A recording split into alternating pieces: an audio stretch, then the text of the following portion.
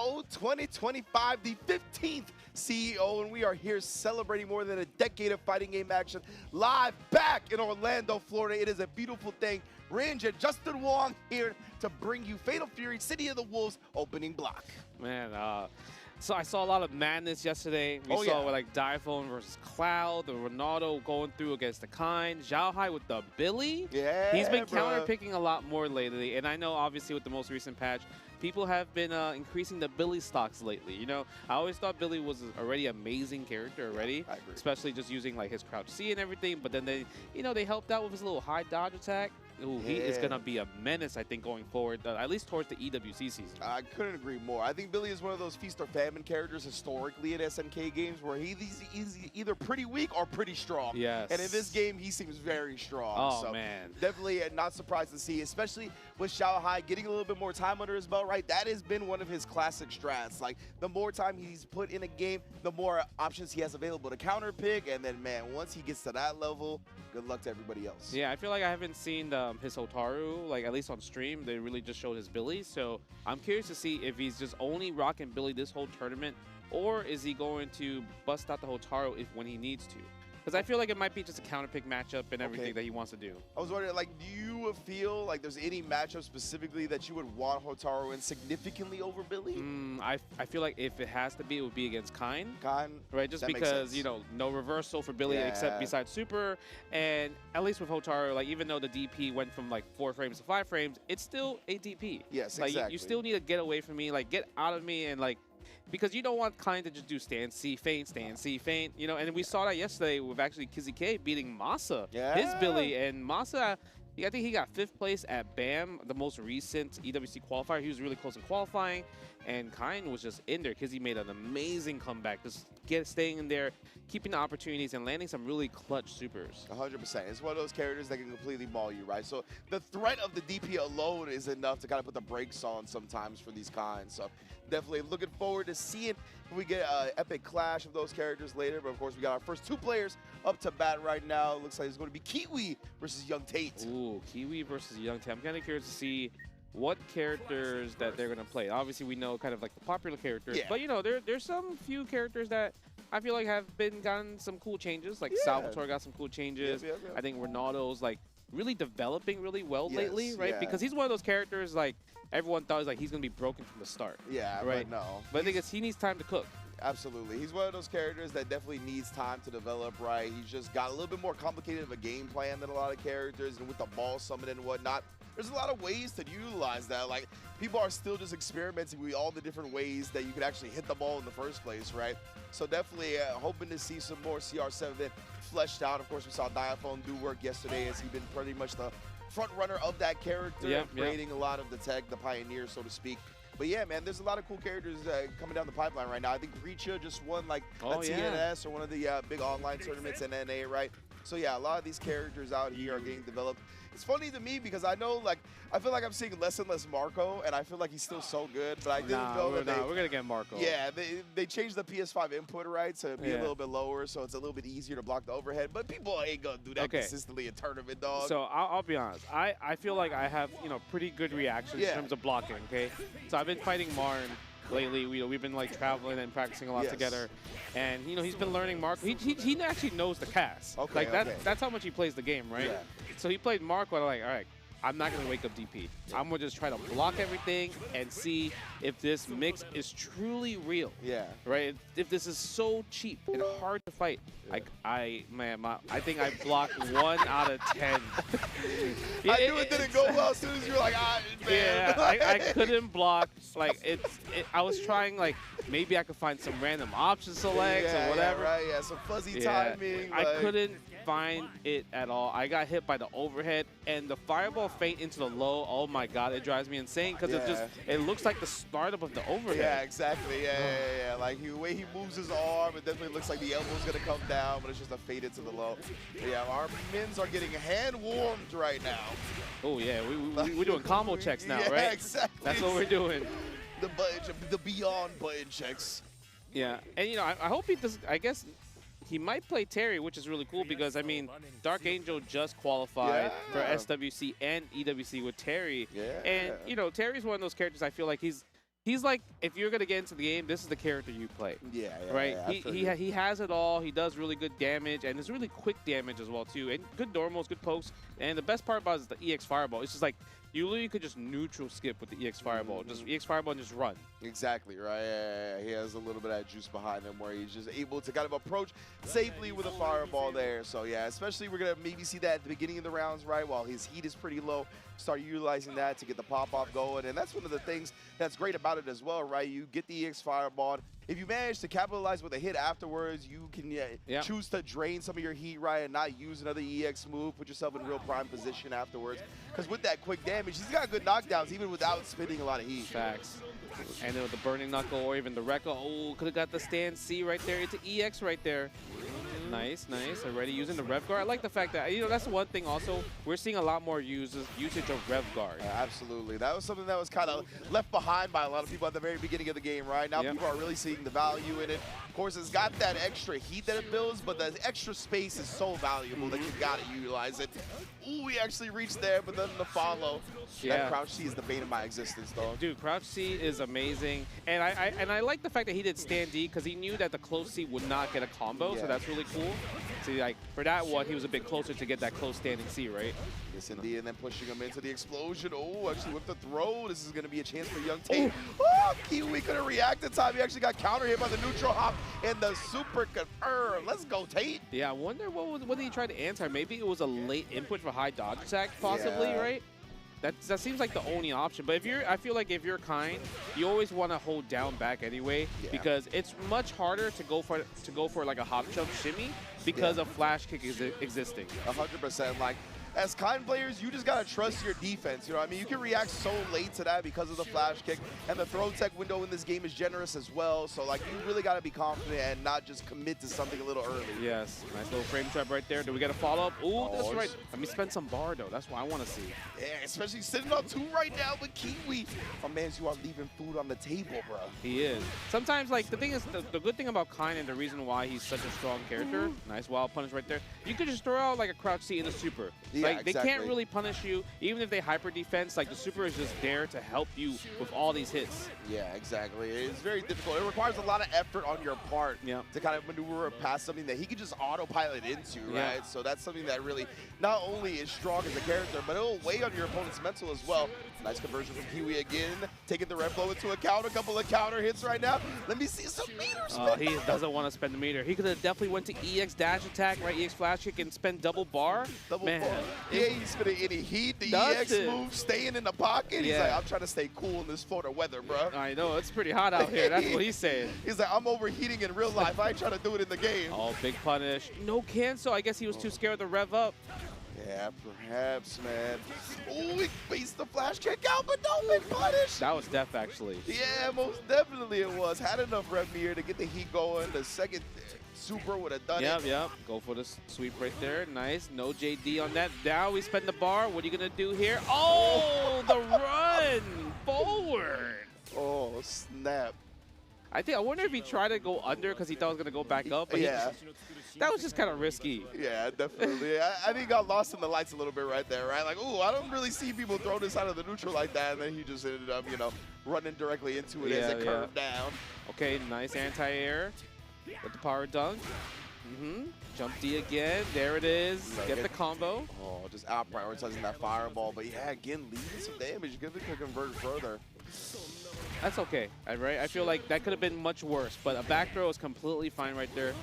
Rev blow in the mix. Both of them have like really good rev blows to go through projectiles, so they both have to be careful, right? That's big facts, yeah. Nice forward advancing ones. Overheated with the last fireball. That's going to be all Kiwi now. Kind has some of the best pressure as well to get the guard break going, but he obviously needs to get young Tate the block first. Yep. Nice. Goes for the throw. Set the orb up. Yep, you can't. What are you going to do? DP? It's very risky. He's trying to bait it. Yeah, no bite. Again, he tried to bait it. Oh, no. Then he committed some sweep on the ground. Yes. Young Tate, the overheat's almost over. He might get away with this one. I don't know, though. It's close. Last string. He tried to DP, thinking that Kiwi would be thirsty for that guard break, right? But Kiwi, again, has been trying to bait it out that whole time. We saw it in the corner from the beginning. And he finally got it. Was so close because Young Tate was literally 2% away from going to cooldown, right? Yeah.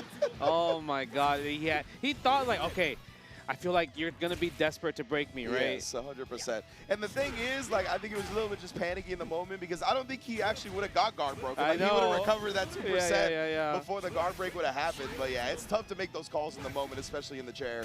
Okay, normal jump D in that situation, go for the normal throw. No set the orb, instead going for just like straight meaty pressure with the lights. Ooh, and yeah, he saw how high that jump in hit. He was like, I can definitely press lights on the ground here. Again, the sweep. You ain't going nowhere, bro. Another sweep. Both players calling out their attempt at retreat. Yes. Dude, Kiwi has been sniping with the EX fireballs. It's actually insane how many times he landed that. And it helped him so much because he gets all that real estate back, right? And it's a hard knockdown. They can't roll from it. And that's why he's not using any EX moves and combos. Oh, the wild punch directly into the level 2. Kiwi does close it out with that one. Well done. That was a sick shimmy into the hit confirm. Yeah, that was actually sick right there. He said, "Yeah, you are going to reach right here because you're scared of my forward throw," and then that was cooked. That was really cooked right there. Yeah, all confidence at the end right there. I like that a lot. But yeah, it's interesting to me to see that kind of how it developed over the course of the set because we were like, man, where's the meter spin on the kind combos, right? Kiwi was definitely like, I'm going to dominate the neutral with EX Fireball. Yep. That's where all my meter is going to be spin. You got to prove to me that you can get past that, or else I'm just going to take my little damage, and then we're going to go back to you just not going to be able to get in. That's what I feel like the cool thing about this game is that you could play neutral in like so many different ways. I know like combos are like the big factor, but the way they were playing, it felt like they were playing original Garo. Yeah, right? Just like random pokes here and there throughout this EX move, and hopefully if it hits, like then you get the conversion from there. And every time he did EX Fireball, he got the dash attack afterwards. Yes. Right? Now he just needs to implement EX dash attack, right, to keep the combo, get more damage going, and obviously spend the level 1s. Yeah. And I feel like Kiwi, like he was doing a great job when every time he did land a combo, he'll go into his power guys level 1. Yes. But the problem is he couldn't get through the obstacle course. That was like really the main problem. 100%, right? And it's tough to do so. Definitely don't give you any slack for doing that. It's hard, man, to get through all of that EX Fireball nonsense. And the thing about it as well, right, I get like reserving the meter for that, but kind of like his combos are so efficient, you know what I mean? Efficient. Like even if you spend a lot of heat to get into them, by the end of them, your heat is actually not too cranked. So yeah, definitely something to look forward to in the future. Now we got our second match. It's going to be Joey Bag of Donuts, who got second place at Def Jam 5 for New York. Okay, Justin. he's nasty. Yeah, he is actually one of the only 2-time champs for Def Jam 5 for New York here at CEO, going up against EVJ. Okay. You know, I feel like if you are one of those like retro gamers that play like a bunch of games, you will enjoy Fatal Fury City of the Wolves. Yeah, right. It definitely feels like it's scratching a lot of the itch that a lot of older players came to in fighting games for the first place, right? And it does a lot of things that older fighting games do where the execution barrier is actually pretty high compared to a lot of modern games for sure. He might be a JD monster. Because I noticed that like the difference between like players that are like new to the Fatal Fury universe versus the old school players, like the newer players will be more used to holding the rev guard button. Yes. To get like the push away and everything like that. The Super Noon is all about the rev button. Yeah. But then when you have like the older players, they are JD monsters. Yeah. Like I'm a JD monster. I don't really use rev that much. Yeah.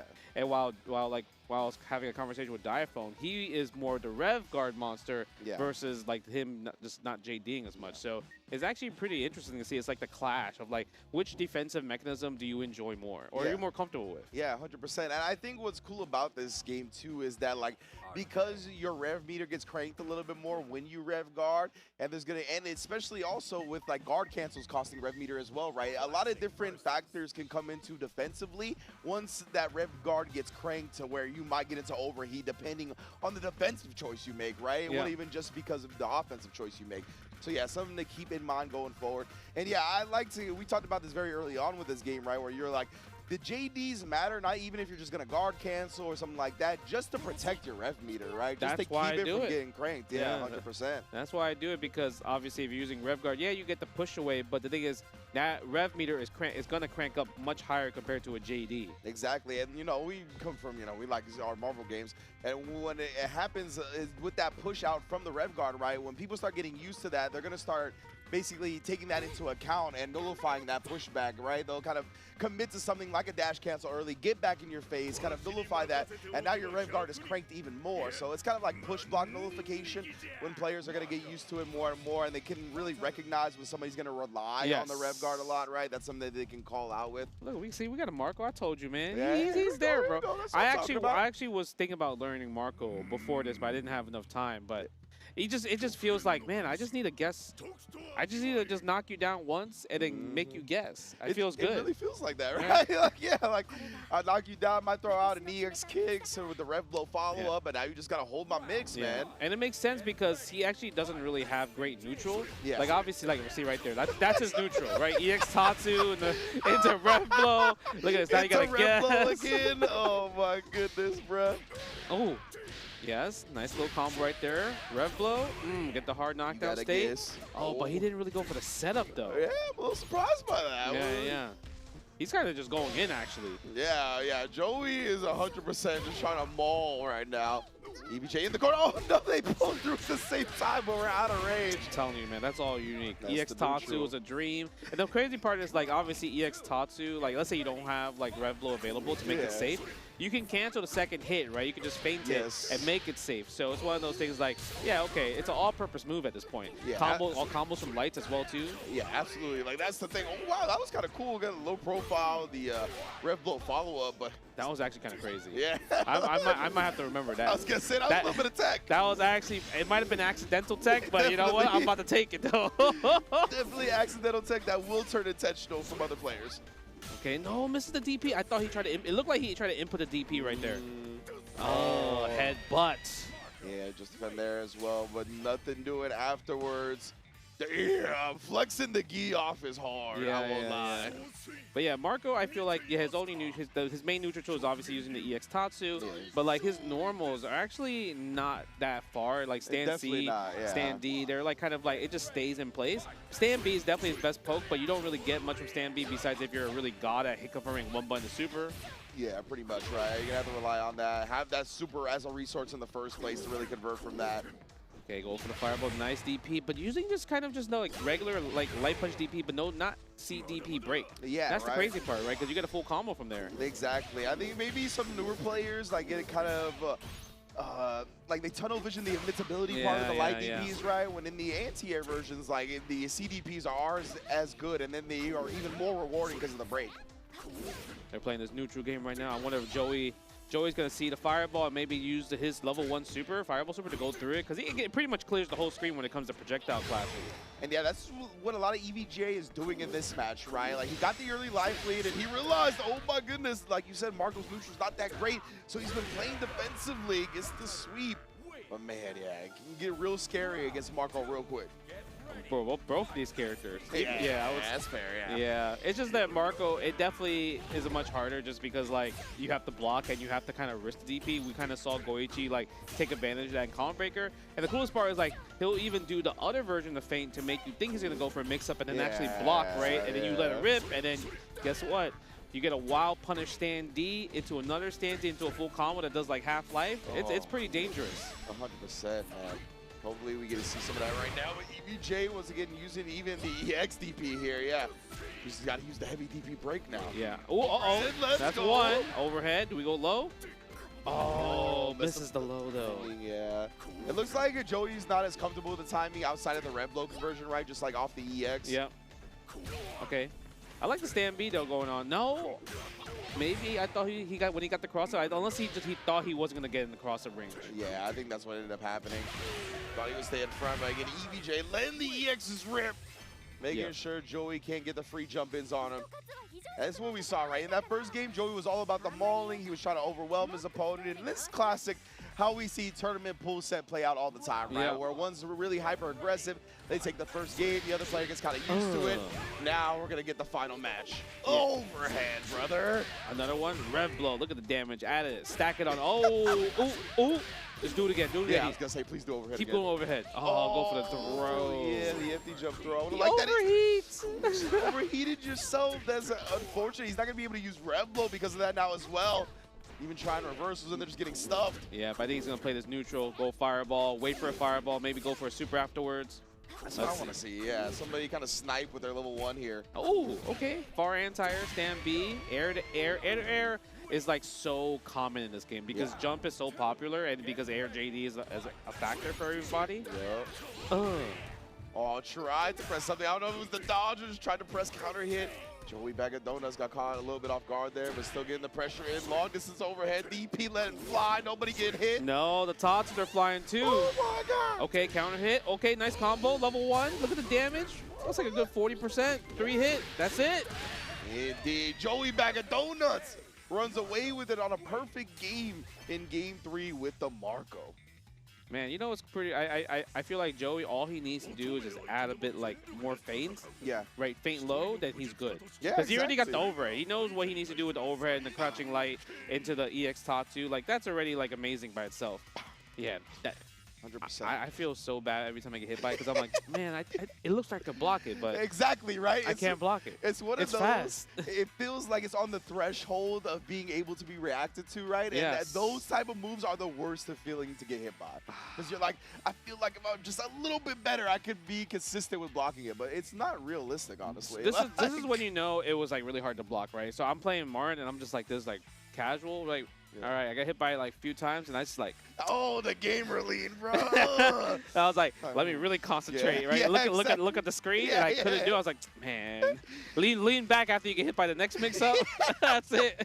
Like, if I get a little bit closer, I'll be able to react with those few more frames, and then you realize that's not the case. It really is hard to block. If somebody in chat knows, like, some type of tech, I even was trying to wiggle the joystick, like, down, back. I was trying to figure out... I couldn't figure it out. Like I think it's actually a true 50-50. Like hello. I feel like I saw some Hello. the tech was getting developed, like the actual Hello. frame hits, and like it is one of those where it's a ¿Qué onda, Pica? Buenos días. where it's very difficult to fuzzy. And Ando viendo qué pedo aquí. Y el mar. El mar. Todo desvelado todavía.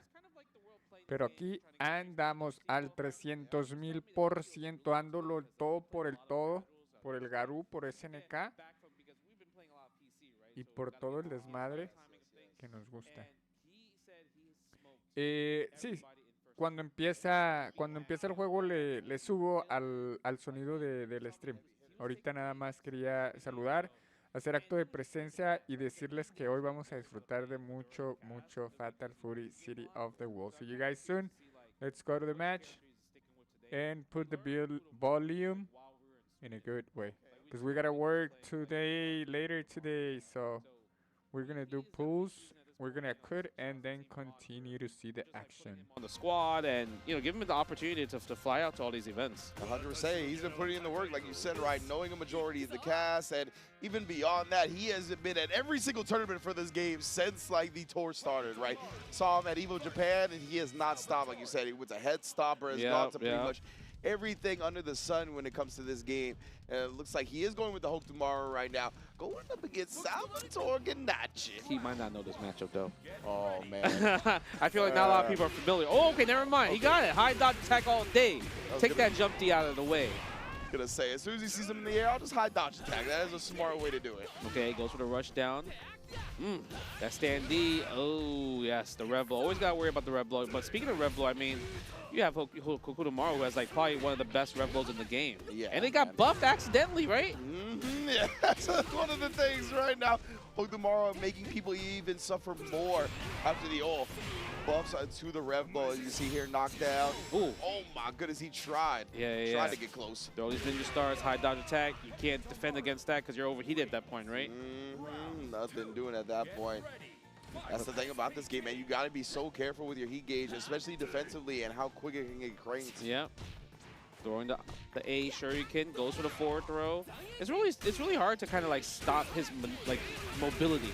But one thing is like his run forward is just so consistent. Yep, there we go, hitting gear. Oh my goodness, bro. That's gonna take TV Tengu out of the SVG range as well. That's gonna hurt, bro. Good luck defending now. Yeah, man, we're going back to 0 on Marn's side for his rev bar, right? Resets every single time. Nice, grabs him out of, I don't know what EXE did, but he grabbed something out. Yeah, definitely. Ooh, we mashing that bad boy, I'm telling you. back-to-back rev blows. Mars like, I got all the health in the life, or all the health to work with in my life. Let's do it.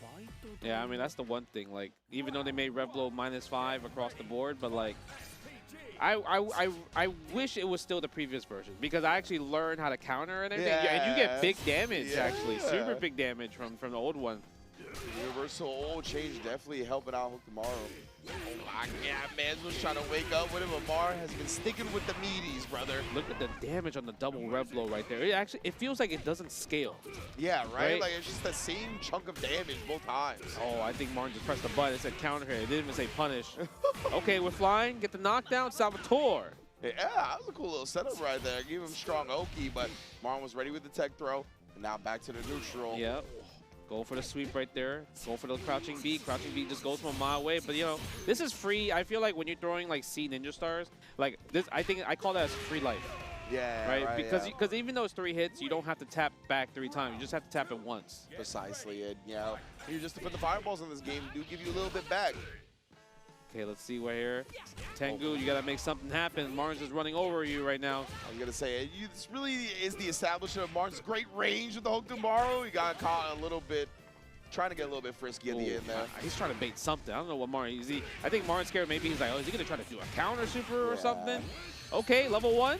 And the handstand kicks. Okay, what you going to do, Salvatore, now? Oh, nice block on the overhead. But that's a, I don't even know what that was. Is that a low? Which way that is, bro.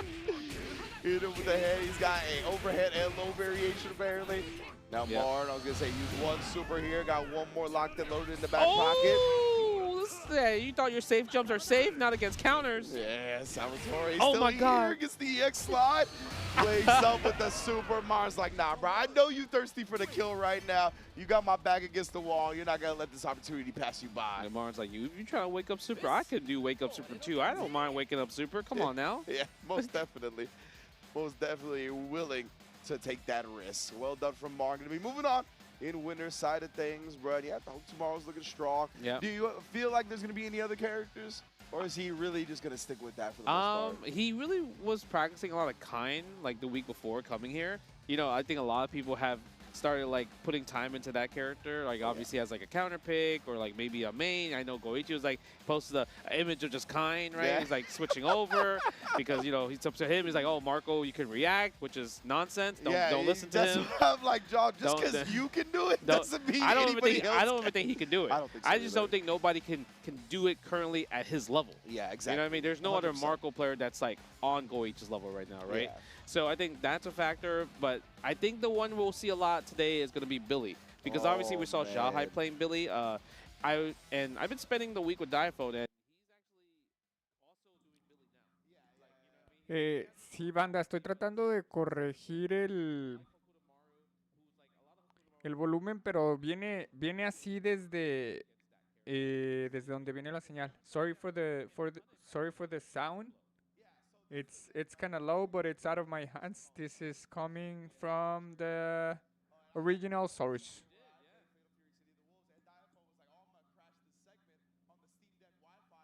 That's crazy. Cross-country, That's toxic, right? actually. And I was like, all right, you know, it's cool, man. And we did our little CR7 mirror, and then after we ran it back in like a 1st-2 with like Billy, and the Billy was way further apart than the CR7 mirror. Like I got decimated by the Billy in that matchup. So yeah, he was like, I can't believe you came back to play this matchup. Like, and literally he said that. So, you know, Billy is definitely presenting a lot of problems for people, and I'm sure we're going to see more of it later on. Yeah, I think Billy, obviously, I think we'll see a lot of Gato just because Punko is here as well, too. And, you know, there's a lot of other really good Gato players here, too. He's just one of those, like, really solid characters, right? Yeah. And I think we'll see a few Vox and B Janae. Okay, I saw B Janae come up a lot on the stream yesterday. Nice. And, you know, Coach Steve is here. I don't know if he's still playing Kevin, or I know he was thinking about switching to Marco, which also fits his style, you know, to be honest. Yes, I agree. Yeah. Right. So those are the characters that I'm looking forward to see. And I think Rock and Terry are going to be common. But we're going to see Mai, which is a character that we don't really get to see too often. Yeah, absolutely. Mai, I think she's got a little bit of juice in this game. Like, she's definitely outshined by a lot of the top tier, obviously. I think that's where a lot of her problem matchups lie. which is why you don't see her that much. Is like a lot of the characters that are dominating the meta right now. Yeah, that's true. I think those are like her worst problems. The crazy part is like I like Mai a lot.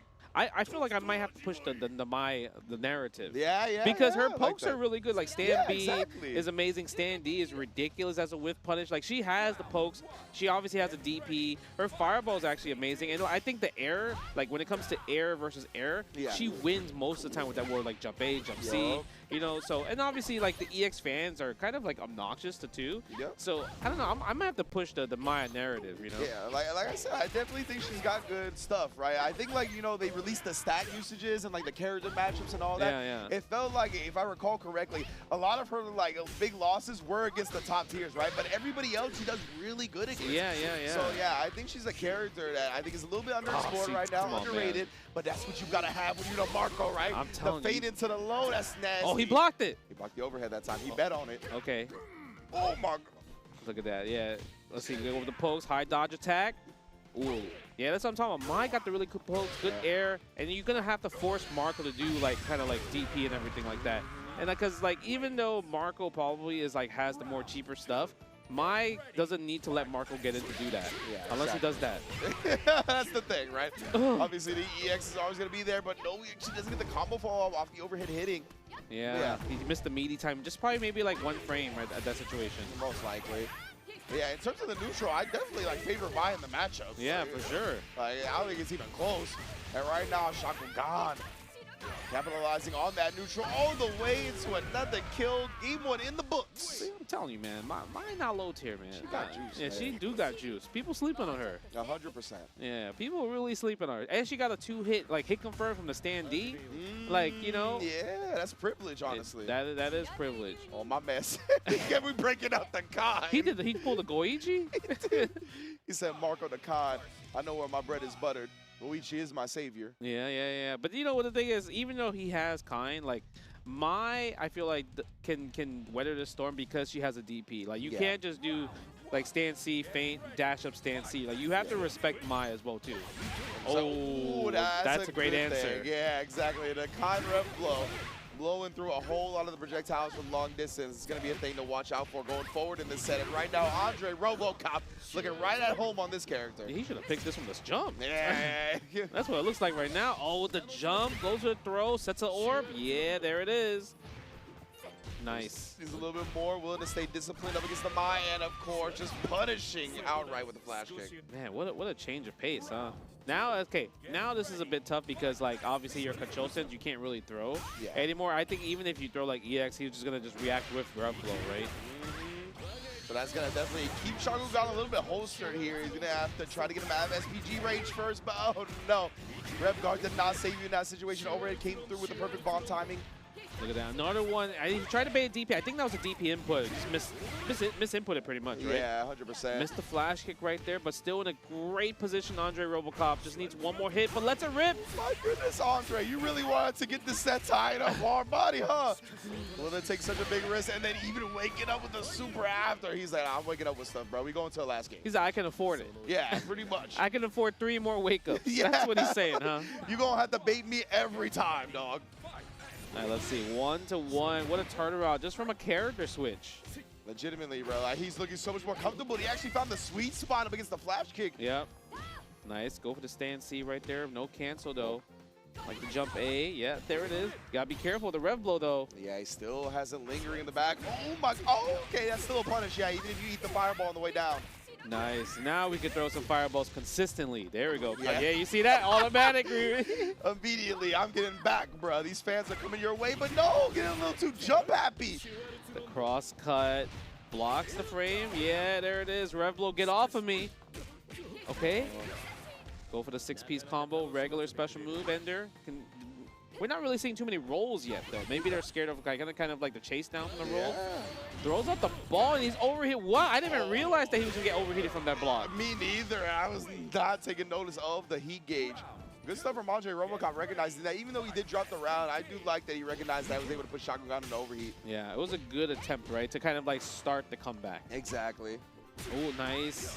Gets a big jump in D, wild punish. What's the combo? Do we spend level 1 here? No, we're just going to go for the knockdown instead. Oh, the rolls. He hurt you just yeah, then. He did. He's starting to represent it, but that is a quality of life hurt right there. Yeah, he was very ambitious for that. Usually you want to do 2 lights into a DP, right? Yeah, but 3 sure. is very ambitious. Yeah, I shouldn't even call it quality of life, honestly. It's just not the way the combo structure is in this game. Nice combo. I can't believe that crouching A hit. Yeah.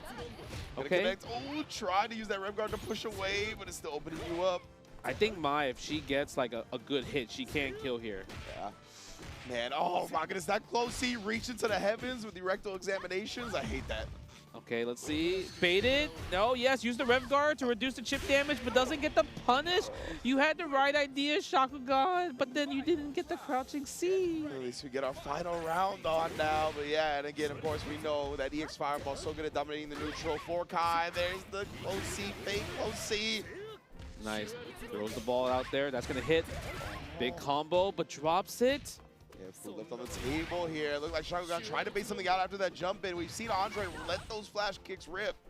Okay, go for the little short low jab. Andre Robocop, that's going to hold the block. Doesn't try to hyper defensive because if you miss time, you would have got hit. Yeah, and he didn't get the rev guard till like after either, so it was like full chip damage, and the throw will do it. Ooh, that's salts right there. Yeah, I was going to say, it was a little, yeah. little aggressiveness in that dap right there, 100%. Yeah.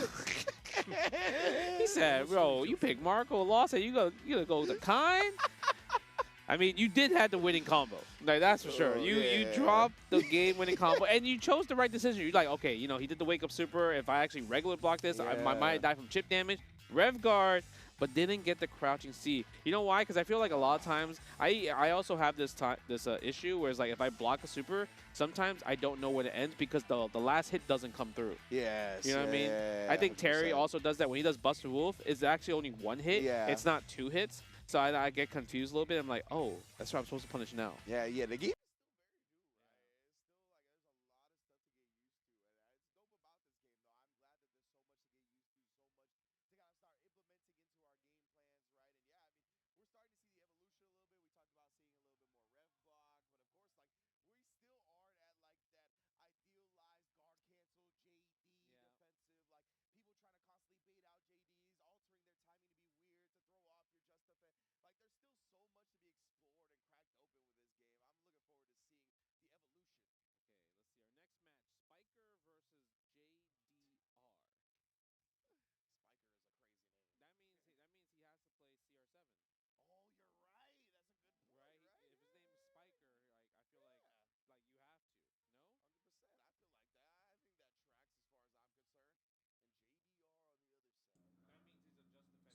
¿Ya?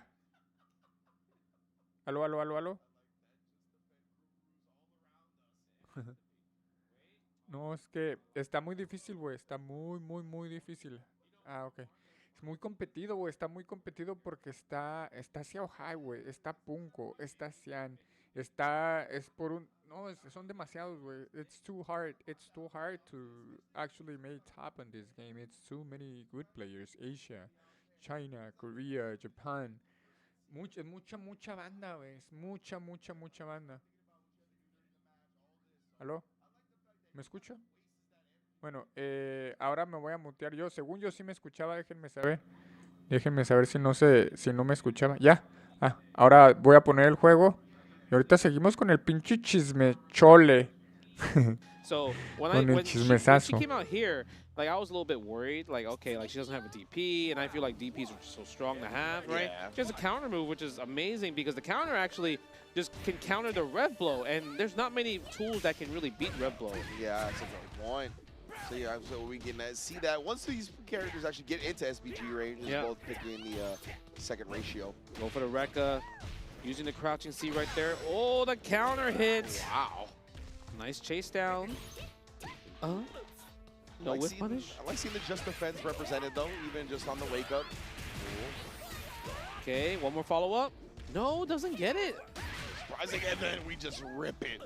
Sometimes you just gotta go for the power dunk. Nice. I love when I see high dodge attack just being implemented. 100%, man. It's such a crucial part of the game that is also another part. It's a little bit underexplored. Speaking of which, right there, I don't know what happened, That was commitment. Yeah, going into the super, put a ring on that.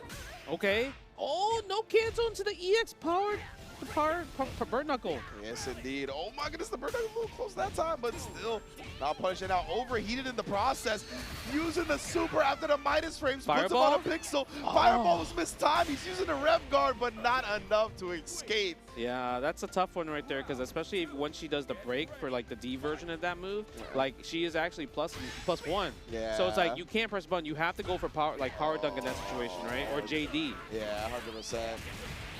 Okay, Iguayo, let's go. There it is. No chase down. Surprised we're not seeing like too many fireballs. Like I feel like both these characters have really good EX fireballs just to throw out in general. Yeah, especially with JDR right now having 0 on the heat gauge. Definitely, should be something to explore, but uses the feint pressure instead, catches Spiker. Yeah, Heavy Rekka is one of those things. Like it does have a long startup, but it is plus as well. Yes, sir. Oh, nice. Oh, he was scared of the power dunk, and then JDR responds with like, 2A. Nice. Go sweep. No sweep punish from Spiker. Okay, Yahoo. Again. Tried the same gambit. Didn't work out the second time. Good stuff from JDR. Immediately adjusting. Not getting caught with his hand in the cookie jar twice. Yeah, I hope we get to see like maybe like now the fact that Spiker's like, okay, he's blocking like me just going -2 in the super now. Maybe I can just do run up throw. Yeah, exactly. Right? Right. Yeah. Establish this a little bit. See what the options are going to be from here. Yes, there was the pressure right there. Plus frames on that one. Yep, you see no super this time around. But we get the DP break. Power Geyser, you're still in SPG.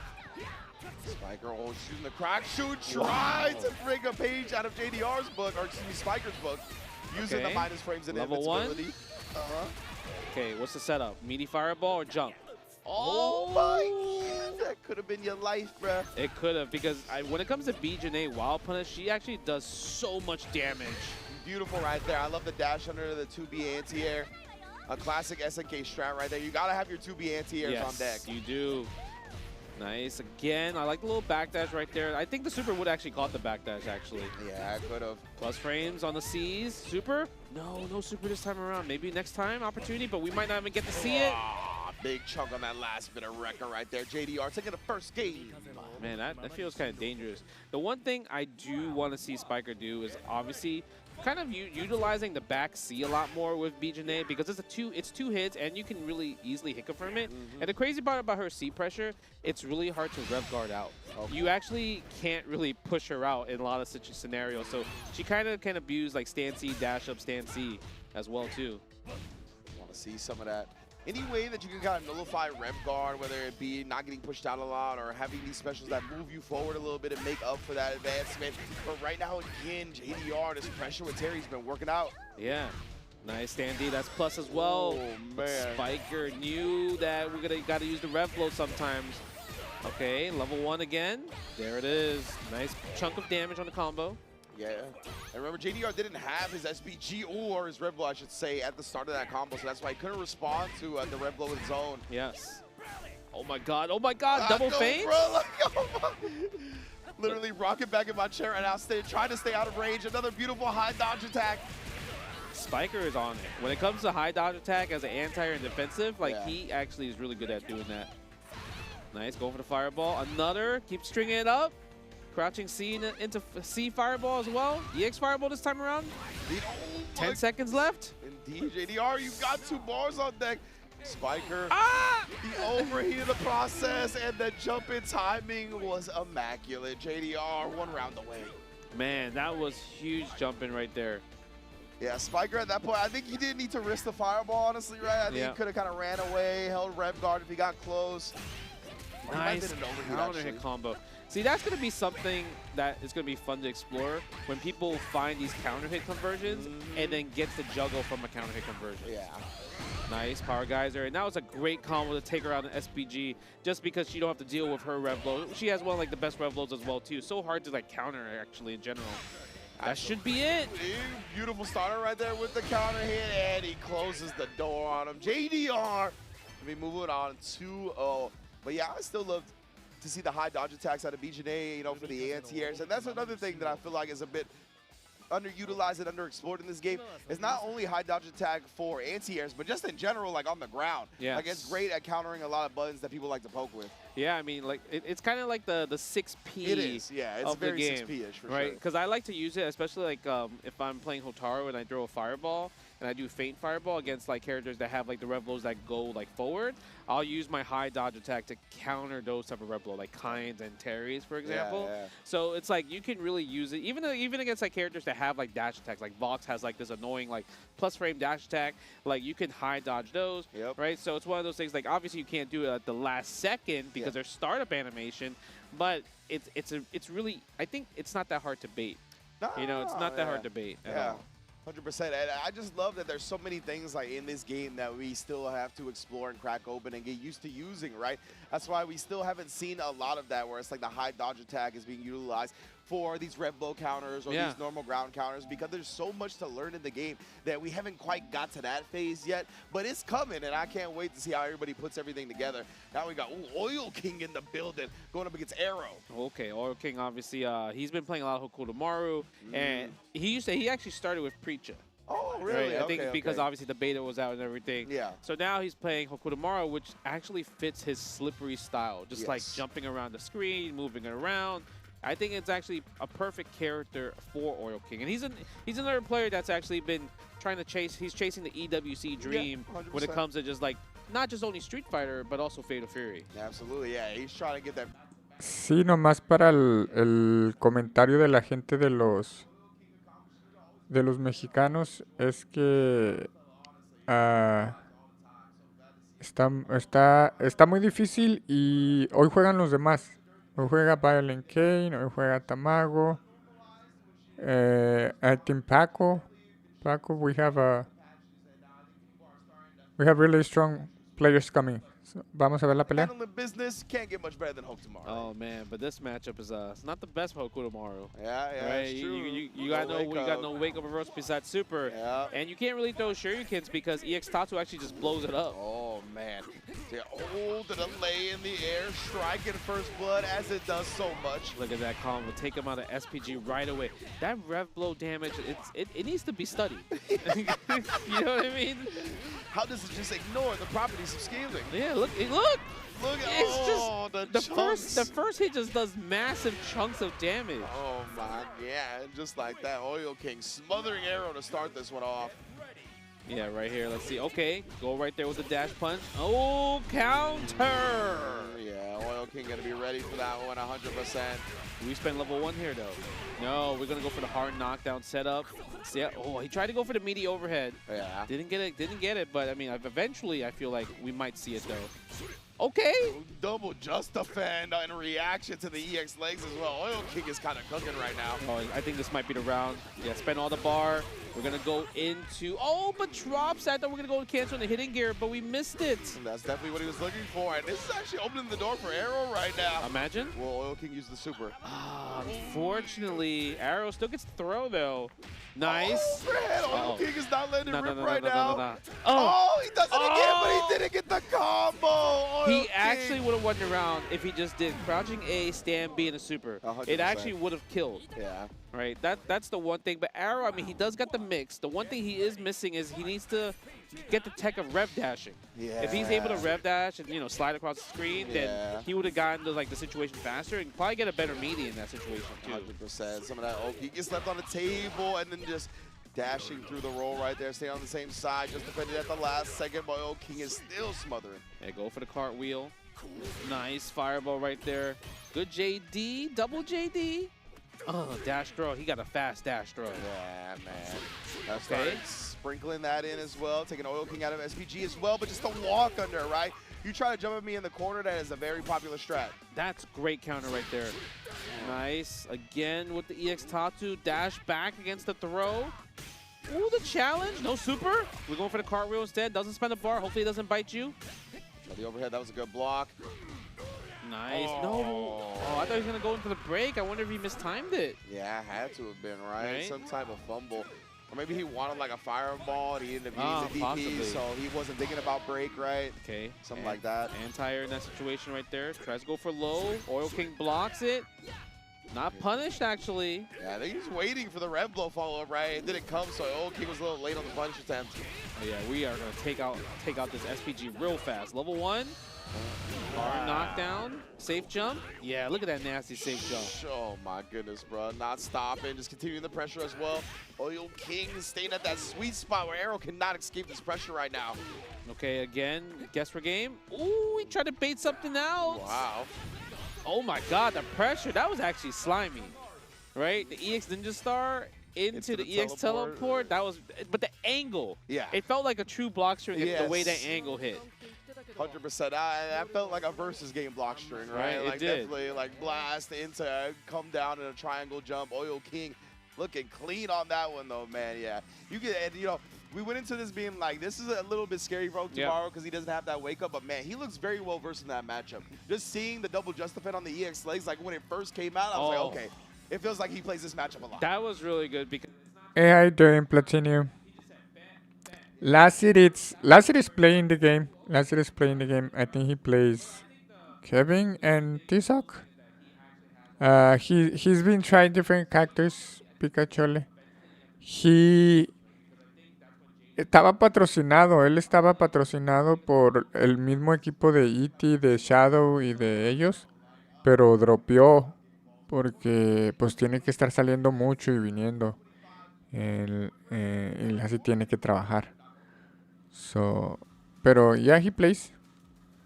Hoy hubo torneo de SNK Online chino, el SCS KOF Tournament. Do you play, Lassie? Do you play today? Vamos a ir a unos comerciales, banda. Ya saben que los tenemos que poner sin sonidos porque... Oh, you did play? How was it? I'm gonna probably go see the replays and updates on matches. Was it like two people qualifying same way the last time, Lassie?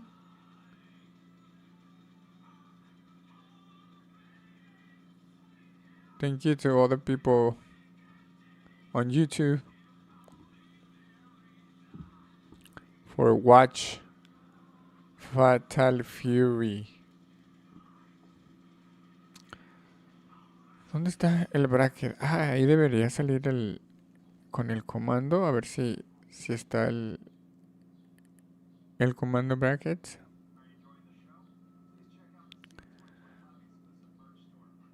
But yeah, this game is so competitive right now. It's Anemo, Finridi, Goichi. We have Mexico, we have Peru, we have China, Xiao Hai playing the game. It's not gonna be easy. Mucha competencia, bastante competencia en estos torneos de Garou. Es que es mucho dinero. Y sí les llama la atención a los 3 players y creen que tienen la habilidad. Some players feel they have the skill to what it takes to win money. Y Samurai is giving money. Está dando dinero. Samurai. I mean, City of the Wolves. Well, Samurai también, güey, porque $500,000 en las finales, güey, no es cualquier payasada, también siento yo. But let's see. Punko has already qualified for the esports money. Who else? Reynold, Chris G, who they're playing today. We have very good matches coming today too. Well, and in general, because we're gonna have a phase. Vamos a tener fases para seguir avanzando en el bracket. Hay muy buenas peleas. Really good matches coming. Vamos. Greetings to our friends from China, Japan, Korea. Vamos, vamos, ya es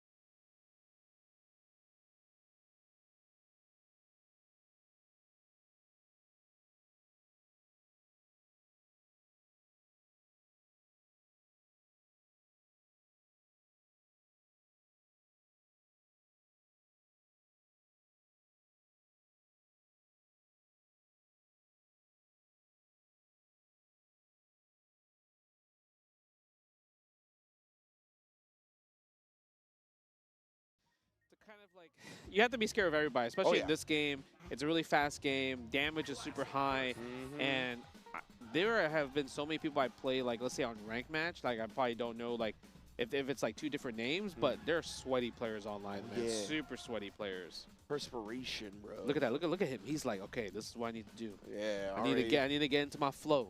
I like you seeing the lock-in, right? The moment of lock-in beforehand, really trying to make sure he talks to himself and gets ready. And it makes sense that Scientific, like he is playing on a leverless.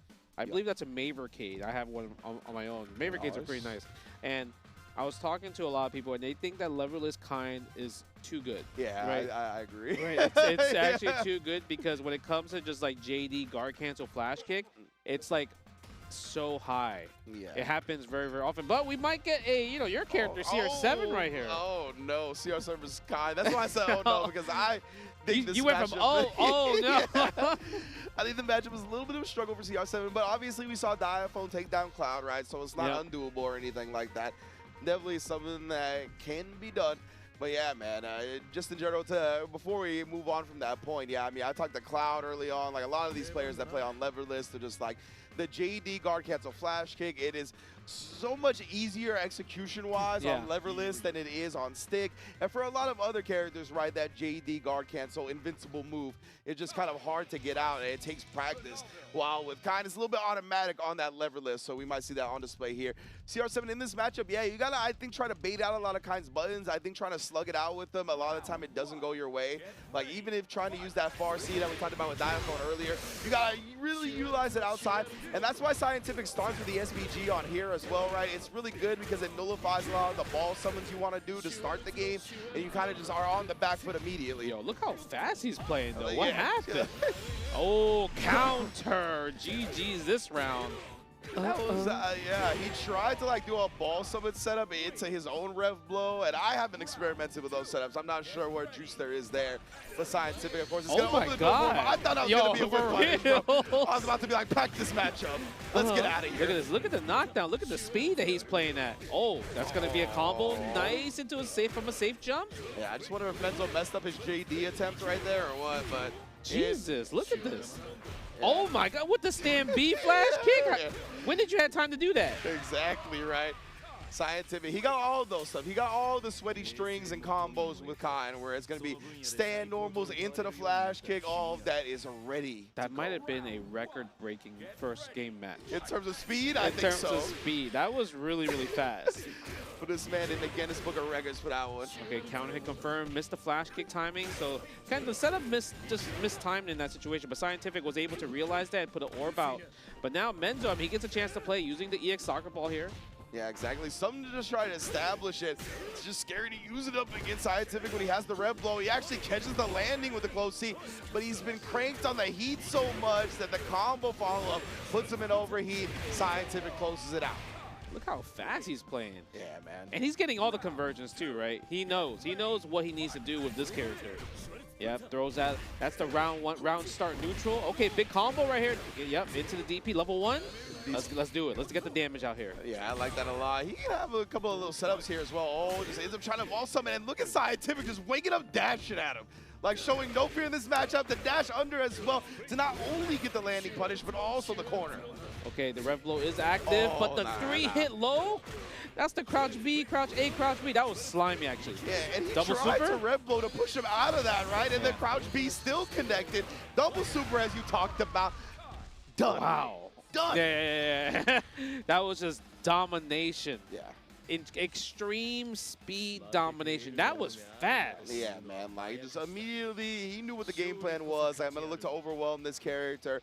Again, CR7 a lot of time when he gets his juice going, it's because he's able to set up the ball, right? He can kind of mess with your mind a little bit. He can use the air target combo to apply pressure that way. He can let one hit go, let it drop forward as you try to dash under. A lot of mind games played with that. The rev blow nullifies all of that, right? So, like, you have to get him out of SVG to even start playing those games in the first place, and he just never got a chance to get there, honestly. Man, there was no field dominator, nothing. Rev blow was too much of a factor. And even if rev blow wasn't, he just has EXs. Yeah, right. It's just really, really hard for CR7 to get anything started. And the times when he did get something started, he's like, Yeah. Yeah, exactly, right? Like, and that's hurt. And he does a lot of damage. It hurts. Yeah. That's the thing. CR7, I think he honestly outputs damage like 50% brain dead. Yeah. Like, very easy to get that, right? And it's just couldn't find the hit ever. The one time he did, that's another thing about that matchup is if you're not just defending everything, your guard bar gets cranked really fast up against Kind. So we saw he gets to that first combo. Yep. He has to use a couple of EX moves. He's burnt out, or excuse me, I'm sorry. He's at overheat before he even gets that full BNB that he wants. Yeah, that's and we saw that a few times in that set. Yeah. And we're gonna get I think another Kind player, yeah. Reynold, who is EWC qualified from Combo Breaker in that he got second place versus Argon, and Argon. Gracias por estar ahí atento a lo del audio y ese pedo épica. Sí, es que como tengo que mutear los ads, pero me clavé ahí. Thank you. Let's see Reynold. He's playing Kane or he's switching to Billy? El Shui y toda la banda. Vamos a ver el tirante. Is definitely like marching to the beat of his own drum. You know what I'm saying? He's like, I'm gonna play characters that I like, right? Yeah. And the one thing I enjoy playing Kevin because I call him like he's like two-touch Kev, right? Yeah, he's like, yeah, definitely two-touch Kev. It's one of those things. Is like if you do wake up with a flash kick or DP and I block it, you lose the round. But the one thing that I would say that's kind of like hurts his game a lot is that he doesn't really have a good JD guard cancel. That's his main problem. Yeah, I mean, we know, obviously, not having that leaves a lot to be desired, right? Defensively, you're going to get bullied a lot of the time if you don't have something like that. Nice. Hey, but he's doing really good, though, right now. Yeah. Putting Reynold down in a half-life, taking him out SPG, going for the frame data. Nice little punish right there. Oh, but a big jump from Reynold. Yeah, honestly, I'm a little surprised. I mean, I shouldn't be because, as you mentioned, he plays so many fighting games. He does want a lot of the retro ones. But if I'm not mistaken, Kevin was the character Reynold was messing with at first. But right now, Argon's going to close it out in this first round, most definitely with that super. Okay. Yeah, the command throws. See, command throws are especially EX command throws, if you can combo afterwards, they are like literally the game closers usually, right? Agreed. Nice jump! Wow. I'm telling you, he got some sauce in these games. He probably played a lot of old Garo too, so it feels like in terms of movement, nice. He's like, I'm not taking that. I'm not taking that. Definitely not. Yeah, Argon, he even committed to the hop right there, right? Like he hard caught out the throw to get the punish, like because you cannot JD on the hop, so you have to be right. And he's doing a great job also of approaching with like his dash A's. Literally, like dash A is definitely the way Kevin is supposed to approach and close the gap when it comes to neutral. Yeah, but we know Reynold's going to take him out of SPG with that super meter well spins. Nice block on the empty jump. Yeah, the empty low guard against.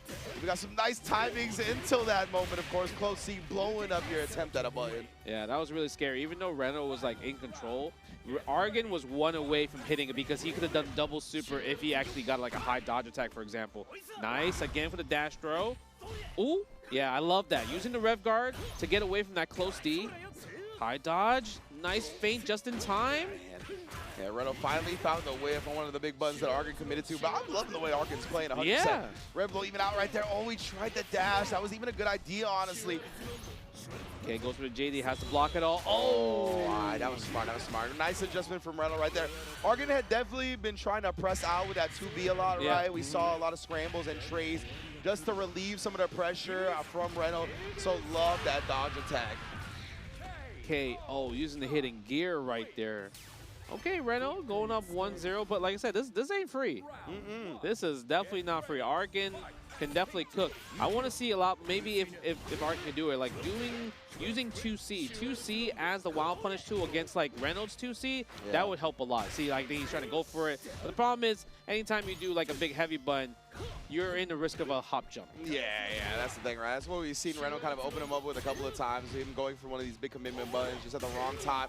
And then again, dodging the rev blow and kind of so fast, bro. Whether it be back dash or be forward dash, he is going to be in that ass. Reynold, one round away. He might figure it out. He's like, all right, you know what? I just need to maul. Yeah. I just need to maul. Ooh, counter hit. Oh, man. At least he's going to put him in SPG here. He's going to have a chance to respond to the red blow, but it's been getting baited more often than not. It is. Yeah, Kevin's doesn't really have one of the best rev loads just because it hits at the end. Yeah. It's fast, but it doesn't hit in the beginning. Nice. That was really good awareness from Reynold right there. No, yeah, you can only combo one of the same supers. You can't do double the same supers. Yeah, because of that. Gonna be dropped, but not for long. Reynold picks it back up and closes the set. Well done from him, man. Yeah, just complete mauling from Reynold as we've seen time and time again. But a nice showing from Argon, like legitimately. No, he played great. Yeah, he played really great. did. Yeah. I think he showed Kevin a good amount, like in terms of like how he's meant to play. Wilmo. Yes, command throws. But like I said, when it comes down to it, he had the JDs, but it's like you can't really guard cancel with him unless you did 0-frame super. But I don't think we're there yet. Where we can First match was kind of okay. He got around, but in the segundo round, second round was fast. Takes precision when it comes to defending against the opponent's block string that you're actually doing it against, because that's always a very timing because of the various block strings as well. So yeah, definitely going to take some time, but obviously we will get there eventually. Nice stuff from Reynold, though, continuing on in winner's bracket. Yeah. You know, I'm also like, it's also tough to kind of like do 0-frame super, because like normally how I like to just defend guard cancel is like I'll just defend and do the special move. Yeah. But then with super, you can't do just defend super. Exactly. Yeah. So you actually have to input the first motion. Like let's say if it's double quarter circle forward, you do first quarter circle forward and then down back or back into another quarter circle forward to get the 0-frame super. So like I said, we're not there, but this is going to be a really good match right here. Oil King versus Lagia. Oh my goodness, bro. Yeah, definitely Lagia. A titan in the SNK scene, right? We've seen this man got top 8 in KOF after KOF. Obviously bringing his talents to Fatal Fury City of the Wolves as well. He's already found success in this game. This is a heavy-hitting matchup in pools, but that's what we've seen throughout this tournament. El actual rey de los peleadores. The King of Fighters, Lagia. This is going to be a really good match. Let's see how strong Lagia, the King of Fighters champion, is. A ver qué tan poderoso está el rey del KOF. Sí, ¿no? El rey ganó él, ¿no? How high is qualified, Punko's qualified, Reynold, Chris G. So that, and those are like 4 players that, you know, you could see that they are going to be in the top 8. Right? Yeah, absolutely, 100%. So it's going to be an interesting match. But, you know, we're going to get the Hokutomaru versus Hokutomaru. All right, Lagia. Like, I know it's going to be a bun check, but I need you to show me something, because this is a matchup that I am not good at. Oh, really? You don't like this tough. matchup? Yeah, okay. I've been studying a lot of ZJZ, for example, because I would say he's kind of like the best at this matchup. Okay. He had so many good counterplays at like BAM, for example. Yes. But it's just overall, it's hard to pin him down. I like to call, like, I've been using this reference a lot. Like he's Tom and Jerry. Like, okay, I got you. is just Jerry, and the cast is Tom. You know what I mean? You, yeah. But just trying to chase him down, bro. And every time he runs away, I'm like Tom, where I just want to yell. If you look at if you know what I'm talking about, the little meme with the picture of him yelling, that's me right there. And he just be laying traps, right? He doesn't be, you end up walking into a frying pan, all this stuff when it comes to going up against Hokutomaru. That's how it feels. You're trying to chase him down, all of a sudden he just comes down, you're dashy, and you end up crossing yourself up. Like, just feels real bad. Yeah, it's definitely a bit easier now, because obviously when it comes to air mobility, they like nerfed it a little bit. They toned it down. You know, he's in counter hit state as well too, which is really, really nice. And Hotaru has a really good like air button, like jump C, which causes people to be in juggle state. Okay. But it's hard to get the follow up afterward. But you get the knockdown though, which is really important. Yeah, at least there's that, right? Like getting strong Oki is definitely a huge reward in this game. Yeah, interesting. Oh, yeah, actually called out right there. I like that Oil King identified that he was looking for hops over the Shurikens. Okay, guard cancel. I learned something there right there. All right, I like that. Oh, yeah, but he got the jump. See, it's so risky to go for meaty throw, because just wake up hop jump is a factor right there, right? Yeah, but that's pretty much a guaranteed punish because of that. Oh, man, you can already see Oil King trying to implement this, like this hard to pin down style. Telling you, the slippery. Yeah, very slippery. Nice. See, that was so unsafe, but sometimes you got to go for stuff like that, because it beat his high dodge attack. Exactly, and you bust that out against players that you know are extremely good, right? That are going to be looking for stuff like that, a high dodge attack. That's what we saw from Oil King a lot in this first game. Nice. Yeah, nice just defense. But the Revlo, and he got the counter hit right there. He's going to build enough bar to get 2 bars. Yeah, there it is. Oh, even with the overheat, perfectly calculated. He didn't spend level 2 there? I do not You're know why. tripping. That one, yeah, maybe a little bit of a lapse from Oil King right there. Just got Yeah, lost in the lights. Oh, the air-to-air. You talked about the juggle state. Yeah, that's guard break. And it's scary. Yeah, exactly. He's just going to go. Oil King, I wonder if he tried to, like, mash out a super or whatnot. But no, yeah, he can't. He can't. Yeah, exactly. There's no, you can't mash it out. And there's no, like, absolute guard in this game, right? Guard. Yeah. So it's not like, even if it's a true block string, if you let go of block, you still get hit. You can't just mash out super during a block string in this game. Yeah, I'm surprised he didn't go for hitting gear level 2 because it would have definitely sealed the deal right there. Nice, again with the guard. Cause you know, I'm actually learning a lot right here from Lagia. He's doing a great job. Because I JD a lot of these like one hitters, but then I don't really guard cancel in those scenarios. Okay. Lagia's showing it right now. He is. He's using a lot of like far C and just like cranking up the drive gauge, right? And also right here, you see here that situation, really sick, right? Yeah. Able to guard cancel the shuriken. Yeah, using the forward advancing too, so it's like even from a distance, you're not just freely doing that pressure, then baiting out the throw attack from Oil King. And again, I think defensively on PS5 is a little bit tougher to tech throws reliably, but honestly, I am surprised that he reached so quickly, right? I think that is definitely an indication that he's a little bit frustrated with how that round went.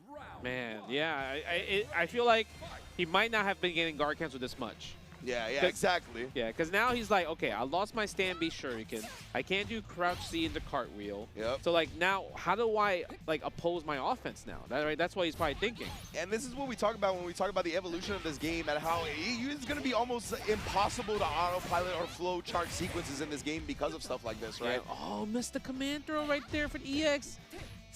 Okay, nice. This time he doesn't get the JD. Oh my, you see how calm, cool, collected Lagia was right there? That's hard to do.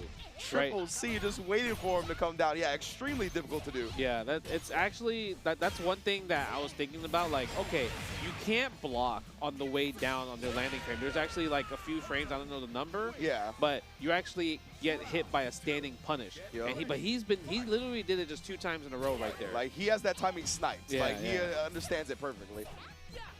Nice, my God. Oh, the shimmy! The hop Lagia. jump. And that's a hard combo to do now. Oh, right? man. Went from a 4-frame DP to a 5-frame DP. True, It's a little bit tight. Okay, go for the stand deep pressure. Man, if he did jump C right there, he definitely would have killed right there. But that's going to snipe. He saw the double jump being used. Level 1 Lagia. I mean, yeah, that's what we talked about, right? He is a titan in the SNK scene, and he definitely, if you were not familiar before, you're best familiar now. That was a wild, convincing set from Lagia over, I mean, an international legendary player in Oil King himself. But man, yeah, the Lagia was like, bruh. That was the experience right there. Exactly. I am a true SNK player, and he showed it off right there. He did such, that was really good. A la verga, está bien perro ese güey. Está bien cabrón ese güey. Very, very, very strong.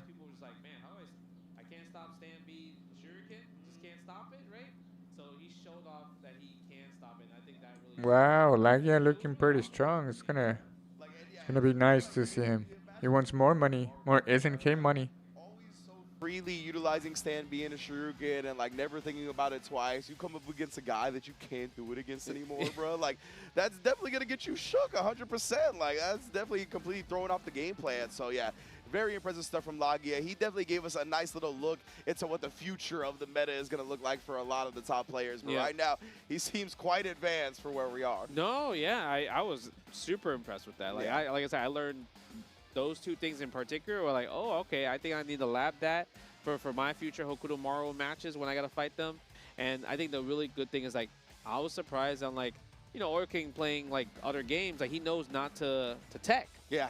So the fact that he made him tech, I think that was, like you mentioned earlier, like frustration as well too, because it's like, yo, I lost my offense at that point. Yeah, exactly right. You could tell, you could kind of smell the desperation coming out. Like he was just committing to options because of how frustrating the rounds had been up until that point. But yeah, great stuff to Lagia. Going to be moving on as we get another match coming up right now. Oh, that's who it is. It's Base. I was like, I feel like I recognize this Killer first Instinct player. dog right there. Base versus JDR. Wow, I haven't seen Base in a hot minute. And this is for a losers qualifier. Okay, losers qualifying match right now. Yeah, like I think we saw JDR play earlier. Yes. But we haven't seen Base play, so I wonder if he plays Hokutomaru, because I know he plays Kimberly in Street Fighter 6. Yeah. He's got the shirt. Yeah, so I'm kind of curious to see. Sticking to the ninja ways. Yeah, because Shine does the same thing. That's true. Yeah. Like the ninja players be playing ninjas. Yeah, That's exactly. That's no matter what the game is, if there's a ninja, they're attracted to the ninja. Which is kind of crazy, because when you think about his KI, he plays Spinal. yeah, exactly. like Jago's not in the game, or other characters that represent the ninja clan. Yeah. Oh man, that is funny. Yeah, he's always like. That's why it's surprising to me that he's like Ninja Clan in other games. Because I'm like, bruh, the Killer Instinct character is wild for that. But Spinal. Yeah, exactly. Spinal, though. I mean, I don't know how you translate. I don't even know what I would predict him to play in other games when he played Spinal in the first place, honestly. So we're going to get the Hokutomaru. That's what it looks like, as you mentioned, continuing the ninja way, going up against JDR on the Terry Bogard, who we saw show some bright spots early on in the winner side of things. We'll see if he can put it all together here in losers to qualify out of pools. Man, just start run, start, just DP break. Let me build some meter. Straight up, right? Okay, go for the jump C. I like the shuriken right there. And already trying to bait something out. Oh, no. Oh, my God, the Zanyukin. The pressure. Andy's coming out soon, I know. Big bro. C, or excuse me, crouch C, JDR right there. He's been trying to press these buttons, got encountered him multiple times here. I think a little bit unfamiliar with the Hokutomaru pressure, perhaps. Yeah, and I like the fact that he didn't press a button on the just the meaty overhead, because he knew that was going to be plus, right? Yeah. Again, pressing buttons, but doesn't get the converge a little bit too high. Maybe did the move too early. Okay, yeah, we're going for chip damage scenarios. No high dodge attack. A little bit too far for the sweep, but see, that's cheap right there. Like it feels like a tiger knee shuriken. Yeah, the tiger knee joint. Okay, let's see what boss. How is JDR gonna counter this? I'm curious about.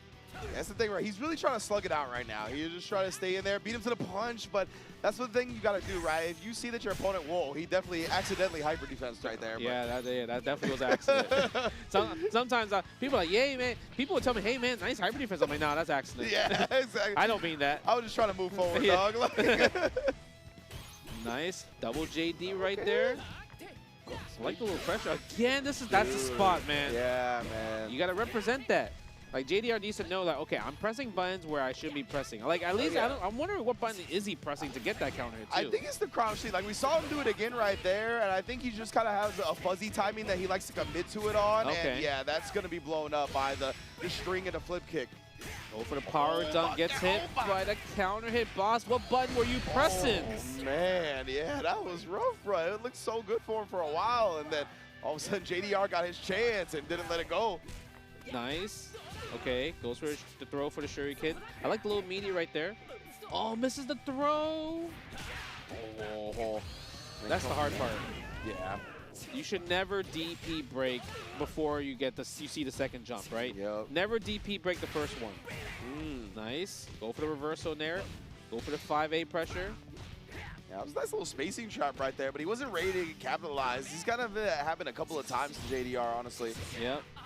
Okay, like the shuriken, didn't get the JD in that situation. Oh, nice rev blow. Look at the damage. Come on, man. Yeah, for real. It does a lot. Big high chunks. Dodge. Trying to use that shuriken in the air again. JDR popping out with a super of his own, but no, right into the waiting arms of bases Hokutomaru. Yeah, it was a good attempt from JDR, because normally, like, if he did the jump B, like, a little bit later, he would have got the deep cross up. Yeah, true. Ooh, again. Oh, yeah, that was scary. It was. Got the Justified on the ground. I thought he was going to get punished, honestly. Nice little fireball right there. Doesn't get stop teleport. Gets a wild punish like crouching A, but can't get anything from it, though. Trying to fake him out with the burn knuckle. He just showed him the feint. Now we're in the corner. How is Beast going to respond here? He's got no meter. Does find a jump out, though. Getting the guard bar cranked, yeah, bro. You see that rev? It's high. It went from 50 to 70, already to 80 now very quickly. All from like just crouching C's. Yeah, all C's. Look at another C. And that's why he's trying to do something right. He was like tired of blocking because he knew the overheat was coming. He actually just spins it with the rev blow, but now you are overheated and it is going to last a very long time. Yeah, he's like, bro, if I'm going to go overheat, I'm going to just do it in my own turn. Yeah. Right? Nice. No super spent right here. Oh my God, yeah, he's jumping out. He doesn't want to lose that guard bar even more. He's fighting though. He's about to get to 0. He is. He's found it. Now the cooldown is here. He still has Red Blow available as well, honestly. Yeah, right? That's crazy. That's a big dump. I don't see that often, Yeah. you know? Nice. C again with the Rekka. Could have got a punish maybe with like crouching B to stand B super. Oh. It was good discipline for a second. We were going down to the wire, and the slugfest continues. Macy coming out on top.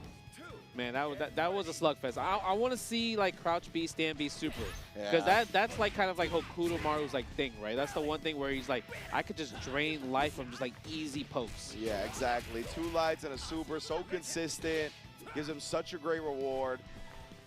Nice. Okay, go for the neutral right there. And that's such a good. It's a good, well-placed sweep in that situation, because I think in that situation, I don't think like Hokutomaru could punish that sweep from there.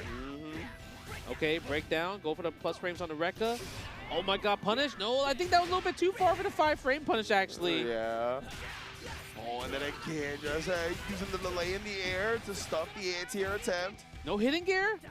You're at 95? Oh, man, yeah, you got to use it in that instance then to drain it to 0. The reward is too heavy. Yeah. Would have took him out of SPG, I think, as well. Yeah.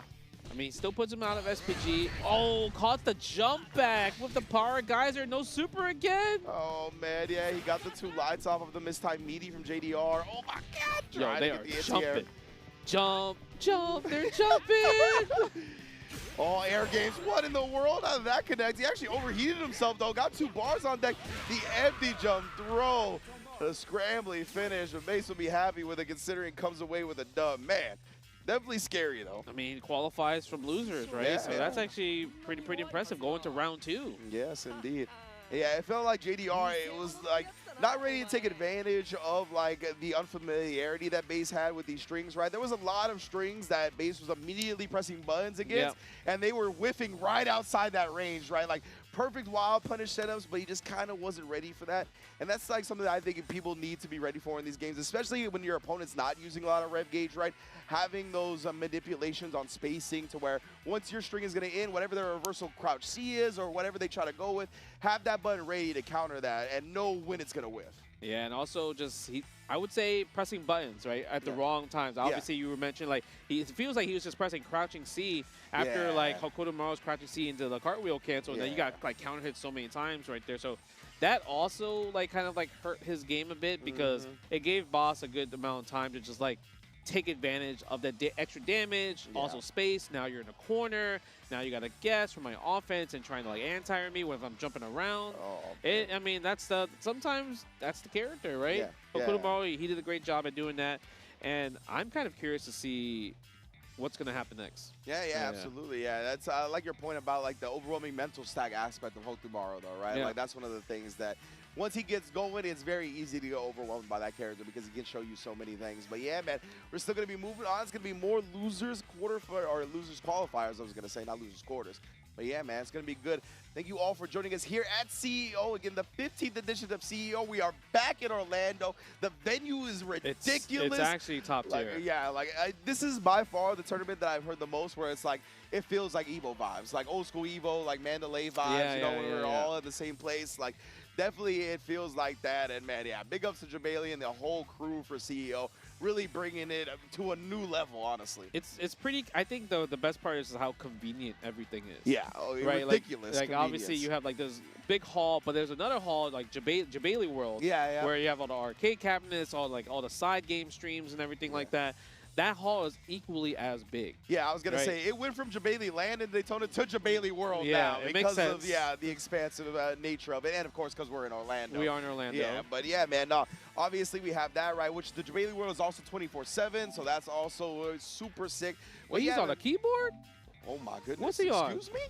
Excuse me? Oh, my man is typing an essay, bro. We're on the WASD? Bro, but why does it light up like that? I don't know. It looks cool. I was going to say, I want one of these. Green's my favorite color. So I was like, as soon as I seen this, I was like, yo, wait a minute. Now. I want to say, like, are they gold too? Like, yeah. I don't know if it's just the lighting or what, but like the keys themselves look like metallic.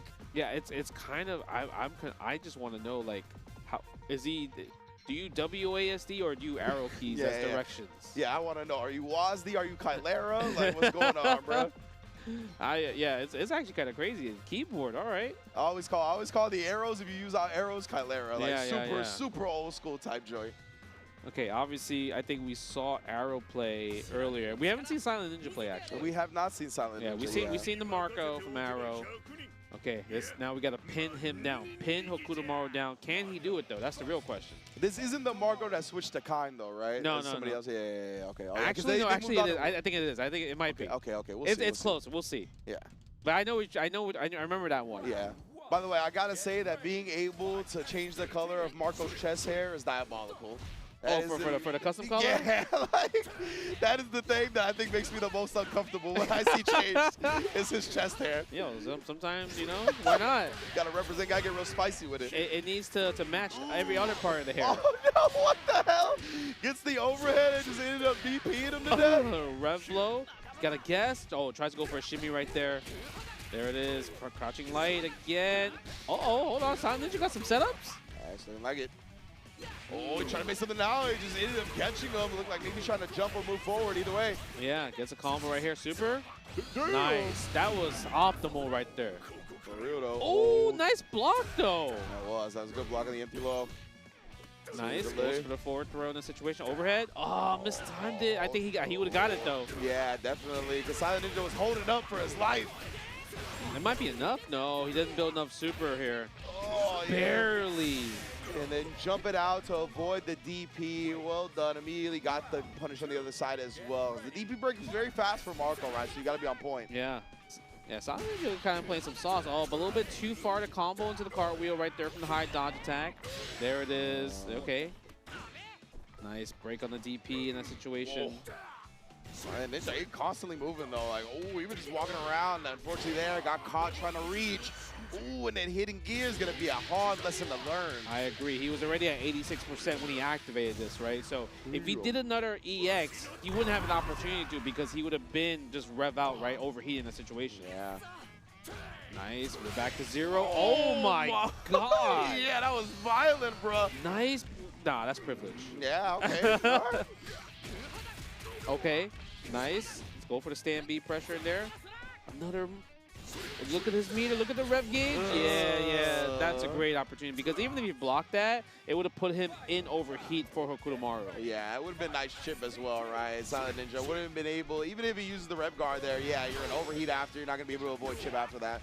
Okay, nice conversion from the counter here. I feel like that was a weird angle, so I like the fact that he went for something. Yeah, right. Still got something that like stabilized his advancement afterwards, but another one caught reaching on a hop.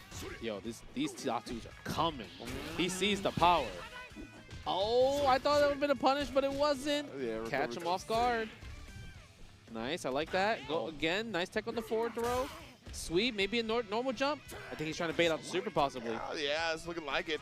Silent Ninja's been doing a lot of walkbacks, so I like arrow sprinkling in the sweeps now. Oh my goodness.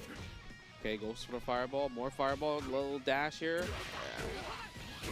The walkback is happening after the light string every time. Yeah, misses the Zanyukin. I felt like we could have seen a super right there for a level 1 at least. Overheat. Uh-oh, danger, danger. Indeed. Oh.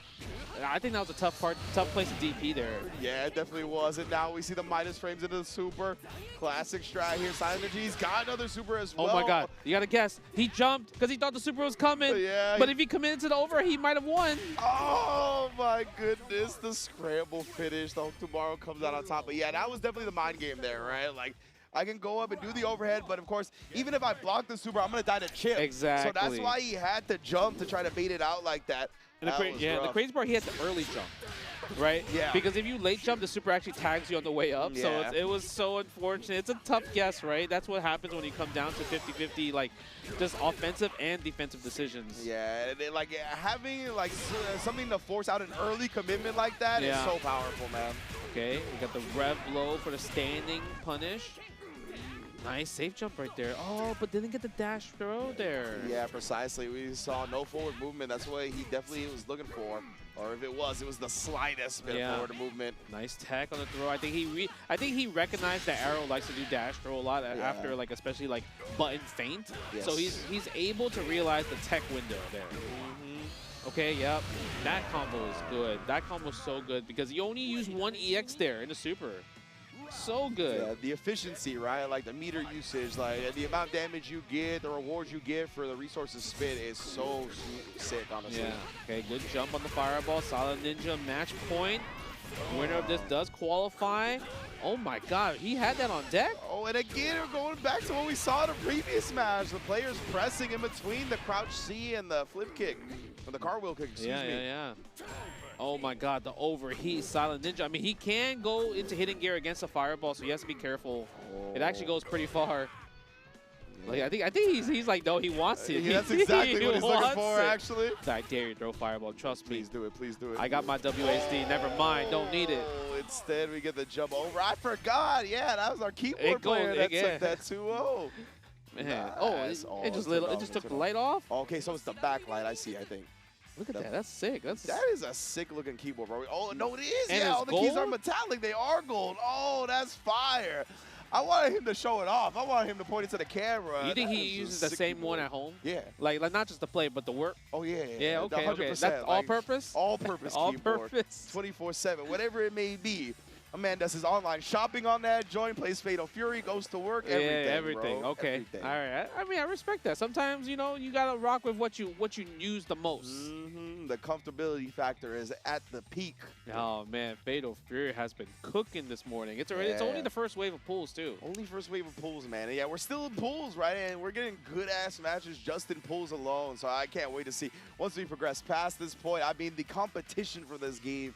It's beyond elite level already. Yeah, it's just everyone's obviously here just to obviously play because the Evo season is here. The tournament season's on upon us. EWC is in a few weeks as well too, right? Bro, yeah. SWC towards the end of the year, and Andy's coming out like really soon. We don't know the release date yet, but you know, if you're here at CEO, you can play Andy Bogart here. Like literally, they have the demo setups and everything to play Andy Bogart. So, man, I'm curious to see like when's the next playtest for a different character after Andy comes out? Yeah, because it's Ken next, right? Oh, yes. Yeah, it's Ken Andy and then next. Ken, if I'm not mistaken. So, yeah, I mean, I know a lot of people are obviously hyped for Ken. It's going to be very interesting to see what they give that character in this game, right? Like where the feints are going to be, what the normals are going to be, right? Because they work on an A, B, C, D system rather than like light, medium, strong for kicks and punches, right? So, yeah, I'm very excited for Ken, 100%. It's really interesting because, like you mentioned, it's the ABCD system. Yeah. So it's like that means he won't have crouching medium kick. That's right. Well, I think that is the question on everybody's mind, right? Because like usually when it comes to a B and a D, it's a light and a sweep. Yes. So it's like where would the crouch medium kick be? Now they could give him some command normals, right? That could be one of his command normals for sure. It'll be very interesting to see how the approach they have here, and I'm excited. Because obviously all the characters in this game are cool, but Andy is by far the coolest I've ever seen Andy. Bro, Andy has like easily. So obviously like what they like to do in like modern fighting games is like take references from like old series that they were in, right, and put them in.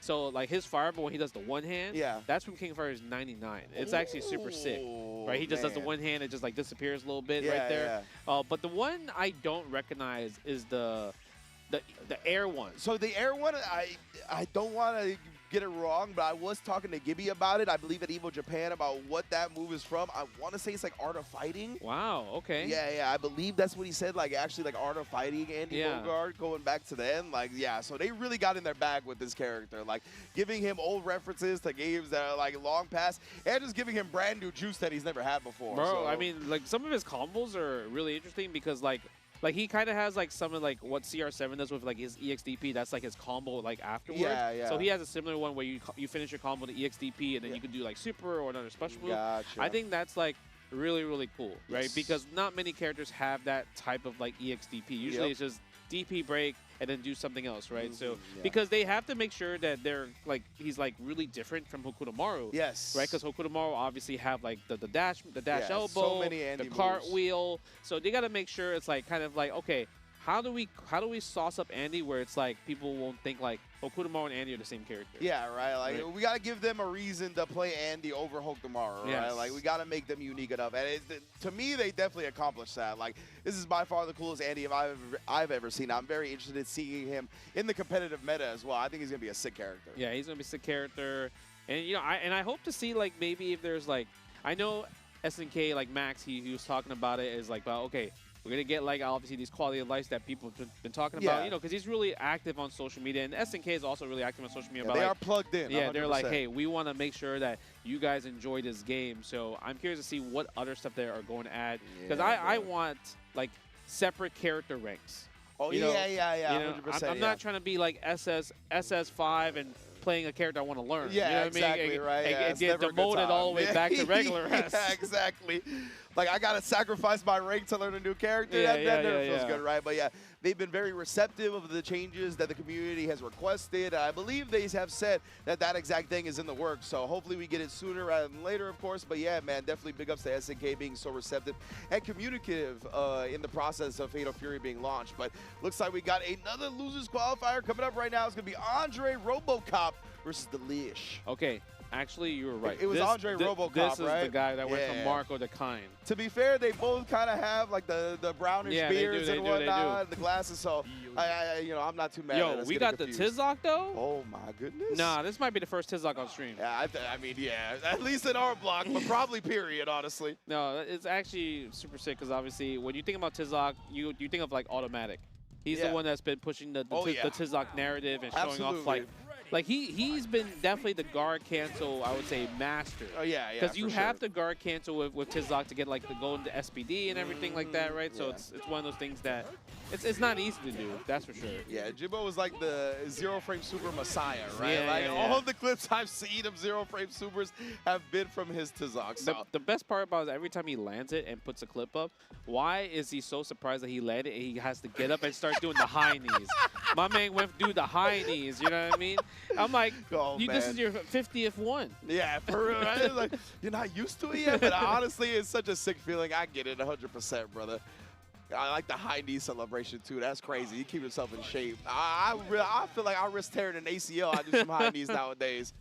All right, let's see what Tizok. Man, this is gonna be a tough one. This is an obstacle course. Yeah. How is Tizok gonna get through Kine's offense? Let me see it, bro. What you got cooking on this Tizok, bro? Well, I mean that's a great start. That actually stops like the regular fireball. But if he does like kind of like EX fireball, he actually attacks both. Okay, we're going in. We're going in. All right. He's showing no fear, right? Oh my goodness, though the long distance flash kick does connect. Nice, yeah. Using the beak, the high dodge attack from beak is amazing, actually. Oh! That's gonna be his primary answer to a lot of that, like the faint pressure from Kine, right? Is that beak high dodge attack.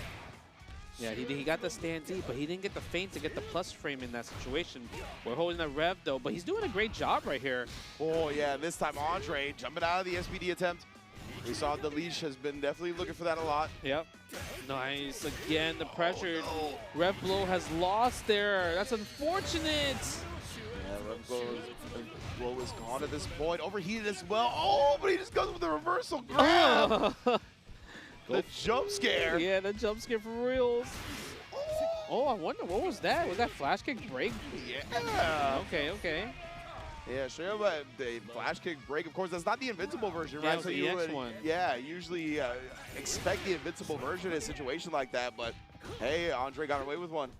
Yeah, you know what's cool about this? Like, he actually has like 3 ground command throws. Yeah. Right, and 1 air throw, which is like crazy because it's like, which command throw do you want to use? Obviously, you have like the running one that he's been using that's really good. The one that you just saw with the ring, right, with the rope. That's an interesting motion because it's just the fireball punch. Oh, okay. It's not even a 360 there. Yeah, some of them a little bit more quick. Oh my God, that's gonna hit. Daedalus attack! Nice, the big level 2 backdash? Here. Oh, he didn't get the backdash. He tried. Yeah, using the air grab attempt. Trying to kind of buy some time up there, dodge the rev blow. Yeah, he didn't even want to try to jump it. He's like, you know what? I'm going to just sit here and take this. It felt like Delicious was kind of cooking a bit. It was. He's got some juice. Yeah. We'll see after maybe a game of intel here if we can put it together a little bit harder. Okay, go for the tidal wave. Nice. Good recognition. Actually, that's right. He has 4 command. He has 5 command throws. I forgot about that one. The one you go onto the top of the head. Yo, so many command grabs that we can forget about the ones he has. I don't use that one. Yeah, that's wild, G. It has so much startup. Okay, nice. Good usage of the EX to get out of the situation. But the thing is, Andre Robocop's on it. Yeah, this man is not letting the Leash get any space now. It feels like he's the one that got more comfortable, honestly, after that first game, and knows at that point you can just close it out with fireballs. Very well done. Okay, let's see. He is on match point. Winner of this does qualify out of this pool. Okay, Okay, goes for the forward throw.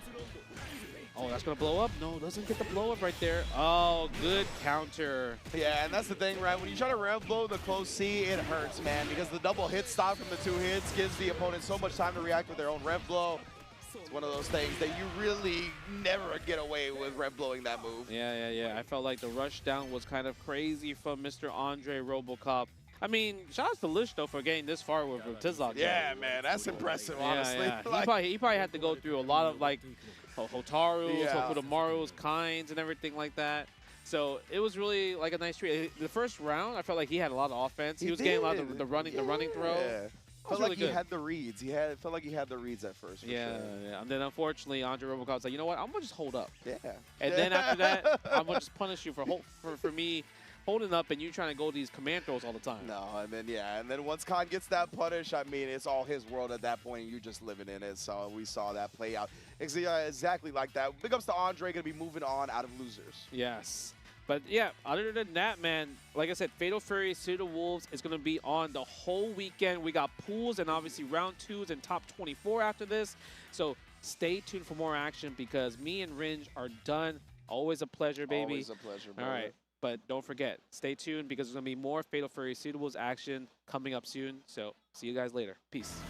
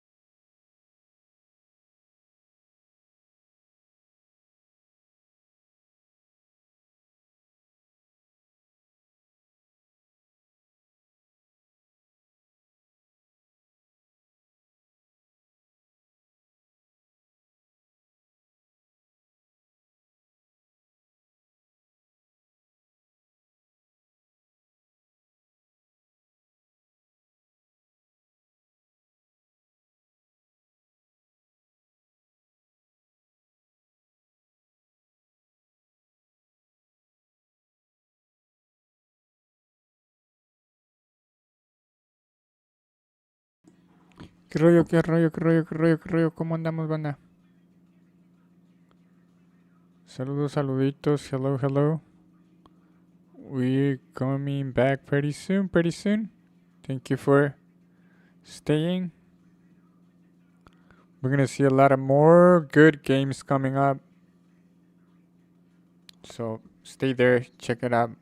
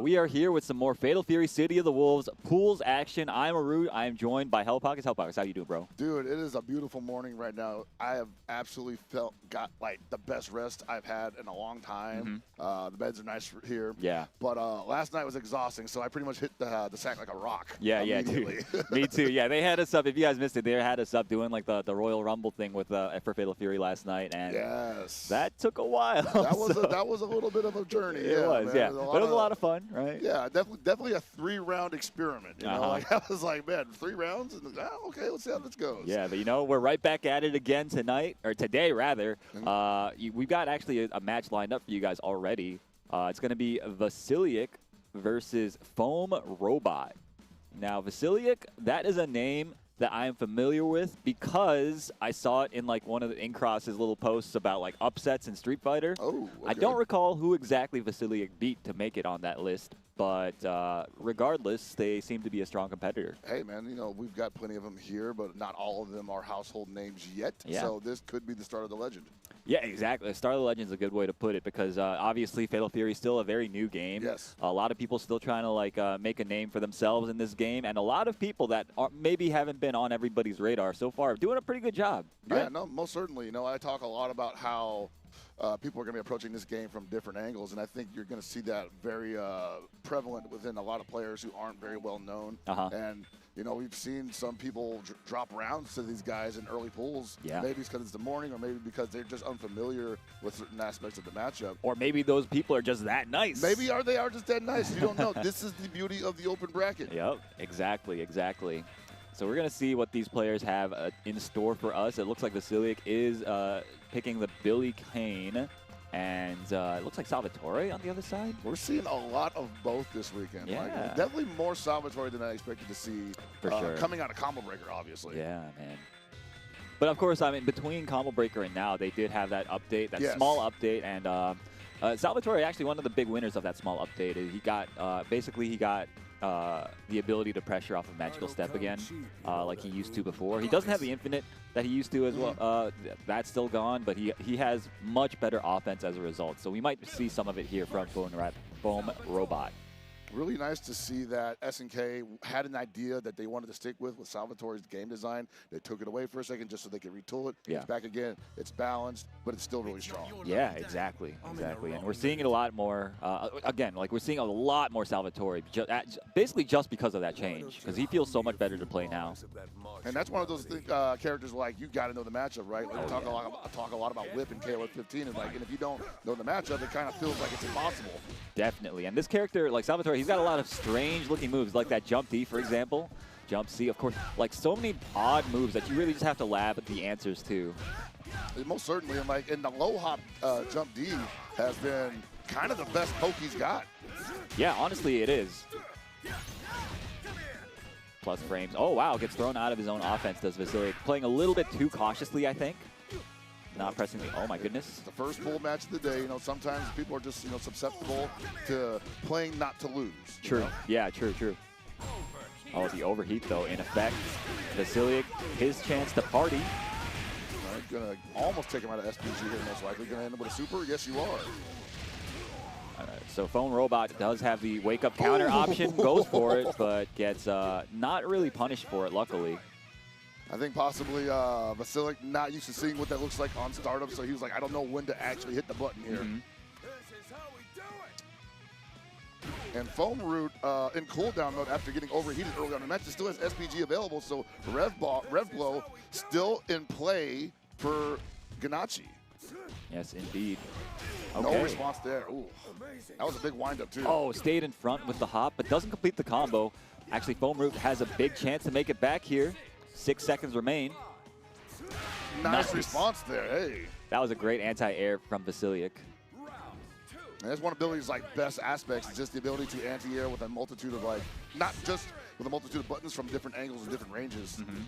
Really difficult to approach them from the front. Yeah. But if you knock him down, he's almost putty in your hands. Yeah, for sure. He doesn't have great reversal options. He only has the super as the invincible reversal. Well, he does have guard cancel options, but of course those require a little bit more from you as the defender. Yeah, we were talking about it before the stream. You know, like if you just block Billy Kane's sequences, he's gonna overheat you because you have to JD those opportunities, or you have to snuff out the full stab with the high dodge. For sure. Nice poke from Vasilic, cashing out into the level 2. Foam Root still in overheat. Nice tech. And yeah. Yes. Unfortunately, gets the landing punished. Good defense, really, from Vasilic. It felt like, I mean, when you're thinking Salvatore, you're thinking like up close scramble, constantly. Constant scramble, yes. Yeah, you want to get those jump normals to cross up and like hit people in weird. Put them in weird situations, stuff like that. And we didn't really get to see any of that from Foam Root. Yeah, I see a lot of creativity from the Ganachi players, pretty much beginning to end of the rounds. So if your main approach is just cross-up jump C, it's not terrible, but it's pretty easy to respond to after the third time. For sure, exactly. And like we just saw Vasilic actually lose the anti-air, losing to the jump C attempt. So it's not like 100%. Oh no, it doesn't know how to punish it, unfortunately. That's unfortunate. Yeah, you need to get a ton of damage in those situations. Now Foam Root, again, 80% rev bar. Very close to being overheated. Yeah, and this is just another example of why you have to JD in this game, because otherwise you are going to not have access to your rev gauge, especially against characters like Billy. Get a lot of multi-hitting moves from a lot of different ranges, and most of the Billies now are almost fearless with their offense, so they're definitely attacking your rev gauge all the time. For sure, for sure. And yeah, I mean, Foam Root doesn't seem to know that you can just you can cancel into magical step off of like the scream that he just did.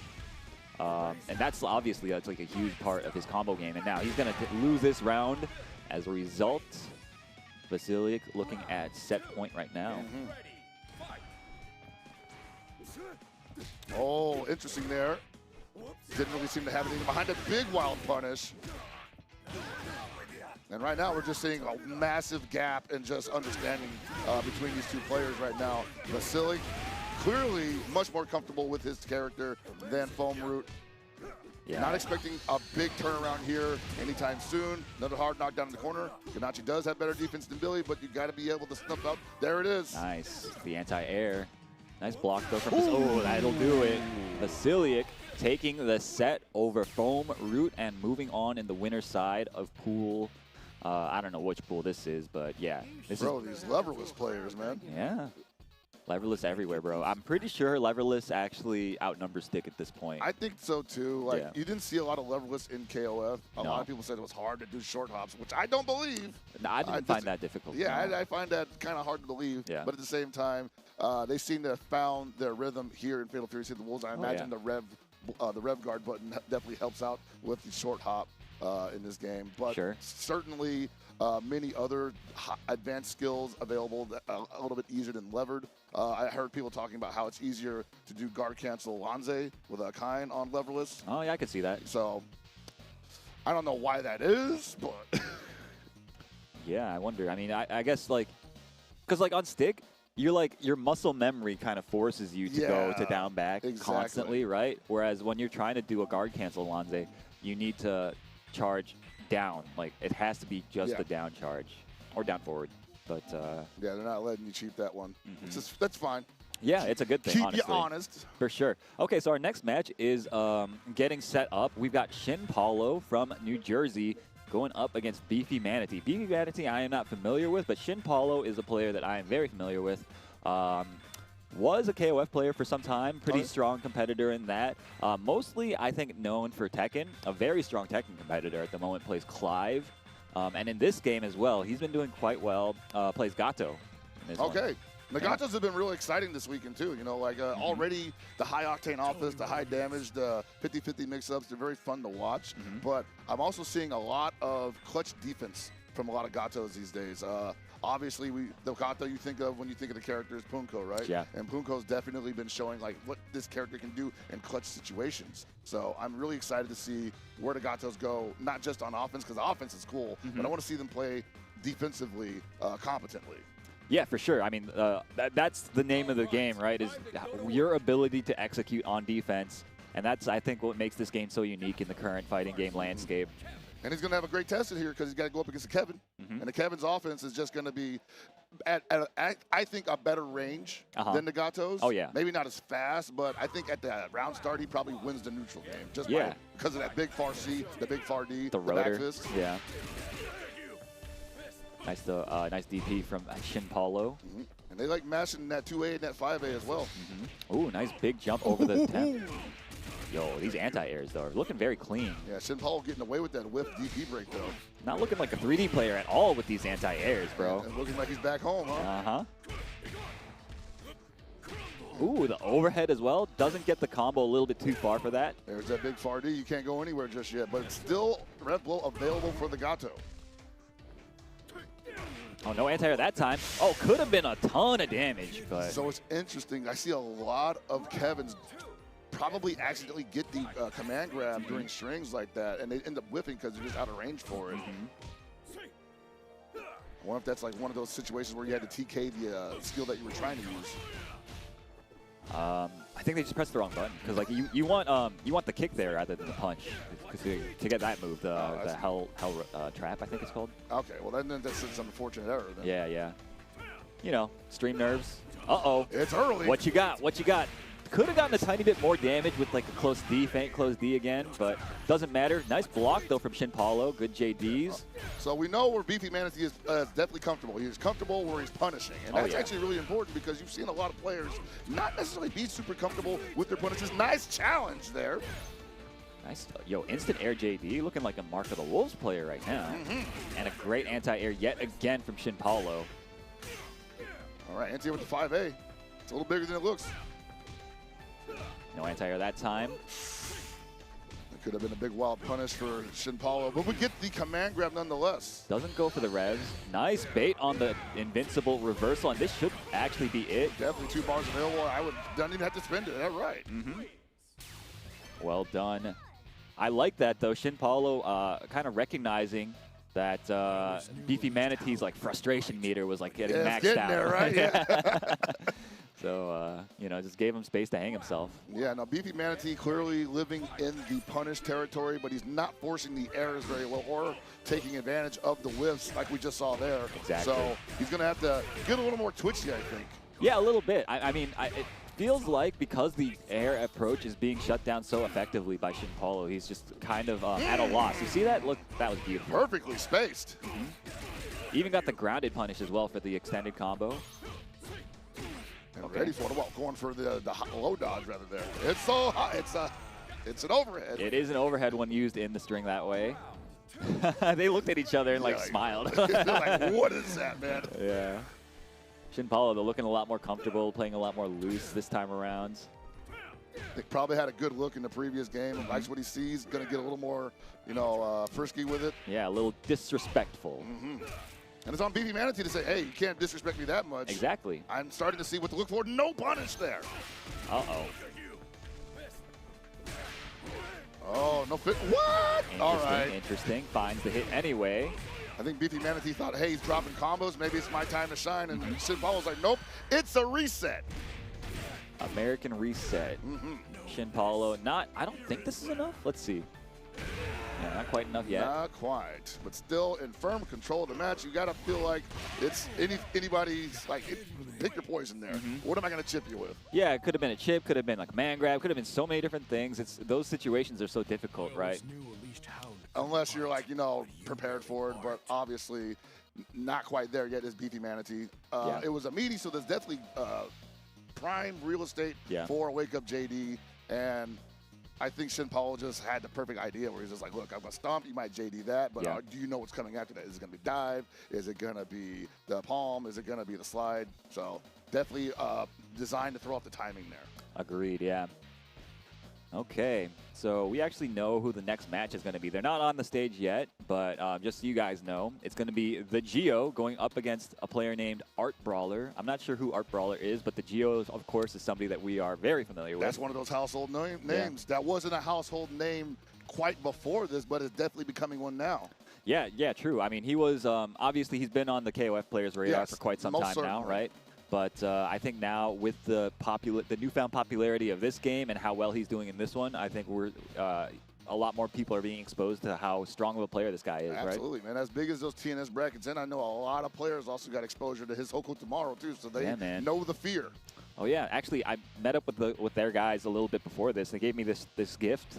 I'll get a Hype Night 3 shirt. Hey! Get Hype Zone is the team that sponsors the Geo, and they're actually holding an event once more this year in Lima, Peru. It's always a good time, so be sure if you are, looking to travel a little bit, go visit Peru, man. They flying you out?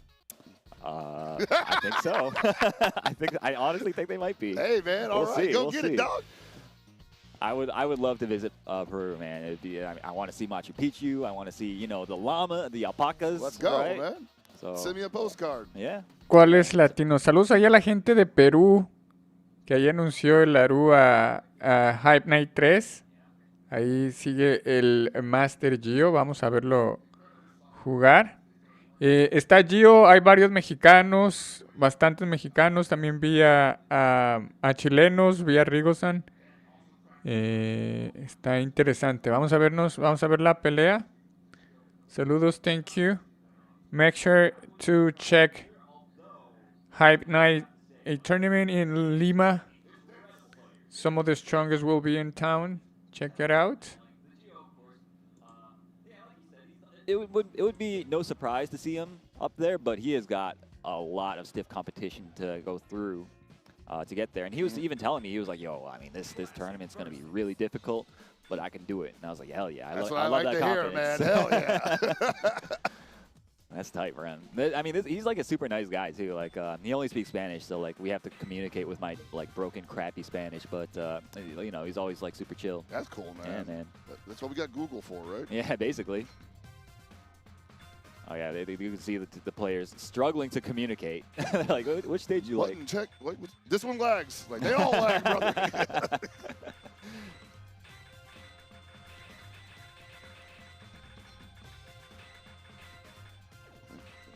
Gonna see possibly another Kevin here? It's looking like it, yeah. I mean, Art Brawler, unless he's just doing the buttons on this Kevin selection. Hey, man, Southtown PD out here in full force. Yes, sir. Ready to cuff some clowns. Oh, they got it on English. Let's go, man. Ready to cuff some clowns. Look, like you said last night, you appreciate the Japanese dialogue. I love it, too. I think they did an amazing job. But I've been playing it on English for the last month and a half, so I'm just like, dude. Yeah, fair enough. I need my get on the ground.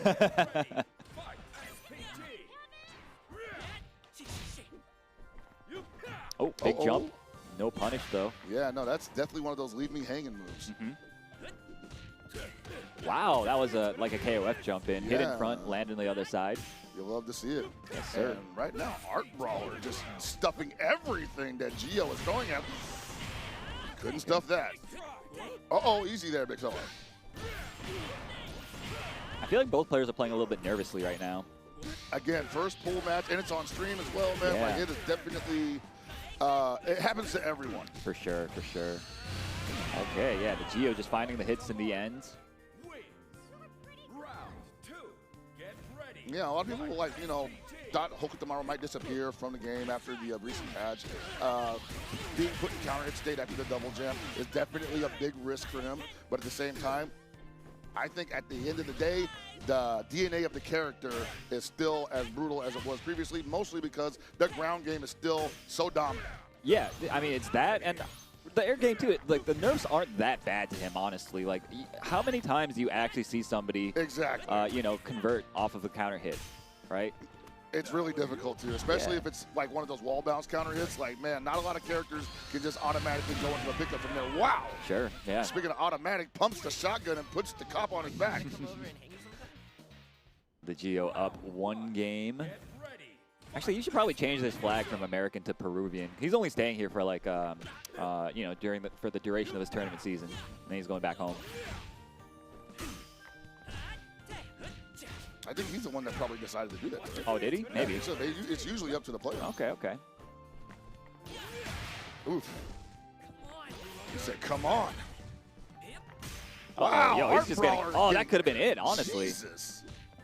You want to talk about everything coming up, Roses.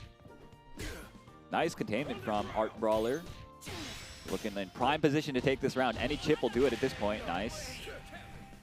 Art Brawler showing a little bit of competence here after kind of letting the game get away from them in the previous match. So kind of excited to see where this adjustment can go. But again, Gio definitely knows. Whoa! Nice. The tricky stuff. Wake me up, Art Brawler. Cool 50% off of that. And there it is. That red glow still super dominant. So much damage on it. Yeah, it's fast as hell. Oh, the big throw bait from the Geo. Gonna even this thing up. Gets Art Brawler out of SPG. Does 10% less damage as a result of it. And this is going... Oh, because of again? I don't think he thought it would cross up in the corner. And I didn't either. I feel like he could have killed there. Yeah, that could have been a super, right? I think so. And that, oh, dude, like he honestly could have won this game by now. That's a little unfortunate for Art Brawler. If he can just lock in right now, forget about that round. Like, yeah, that's what I'm talking about. Forget about how you lost that. Think about how you're going to win this one. He knows that the roll is. Oh no, he neutral jumped that. That could be a problem. Yeah, I mean, this is looking pretty bad now for Art Brawler. He's not getting nearly as many opportunities as he was getting before. Gio definitely holding on to the offense for dear life. For sure, yeah. He doesn't want to have to be the one defending against like these crazy. Oh, yo, that was a little unfortunate for Art Brawler. Yeah, he would have got a fat punish off of that. Yeah. Oh, that was almost it. Counter hit, but too far away for the confirm, and that does it. Art Brawler, man, so close to taking the game. He knows it, right? Yeah, yeah, definitely. Yeah, good stuff. Both players really, but Art Brawler unfortunately is going to be be put into the losers bracket. Someone's got to go down there, man. Yeah. You moving on. I liked what I saw there, though, so I would not be surprised to see them later on this weekend. But again, like you said, this is a very dense tournament. Gio is not the only killer in his pool. No, not at all. Yes. At least 2 or 3. Yeah, the flag. I don't know. They know the flag. I don't know what happened there. They probably just were confused. But shoutouts, congratulations to the Gio from Peru. Moving on the winner side. A little bit masochistic, you know. Oh, certainly, yeah. Put That's the only way we learn, brother. Yeah, exactly. The only way we learn. So I'm just trying to get some experience, take my losses, and see what I can glean from them. We got a pretty good match coming up. You're one of the best analytical minds in the commentary game today, Aru, so I think that you are probably going to learn a lot today. Thank you. I hope so, too. So speaking of learning, we're going to have some incredible players, or actually, well, at least one incredible player. I'm not familiar with the other one. But up on the stage, we have Kendevu from Japan setting up to play against the Bandman. I'm not sure who the Bandman is, but Kendevu is a name that I think most fighting game players that have been around for a while are very familiar with. Yeah, this guy is ancient. So the interesting thing here is like the Bandman, and I don't dare guess his age, but I'm going to say based on the facial features, probably a young buck, right? Probably. May not be entirely aware of who Kendevu is, and that might actually work out in his favor because sometimes when you don't know you're in danger, you're absolutely untouchable. Yeah, exactly. So a lot of the Asian players have been repping this tech, this tournament and like other tournaments as well. They don't want people to be able to see their hands, see what buttons they're pressing, see how they're moving. So Kendevu, of course, has his little his blind box there. So I'm actually interested if that was a thing in Japan where like people were just watching your hands, even though classically Japan plays on head-to-head setups, right? I think that it was entirely done for the players that are coming here overseas. Because they know we be watching. Exactly. Because we obviously, a lot of us have come up in an era where we're going to be seated side by side. And a lot of us have picked up the ability to see out of the corner of our eyes what the other guy's doing, what the other guy's up to on their peripheral of choice. And, of course, the Japanese, ever innovative. The Asians in particular, I mean, I think it actually originated in I want to say 13, right? Yeah, I want to say the first guy to really do it like that was obviously Mad KOF. Yeah. Or Cafe It in general. Yeah, Cafe It during the KOF 13 at EVO 2012 top 8 run. That's right. Yeah, because they know, they were exposed to the Latin Americans that are very, very adept. Watching that. Yeah, they were very adept at this. Of course, the Asians had to come up with countermeasures to it, and now here we are, 10 years later, still doing it. Looks like it's going to be a button check, so don't get too excited just yet, y'all. It goes both ways, though, Aru, because we saw Goichi at Combo Breaker definitely scoot back a little bit during top 8. Hell yeah. Having a look at Reynold's buttons every now and then. Oh, yeah. I mean, you got to do it when you are given the opportunity. Is this an argument for head-to-head setups again? Remember we had that era? That is, you know, we're due for that argument again on Twitter. I think so. You know, I'll definitely tolerate that over 3 out of 5. Sure. Yeah, any day now we're going to get that argument again. Like once like a high-profile player loses because like they have their you know, their inputs read by some other guy, we're going to get that discussion again. This is most likely going to be the weekend then because we're all here. Oh yeah. Yeah. It's almost inevitable. So steel yourselves, all you Twitter warriors. Yes, and don't drop any bad takes. This is a serious discussion. Bad takes on Twitter? Never. Never me, man. Never. I could perish the thought. Blue Sky, though.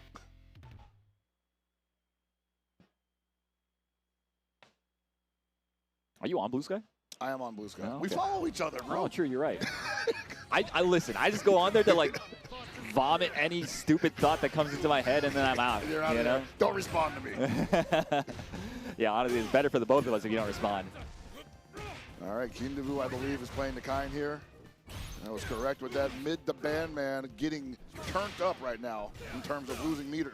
Health meter, that is.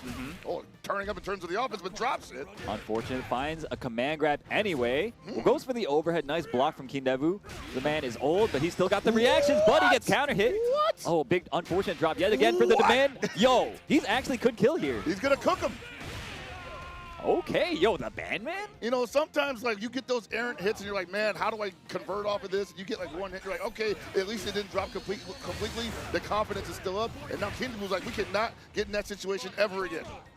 Yeah, it seems like he wants to press the offense and not be put into those defensive situations so much. He has learned to respect the Bandman's offense after that round. Uh-oh. Yeah, just doesn't want to be anywhere near that rotor, that turnaround kick. All right, let's see if, okay, he does bend the bar here. They want to end that one as soon as possible. He was like, no, sir, you are kind of a wild one. Yeah, absolutely. The Bandman, though, has 2 bars to work with in this final round. In a very good position, honestly, to, I guess, make this upset happen. Oh, my God. Big jump in. This is how it starts, Hell Pockets. Yes, it is. You know, I've seen the best players go down to just a bad round start. And this may be no different here. I don't know about that setup. That was a little shallow. It was, but he just wanted the plus frames, and then the fact that he got the hit was just kind of like the gravy. Oh, no, the high dodge snuffs up the hop again, and he couldn't JD it because he did the low hop, and this is not going to kill, but, man, the Bandman in great positioning right now and going to get all his rev gauge back. Yeah, that was a great decision to go into the hidden gear. Now he has the option to do a ton of, like, EX roll mix-ups, right? Excuse me, the Bandman, not just the Bandman, the Bandman. The. Respect the brother. Still got a little bit of SPG there, I believe. Oh, it's gone. Uh-oh. This isn't going to be enough to kill, but, you know, Kendevu gets a setup here. Gets the plus frames here. And this is difficult for anybody in the cast to deal with. Does the band, well, he backs up. That was great patience from the Bandman. Not, oh my gosh. He got him! That was crazy. Yo, the Bandman taking the first game over Kendevu from Japan. This is like round 2, round 3 of the pool, man. He backed off on it. He had no meter. He had no rev flow. Like, what was he going to do out of the corner there? It seemed like he wanted to just try to play the zoning game, but, like, it's hard to play the zoning game against a Kevin with full rev bar. He can just rev roll to you, you know? Exactly. I was like, dude, there's no side of this where maybe he was looking for the wake-up roll, and he's like, I'm going to, wow! Oh, my goodness. The high dodge in the neutral, that's high level. People are going to start using that all the time. We saw Gibby doing that to Rome himself all night last night. Oh, my gosh. Okay. Kind of a desperation. Oh, my God. Like, every whiff now has got so much. Oh, my God. He got the jump in. Did that even combo? I think it did. I think it did. The Bandman now on set point against Kendevu. Yo, Falcons Kendevu, man. Yo, straight up. Call the man up. Oh, my God. Empty jump command throw. Are you kidding me, Aru? Oh, my God. Catches the back dash with the rev blow. Dude, everything is coming up the Bandman right now. Was not expecting this much of a high-octane matchup this early in the day, but here we are. Yo, the approach is so surgical from the Bandman. Like, saw a snake over here. Okay, big opportunity here for Kendevu. Needs to take this round, like, seriously. Yes, cannot back up off of this man anymore. Although he does have 2 bars now, so 1 reversal super is available at the very least. There it is, but he caught him on a recovery roll. This is going to be the end of the Bandman's possible momentum. Uh-oh. Wait, big chance here. Hold on a second. Oh, okay. Hold on a second. Big sigh of relief for Kendevu, I'm sure. And now, still keeping himself alive. Needs to win this round. The Bandman not at all deterred. Nice block from the Bandman, though. He's looking for that window for the reversal super, I guarantee you. Yo, the Bandman seems so well versed in this matchup. Always defending very well. Oh my God. That was a punish, man. I don't think that was full extension. Dude, look at this approach, though. He's not overextending one bit. And now he's got Kendevu. Oh my God, hold up. Just as you said it. And that's okay, though, because FRD definitely catches a lot. Oh my God. Yo, that was so sick. I can't believe it. What the hell, man? How is he reading this so perfectly? Oh my God, yo, that was so close. Too many sweeps. Yo, Kendevu, almost like really by the skin of his teeth. Yeah. Like, he may have had a pretty decent life lead there, but I don't think he felt very comfortable at all. There's nice the whip punish. All right, Kendevu kind of gaining control of this matchup again, but you know, the Bandman just can't wait to disrupt his offense once again. A nice DP from Kendevu. That was so, oh my God! Why are you pressing there, bro? Kendevu's fireballs have not been great, I gotta say. Try to catch him, just maybe being a little too defensive there. The Bandman losing all his offense here. Might be the end of the round. Okay. Kendevu now on set point against the Bandman has looked in control, though, is the thing. He has looked in control, but it's just like one errant error. And to Kendevu's credit, he's absolutely taking every inch of the error and turning it into his favor. Exactly, yeah. Oh my gosh, a huge jump in for Kendevu. Possible last round for the Bandman. Great block on the overhead. What's the Bandman going to do here? Still has 2 bars, but hasn't been able to use the reversal super effectively This the entire pressure. time. Ooh, got him out of SPG. Another sweep for your trouble. Another DP from Kendevu. He's risking it all. He's got to hyper defend that. Oh no. So he's going to survive here. Nah, he's done. Okay. The Bandman, that's a scary brother. That is a scary dude. But Kendevu holding on, and then you know he don't feel great about that. Yeah, definitely. I mean, that was a very challenging set for Kendevu. Of course, one of the guys that everybody's going to be talking about coming into this tournament, this guy is, of course, a legendary fighting game player. Played, you know, very high level in like every game they played. Every game they play, and he plays every game. Yeah, basically. So, yeah, that was honestly a great set. So kudos to the Stream Runner for giving us such a treat. That one up, yeah. Yeah. Who knew about the Bandman? I still want to see more of that guy, man. Yeah, seriously. So, I mean, we'll probably see more of the Bandman later on if we get to show some of the losers qualifiers, right? The way that he plays absolutely can go on a loser's run right Exactly, now. exactly. Okay, yo, I'm seeing already out of the corner of my eye the players that are getting seated here. So it looks like we've got Tamago on player 2 side. Player 1 side is another player that I recognize, but I can't recall the tag. Okay, it's JC6666. So that's 4 sixes. 4 sixes. It's not quite the number of the beast. We got another 6er out here. I think Kaiser's here. Oh yes, Kaiser is here. Kaiser is here. Yeah. Yeah, Kaiser is a super nice dude as well. Another Terry representative. Definitely expecting to see him back in the SWC's picture, either for KOF or Fatal Fury. Yeah, hopefully. Representing Argentina, of course. I haven't seen him play Terry in this game yet, though. Yeah, he plays Terry. I know he has to, right? Yeah, He's like contractually bound. You know, he just plays Terry, you know? No, the way he plays Terry in 15 is like perfect for this. Oh, sure, yeah. All right. Tamago, though, plays Hotaru, if I'm not mistaken. I'm pretty sure he's probably going to pull her out again tonight, unless, I don't know, unless the nerfs have him that far down. I think it's fine, you know, because Tamago also an Optima player, right? So. Oh, true. Yeah. Ese, si no me equivoco, es el... ¿Cómo le llaman? El Dark King, ¿no? Versus Tamagotchi. Yes, Tamago.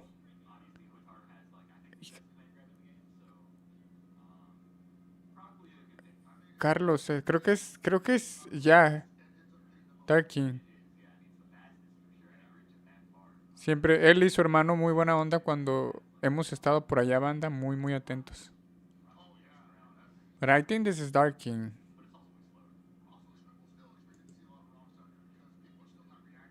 Run, shift, command grab quite often. Sure, yeah. Like the Rev Shinku Nage is still finding the mark more often than not. All right, let's see. So JC picking Hokutomaru. This might be button checks, I believe. Oh, it could be. Let's see. Are we going into it? Let's go. Yeah, I guess we'll see in the first few seconds here. No, this looks they're real. all warmed up already. I like it. These gentlemen using the button check at the character select screen. As one does. Oh, empty jump low. Let's go. Very nice. Yo, that was a great corpse hop too. And you gotta have like a ton of courage to do an empty jump low on a Hoku that had SPG. That really sets the tone of the match right now. For sure. Unfortunately, overheats him. Some nice air grab from JC6666. Big crossover, but no follow-up. It's 5 frames now, but it's still pretty good. Yeah, I mean, having a DP at all in this game is just it's a mark of privilege. Yeah, some of the better characters have no reversal at all, basically. True. That's gonna hurt. Yeah, nice punish from Tamago. Working his way into the corner. Yo, the guard cancel in the air to air red blow. Not seeing a lot in this game, so I'm glad to see the Tamago representing it here. For sure, yeah. Looking very comfortable with the game. Falcons Tamago taking the first game in a very dominant fashion. Yeah, no, and she's got one of the better air rev blows for that specific situation. Her and Preacha basically just do that little floaty axe Goes kick. straight down, right? Loving the approach so far. And JC quadruple 6 having yet to really find its footing here. Yeah, it's looking difficult. Of course, Tamago doesn't make it easy. The guy plays so solidly. Oh, wow. Didn't believe in that hit, I guess. It doesn't matter. Got it back anyway. Ooh, yeah, that's not quite there anymore. Nice counter poke with the down C. Yeah, the down C it's actually got pretty good range and it's fast. Yeah, Tamago now on set point.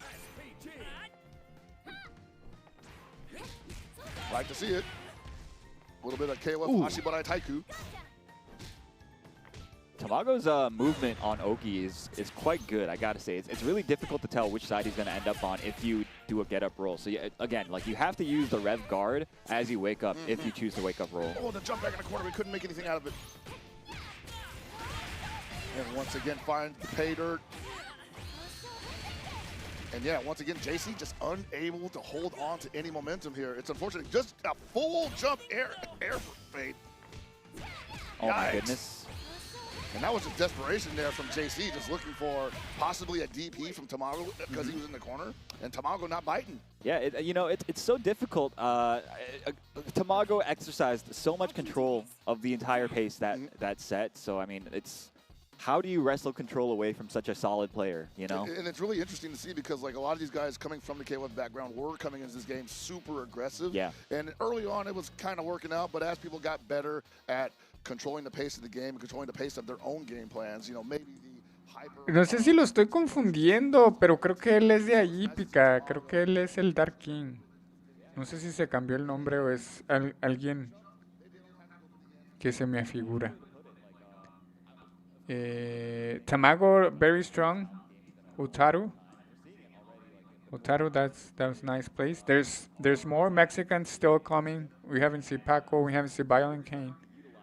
So stay there. Vamos a ver cómo le sigue yendo a la banda. Creo que hoy hay más mexicanos. Pero bueno, vamos a escuchar a estos muchachos porque no deben tardar en tomar otro break. Y sus breaks andan en algo. ¡Asu! ¿Qué fue? ¿Qué fue, mestre? Punk versus Mono. Interesante. Vamos a ver qué pedo. Vamos a ver cómo les va ahí. Mono de Puerto Rico, Punk, USA. Interesting. each other to some extent, possibly, but Sure. I don't think they've ever played against each other in this game. Yeah, probably not in this game, I would imagine. Punk, of course, needs no introduction. If you follow fighting games at all, you're familiar with the guy. Obviously, one of the most talented fighting game players of the generation. So no surprise to see him doing well in this game as well. He's been practicing it, a fair bit. Yeah, no, he's taking the game pretty seriously. Like, obviously, the man is the current reigning EVO Street Fighter 6 champion. Yes. And so there are some, obligations to retain that title throughout the year until EVO again. But he's spending a fair amount of time on City of the Wolves because I do believe he enjoys it. Yeah, it seems like it. And on the other hand, we got Mono representing Puerto Rico, of course. A very strong competitor in the Street Fighter series, as we all know. But obviously, a good fighting game player is a good fighting game player. So no surprise, again, to see him matching up against Punk here at CEO. Let me show you my way. Looking like a kind pick from Mono. Makes sense. I think he's got some familiarity with the charge characters. Played a lot of Fang in Street Fighter 5 days. Okay. I believe plays Aki now. I forget. And Punk sticking with the Hotaru pick. He's been playing her since release. That's right. That's right. An early believer in the character. Back before anybody knew anything about this game. Right? Ready, fight. All right, we're jumping right into it. I love to see it. No wasted time. Nice big jump from Mono PR. And that's one of the good things about this character, Kai. Ooh. Nice punish, though, from Punk. But yeah, the jump D from Kine, it reaches downwards so far, so it's like almost like an instant. Look at that. You see what I'm talking about? Yeah. And if they're whipping a button, that's like a free wild punish. You probably will land in time to get like a light attack. Exactly. Yo, look at that spacing, though, from Punk. The whiff punish, it was so clean, bro. And that's, of course, a hallmark of his play in Street Fighter, in Guilty Gear Strive, all that stuff. Yeah, man, fighting games are fighting games. Yeah, man, the guy's a pretty talented player. What more can you say? Get ready, fight. Glad to see him having a good time playing a fun character like Hotaru. Not taking any damage he doesn't have to. Yeah, minimizing risk, minimizing exposure. It's honestly, it's quite a difficult style to emulate. So watching it being executed like this, it's quite. Oh my goodness! Really? Nothing? Unfortunate. I wonder if there's possibly an input error there, but it looked like nothing even that came out. Bit of a lucky break, multiple lucky breaks for Punk in this round, but Mono's still looking very strong. Oh my goodness, the brave run forward. Look at her, her run is so fast. Wow, dude, and just like that, Mono's about to lose the life lead after that combo drop. Has to guess, strike, command grab. Oh, and this time, Punk baiting it out. Doesn't get the punish, though. That's unfortunate. Yo, that was an easy round kill. It was, yeah. Mono getting real lucky there. Maybe they're giving each other favors. Like, hey, you dropped your combo, I'm going to drop this punish. Yeah, could be. Nah, there's no way.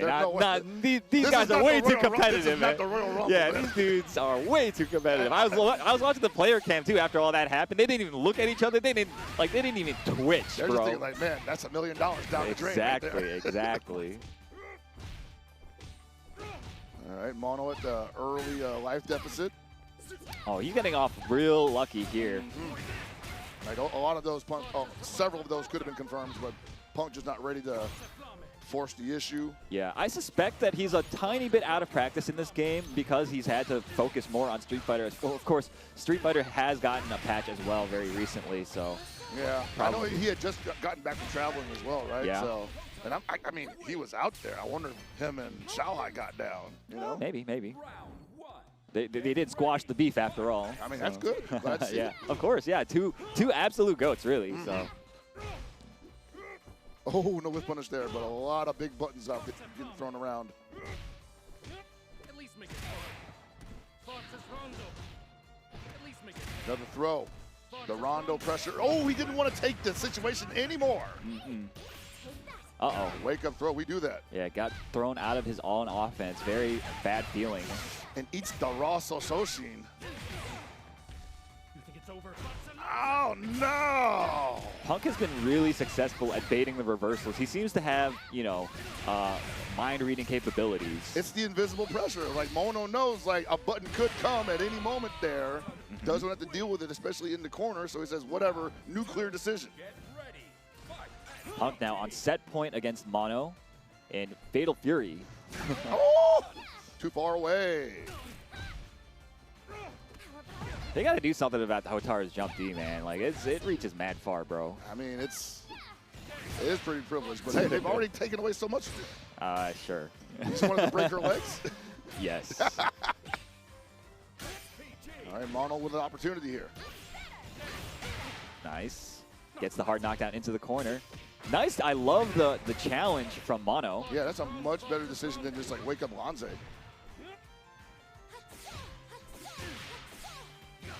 Uh-oh. And Mono, I'm not sure if he's trying to JD these fireballs and failing at it, but he's taking a lot of damage here that he doesn't have to. And he just overheated himself and then jumped into, wow, that could have been way worse because he can't just defend at all there. That could have been CVP break. What's going on here? Oh, very lucky break, really, from both players. Of course, Mono has to run for his life right now. Oh, my gosh. Sticks out the down C at just the right moment. And Mono keeping himself alive. And what's great about that is that even if it got blocked, Mono was going to get the pressure back. Yeah, beautiful usage of the super. Wake up, Steve. Oh, my goodness. This is going to hurt. Another hallmark of Punk's play is his ability to shimmy you and make you look foolish. Yep. Happens to even the best players, even to players as talented as Mono. Yeah, this game is so, like, it highlights that kind of skill so well because of the wild punishing. Wow. And that close B has been hitting the mark the entire game. Yeah, it's really difficult to play around it. Super. Get him out of here. Oh, no. Very lucky break for Punk. Yo, Punk Mono was smiling and like, dapping him up, all that stuff, and Punk is just like completely stone-faced. My man's is here. He is focused. He is trying to qualify. I think. Wait, that is a long-ass court, bro. It is, yeah. Oh, man, that was a fun match to watch. These guys are absolutely, I mean, we can't understate what's on the line here, right? Technically, $2.5 million on the line, depending on if you can win this tournament.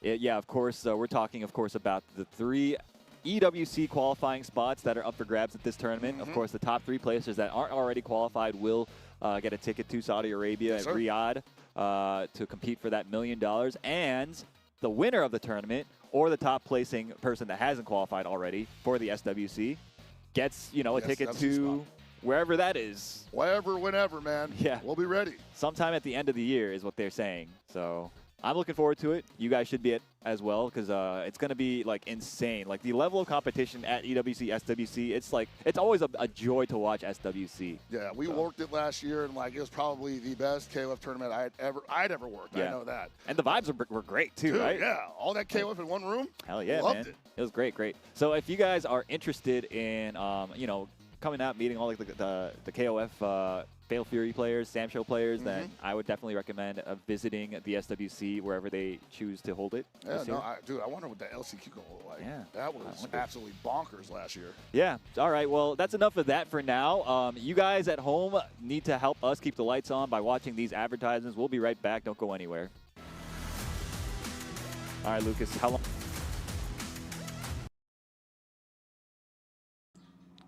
¿Qué pedo, banda? Ah, qué buen hombre. Con los 3 tickets. No, pero que le dé a Samurai, güey. No le dio a Samurai. Que van a agarrar. They're gonna take a break. A break's coming. Voy a ir a prepararme otro coffee, yo creo. Mientras que tardan como 5 minutos. This is gonna be probably 5 minutes break. I'll be right back. Stay around. Thank you for staying, guys.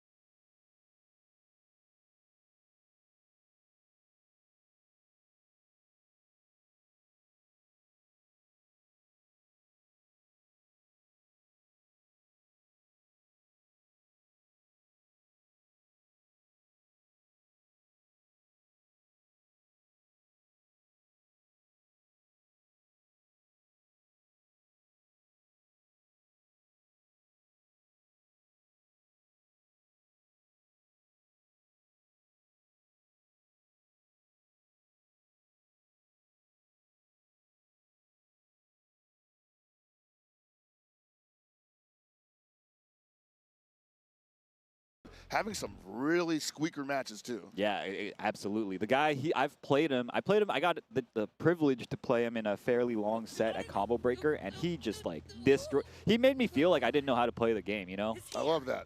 I love when that happens. Gives me an opportunity to grow. Yeah, but Zippy as well. I've had the privilege to play against him online one time, and I was like, he actually, like, after I played him, I was asking, like, yo, do you guys know who this Zippy guy is? And they're like, oh, yeah, he's a Grand Blue player. He's pretty good. And I was like, yeah, no kidding. Damn. Yeah, so people seem to know this guy, you know, and for good reason. Both these guys, very, very strong players. Ooh, that was dangerous. It was. But that was honestly also a really interesting decision. Not like a high-level decision. It was, but, you know, usually when someone's in the air like that, you think the high dodge is coming, right? That would have definitely blown that up. For sure, for sure. Ooh, that big down C. Already getting represented. That's one of the best buttons he has in his repertoire. Probably one of the best down Cs in the game as well. Yeah. I would say so. Like, it just deceptively long range. Jesus, just put that S on everything. Have you noticed that all of his buttons, his really good buttons, move him forward when he presses them? Not only that, but they shrink the hurt box. You ever tried crossing the down C up? I have, and I've whiffed and looked stupid every time. Every time, and he recovers like, dang. I'm so nice. Yeah, so, I mean, of course, it's actually really scary when you have players of this caliber piloting a character this privileged. So you're going to see them both maximize the character to his full potential. Nice down C yet again from Dai. This is what we're talking about, full potential here. Mashing that down C, using those double jumps. And even just that, it's really difficult to play around. And he's cranking up that guard gauge on Dai's side here. Got to be careful. Rather the rev gauge. The guard gauge will be cranked up if he ends up getting into overheat, though. Disengaging. Oh, and my goodness. There it is. Zippy, the first one to overheat. All right. Yeah, he had to do that because he knows that that string was coming. Nice block on the overhead after the frame kill sequence. Zippy, despite having a hard knockdown, unable to build anything off of that and die with a quick game one. Yeah, man. Dai looking strong as ever. That's Mao's Dai. Mao's, of course, a very old esports team, so it's kind of cool to see these guys getting involved in little old SNK games. Oh, man, it's wild, right? What a timeline. Yeah. Gotta get too short. You can have a 5-frame normal, but it's gotta reach. That is kind of justice, though, that he can't punish his own red blow. Yeah, good. Like, good riddance. Yeah. You have to deal with it, too, now. Oh, okay, hold on a second. I think he might be out of range for the stand B, though. Too far, well, rather goes for the far C, and then just too slow to get the punish there. Uh-oh. That's going to be a big punish. Yeah. I guess he was going for the guard break with that, and he's pretty close to getting one here. Oh. Might not, oh, there it is again, but he lets him jump out. Hello, what's going on here? We're seeing some slop here. Okay, finds the hit, but doesn't have the meter to kill here. Oh, nice. Gets the air grab. Yeah, man, the air grab in this game is kind of a game changer because you usually think when someone's jumping in the air, they're probably going to just look for the just defend. The air throw completely destroys that. Of course, yeah. So really good usage of that option from, oh my goodness. Wild punish, get your damage, brother. Take your medicine. Built so much bar off of that. Rep blows, oh my goodness. That's the Yurikov. I was playing Yurikov in a long set last night. He does that all the time. Just a low hop and just goes for the low. And depending on the timing, he can empty jump, land on the other side, or land in front. And he can also hit you on the way down or not. So there's like, it's kind of like a four-way mix-up, but if you're very used to seeing the timings of when he jumps, then you can actually see. That's what I was thinking. Yeah, there's probably a tell in the distance. Yeah. Whoa, that full screen's an Aiken. Oh my goodness. That low B stand B, dude, is just, I don't think it ever misses. It never does, and again, his 5B moves him forward. That's crazy. A lot. So I mean, it's literally always in range. It's gonna work out for Zippy here. He's gonna take game 2. Yeah, looking real close. Both these Hokutomaru players evenly matched, it seems. So it all comes down. Here. Yeah, like and they're both being fairly unpredictable, not falling for the same old vanilla gimmicks. So. Did I say unpredictable? Predictable, I meant unpredictable. Yo, Zippy, though. Big lead in this third and final game between these two. Yeah, what a turnaround. Jeez. Still, the only character that really gets the 2-hit Rev Blow there, so it does double the damage. And double the meter build, too. Rev Blows do build quite a bit of meter for you. That's crazy. Die not out of this yet. Eats. There we go. I thought he pressed the button there. I thought so, too. But Die, very nice defense. Drops the combo, though. I don't know about that, but gets the overheat. Now you got to get him into a blocking situation, possibly going for the guard break. He does not have meter, so there's no reversal possible. Don't let him backdash. What a high dodge.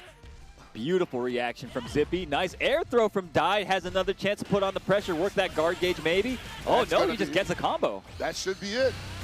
Yeah, very nicely done from Die. And now Die actually taking the first round. That round was looking all Zippy for a moment, but as soon as he got overheated, it turned into a completely different story. It's a real struggle there, but that high dodge, I thought that was going to take all the wind out of Die's sails, and Zippy was going to be feeling like $1 million, but ended up backing off immediately. Wow! Oh, Zippy is so ready to anti-air those teleports, man. Die, I think, needs to not use that option quite so frequently. I think so, yeah. That thing just has, that move just has so many ways to get around that. Just hit to pick up, no, too short. Unfortunate for Zippy. No follow-up there. Didn't want to overheat, most likely. He's really close. He's at 76%. It might get there. Yeah, Die smells blood. Nice reversal from Zippy. Not over yet. These guys are playing at a pretty high level right now, making a lot of smart decisions. Great guard cancel. And now they're both going to start attacking each other's rev gauge. They're both close to overheating. 2 bars on. Oh, my God! Have a taste of your own medicine, Die! Zippy, yeah, once more, showing that he is just so ready to utilize all the different Hokutomaru options. Die, his defense, I gotta say, isn't quite as good as Zippy's when it comes to anti-airing, but his guard cancels are better. Yeah, so. Most certainly. Wow, and they are already revved up that high? Yeah.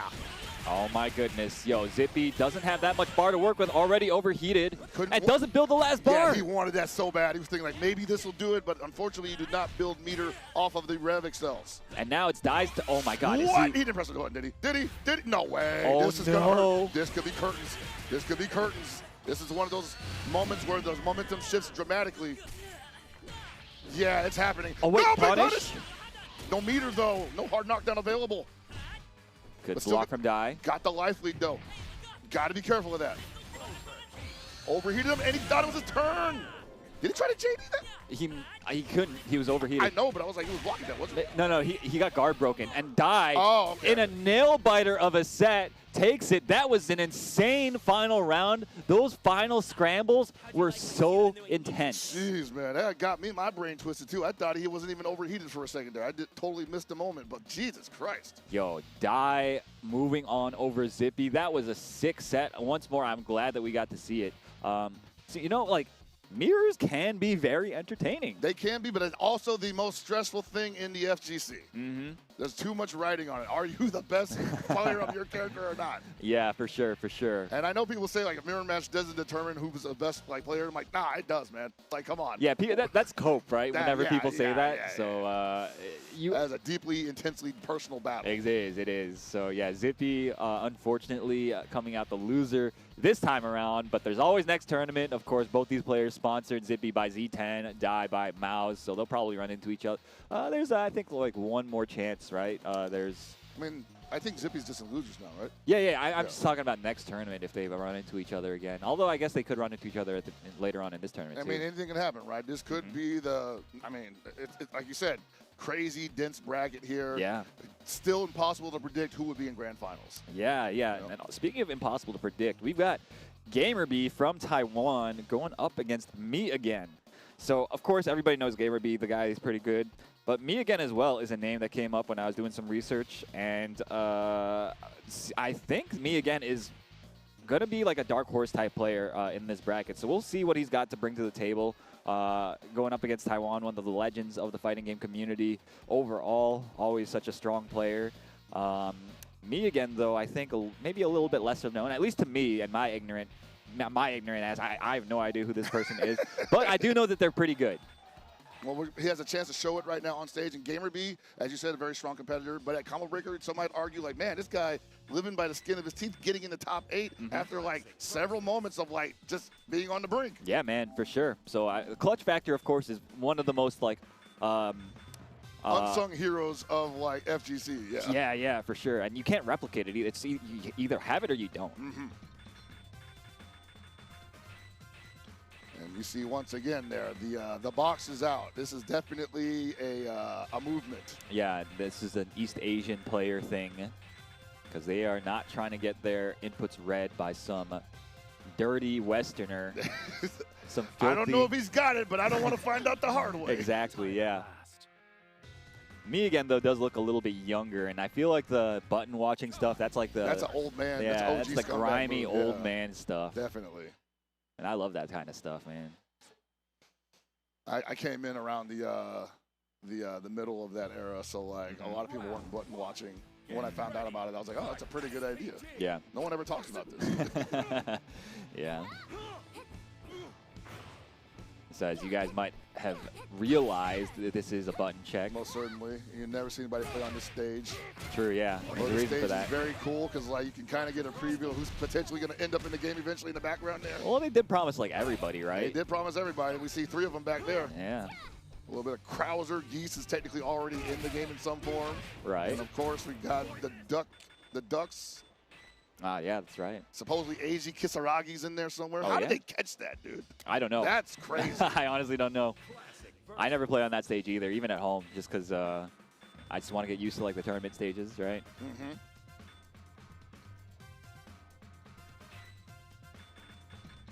All right, so GamerB, I believe, yeah, Kind player. Yep, Kind, very strong Kind. And me again on the Hotaru. So, of course, pretty common matchup. I think both these guys should be very well versed in it. Yeah, I mean, Kind right now, because of the recent update, probably #1 in the game with a bullet. Yeah. But still not perfect. You know, there are still weaknesses to take advantage of, and it always comes down to, especially in a game like this, how you play the game, right? Uh-huh. You can have the most broken character ever, but if you're not taking advantage of all your strengths and weaknesses, and you're also making strange decisions based on your emotions, you could put yourself in a lot of trouble. Yeah, absolutely. This game is like very good at highlighting, you know, the player versus player aspect of fighting games. I feel like, I mean, one of those buzzwords that everybody always talks about is like player expression or whatever. Yeah. And I do feel like it does show, it shines through pretty well in this game compared to others, I feel. Right. Obviously, I'm a little biased, but... Hey, man, you know, I see it like plain as day. You know? Now, I'm not going to say other games don't have that. Of course, but I think this game also has it. Though. Yeah. Immediately goes in with a close C. GamerB not wasting any time. Probably doesn't want to give this me again character too much time to think about what's coming next. Oh, that was interesting. Yeah, went for the shimmy. Trying to bait out a throw and punish, but no dice. Oh, was he trying to build meter there with the command grab? Possibly, yeah, because he definitely wasn't close enough for that to actually touch anybody. Nice guard cancel command grab from me again. That does scale pretty heavily. 45% just to do like a tiny amount of damage, unfortunately. I think the most important thing is that you hold on to the momentum and the position in the corner. Yeah, it sent the message too, right? Exactly. I will do this, brother. Wow, he's just defending everything. I'm scared right now if I'm Kind, thinking like, hey, this could go bad at any moment. Nice JDs, honestly, from me again. Me again looking very strong like I expected. Mm-hmm. Definitely someone who's looking for the JDs at all times, probably looking for the opportune guard cancels. Whoa, didn't JD the second hit that Panzer. There it is. Plus frames, maybe didn't know, swung into them. And yeah, GamerB taking the first round. After, I mean, it didn't look like he was in that much control, but at the same time, he was the one pressing the offense basically the entire round. Exactly. So. The only thing that me again was actually doing was JDing a lot of his approaches, which is also very important because that can be discouraging to the opponent. Yeah, but it's also just like the start. Like you need to build something off of the JDs. You need to be able to guard cancel at good moments and stuff like that. And we only really saw like one good guard cancel from me again last round. And it's not really dangerous until the opponent's like probably like orange health. Yeah. That's when the guard canceling starts becoming possibly a kill scenario. Yeah, definitely. Ooh, more. Kind of would expect him to rev art that. Uh-oh. That's going to be the end of the round for me again. Game 1 goes to GamerB. Yeah, GamerB keeping it real solid. Me again, of course, I think maybe more used to playing against people that like just give opportunities more for free, whereas GamerB is like playing pretty compact, not putting himself to a lot of risk.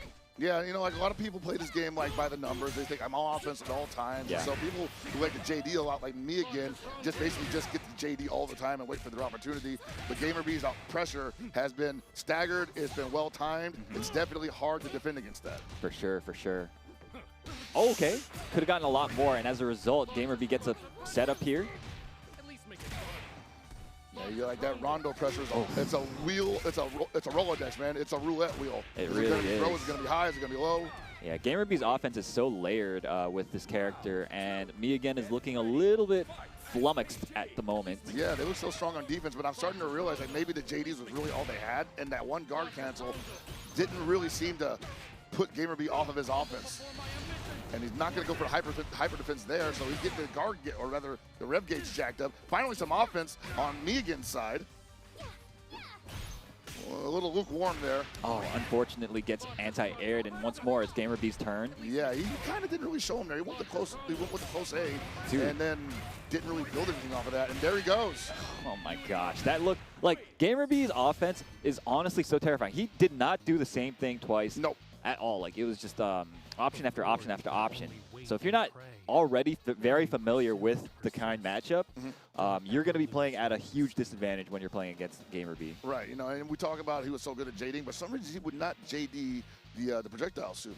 He would not JD the booger ball, and I'm like, dude, you seem good enough to do that. At the very least, you should not take all that to the rev gauge. Yeah, he gets the hard parts. Like, he gets the initial JDs. Yeah, and those are harder than that, definitely. Yeah. Once you get the initial JDs, you literally just mash back, and like it'll give it to you no matter what. And you really can just do down back, and unless like the kind's gonna go for the low dodge, which is super easy to see coming. Of course, yeah. You just react to that. Okay, we've got our next match ready. They're getting up on the stage, getting set up, but this is going to be a good one. We've got K7 Show Off going up against the Geo. Oh boy! So I don't recall who K7 plays in this, but I'm going to guess. I want to say Gato. I want to say it's Gato. It's Gato? Okay, that was also a character that I believe they would play because I believe they're a Leo player. Yeah, Leo. Strive, right? Yeah, Strive. I think also originally from like the NRS games as well. Ah, okay. Did very well in those games, but I think you know, just like an overall strong fighting game player. The Geo, of course, this is his second appearance on this block. So you guys, if you guys have been with us since the start of this block, you should be already very familiar. You know, what more can you say about the Geo? One of Peru's strongest, very strong KOF player, very strong in this game. And we're going to see probably a great match from these two. Yeah, no, he made his debut, I want to say. Saludos, saludos al pirata. Bienvenido, bienvenido, Julín. Bienvenido, güey. Kyle, vamos a ver al Gio cómo le va. Perú, vamos, Perú. Conchesma. Sound very impressive if you're not that familiar with KOF and how familiar with how dominant Xiaohai is, but it's like, it's exciting to see. That's pretty much the top of the mountain. Yeah, when you see new talent like the Geo, like Leshar, back when he was still playing, you know, when he was still one of our boys, when they go really close with Xiaohai, you know, it's exciting. Bro, he'll be back, I promise. I know, yeah, he'll definitely be back. We just have him out on loan to Street Fighter. To Street Fighter, man. Right? Y'all can have him for the year, okay? Yeah, but I love watching that guy play Street Fighter as well, you know, so. Yeah, he's a good dude. Yeah. But hey, Akira's back. Yeah, that's true. Akira's back. Akira also one of those guys who early on in KO15's lifespan took, I think, Xiaohai down. Oh, did he? Game. Or at least at the very least he was like, he was knocking on the door like that. Sure, and, he took a break to play Street Fighter 6, but now he's back in both games, I believe. That's right, yeah. He was playing Cammy last I saw in Street Fighter. Maybe still playing I actually don't know, because they nerfed Cammy a little bit in this latest patch. That's not enough. Come on, man. It's never enough. I mean, yeah, the character is always, like, pretty solid. She's just, like, you can play solid footsies with her. But that's neither here nor there. We're talking about Fatal Fury right now. Fatal Fury, man. You talk about Cammy, that's a well-designed fighting game character, but this game is full of well-designed fighting game characters. For sure. Yeah, it looks like K7 is going to lock in on the Gato. And, of course, the Geo on Hokutomaru. Was Gio always a pad player? Yeah. Man. Yeah. Learn something new every day. Yeah, he's a younger guy, so I don't think has like the same arcade background. You know, good for him. Do not be tied to old technology. Those things are hard to store. Yeah, exactly. I mean, you're talking about like you get to our age, you got like 4 or 5 of them like sitting around, right? Like, what do I even need you for? Exactly. I mean, but it feels so bad to like just throw away one, I'd never right? throw them away. Exactly. They're all in the house. Exactly. K7 already in a lot of trouble. Goodness. What a read. Yeah, dude, the pressure from the Geo is so well layered, so well designed. Yeah, and like the Gato definitely capable of doing the same, but at the same time, K7's got to get off his back. Finally got out of the corner. My gosh, just runs right into the down C. Hasn't been able to get anything started since round start. K7 having a second shot at it here, but that defense was not showing me a lot. Looking for the far C. Okay, nice air-to-air. Goes for the cross under, but a great guard from the Geo. Oh, got the counter hit there. This is going to be big for K7. A lot of damage on the board here. Yeah, spends the 1 bar. I like the decision. Gets the hard knockdown. Gets a setup here as well. That Goes low. What the block, dude? Wow. Very nice guess from the Geo. Yeah, that 50-50 is still pretty scary. Oh, yeah, it's very potent. Yeah. But that's like going with the low there. That's the layer 2. He expected the Geo to already like be aware of the overhead option, right? I mean, so that's definitely a safe guess. But I will say this: Geo was eating the overhead a lot last night. He was, yeah. That might be a symptom of the gameplay. All right, so he's going to do a fair bit of damage here, but K7's still alive. Almost has 2 bars to work with as well. Probably only going to need the 1 if he gets a good clean hit here. But it's going to be difficult. It's going to eat the throw instead. So there we go. Game 1 going to the Geo. And K7 working on something there. Yeah. Not entirely as effective as it could have been, but I think that's what the adjustment is for. I think we'll see something different this round. Yeah, honestly, that throw at the end for the Geo was a big risk. Had K7 read it and hopped, he actually could have just taken that entire round off of that, right? Yeah. And we were seeing that earlier on into this game's lifespan competitively, but now I'm not seeing a lot of hops to beat the throw as we used to, because I don't think the throws are as prevalent either. The strike throw game was definitely it's still pretty strong, obviously, but I don't think people are necessarily leaning on it so much anymore. Oh yeah, he's like, man, you want to press a button there? That hurt box is gone. Good punish or counter it. There you go.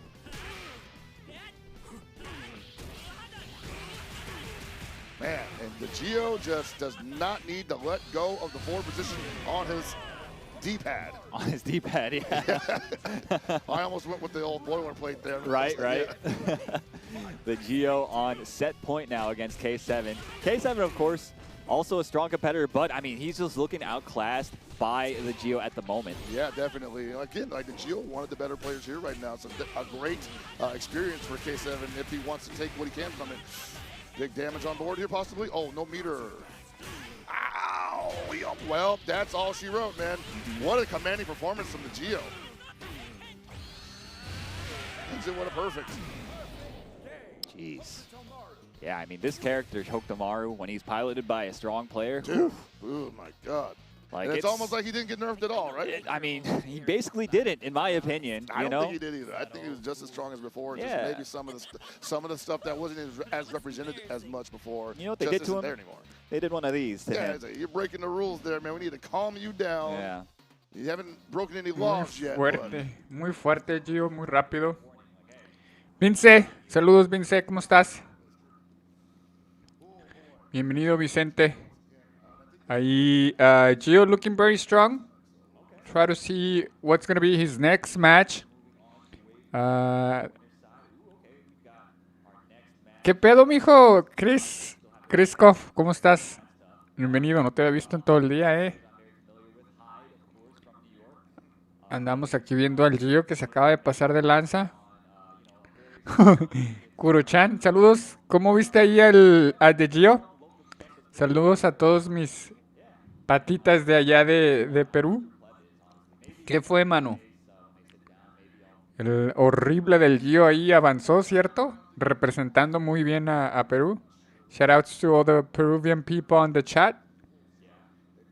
Supporting Gio, looking very strong. Ahora que pague Gio la deuda de todos ahí, ¿no? Si llega a tope y gana $3,000, mano, yo creo que compre el asado, que compre los dulces Doña Pepa, la Inca Cola y todo el desmadre. Saludos, vamos a continuar aquí con el COF, a entregar el todo por el todo, seguir cotorreando. Quédense, cáganle. Vamos a darle bandita. Bienvenidos. taking the picture. I thought that was a wig last night, bro. Oh, you did? Yeah, I no, thought that was a wig. That is al natural. Damn. Shaggy dog over here. Oh, yeah.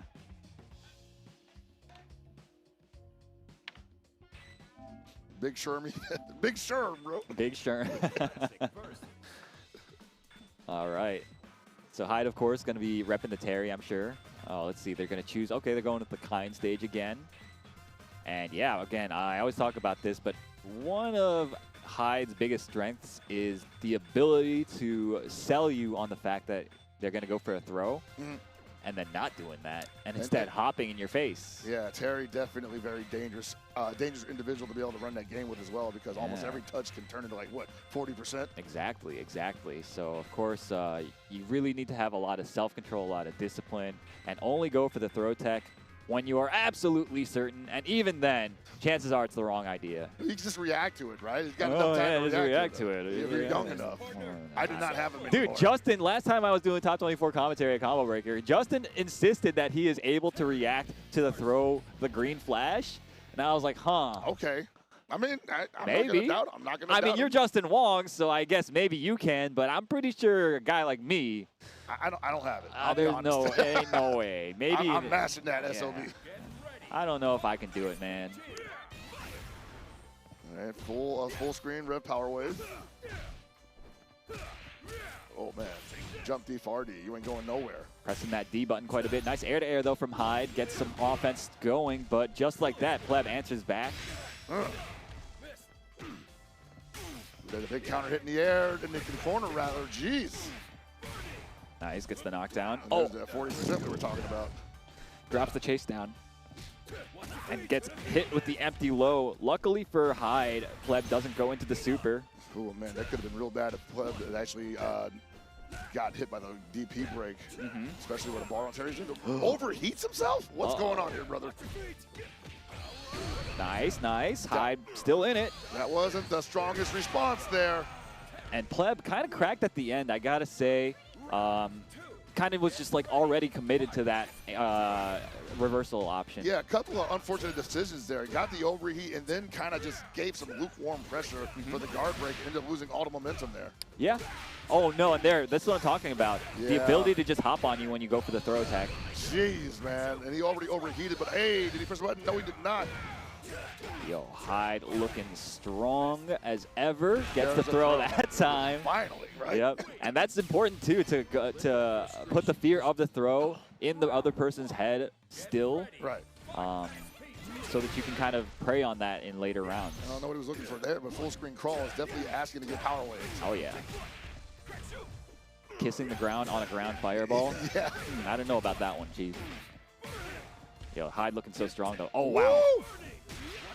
Okay, nice punish on the burn knuckle whiff. Pleb has it actually a good chance here. Oh, wow, an immediate.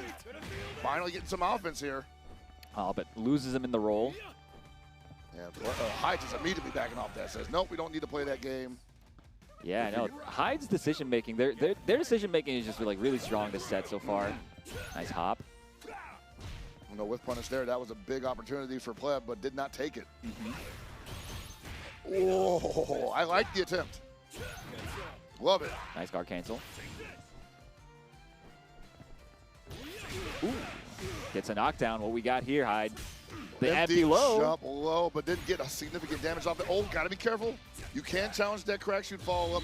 There it is. I know he's been looking for that all game. Yeah, for sure. Okay, so Hyde out of the SPG now. No longer has hidden gear. Doesn't get the meaty. Nice blocks from Hyde. He caught him. I thought that was a full jump. That might have been a hop. I think it was a full jump, but still got caught anyway. Just early enough? Yeah.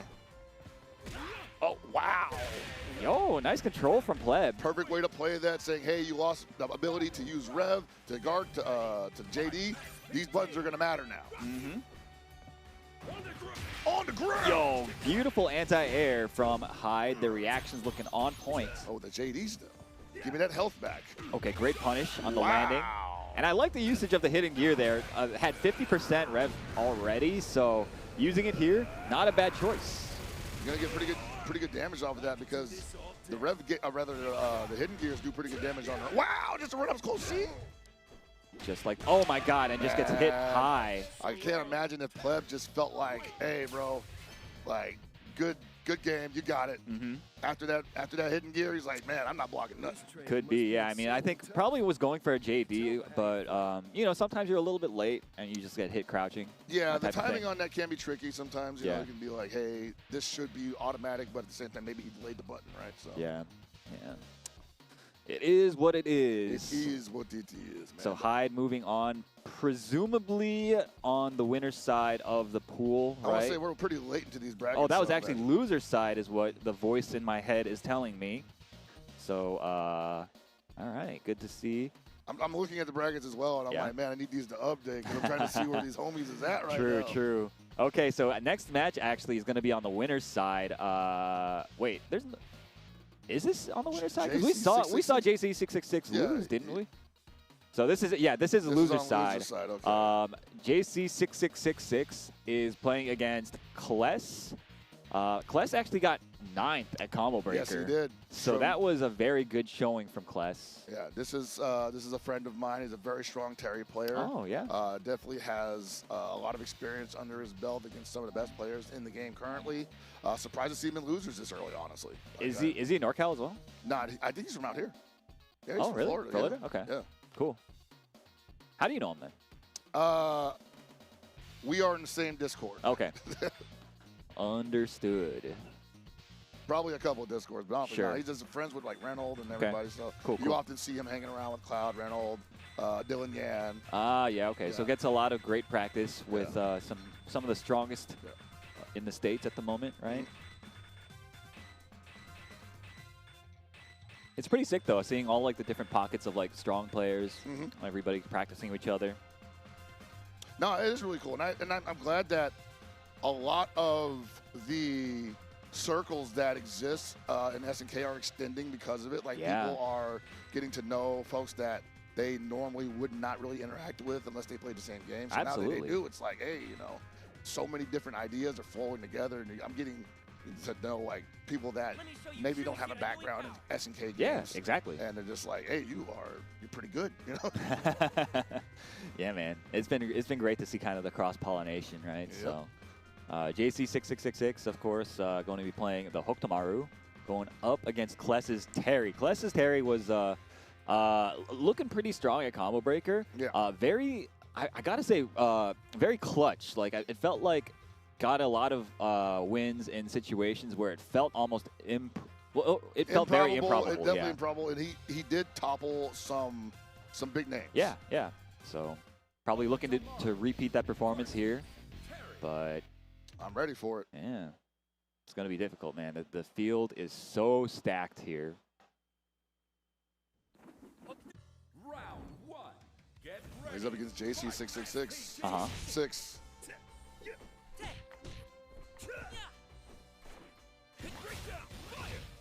He plays fairly active too, so it's going to be on the Terry to catch the Hokutomaru, which I believe he can do that. We talked about the D-crack shoot covering a wide arc. That's right, yeah. Just able to put out gigantic hitboxes for Hokutomaru to run into.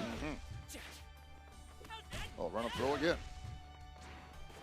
Oh, okay. I think he thought possibly that might end up turning into a cross-up situation, so he says, no, we're going to shut it down there, but no button available. Ooh, the feint in the throw. Plus frames. Caught him pressing the button there, yeah. but wasn't ready. That D-crack, or rather the D-crack should break whiffing there. Interesting. Seemed like he was close enough for that. Death's head. Punish, yeah.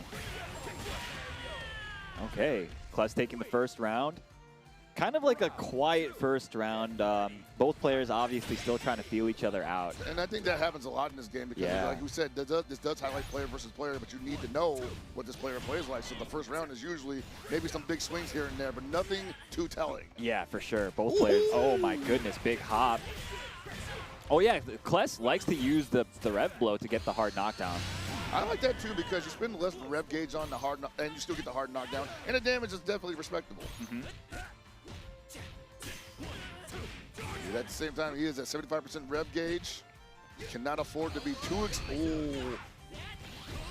fortunate. What? Yeah, didn't block the last hit. That last hit is only like -4, by the way.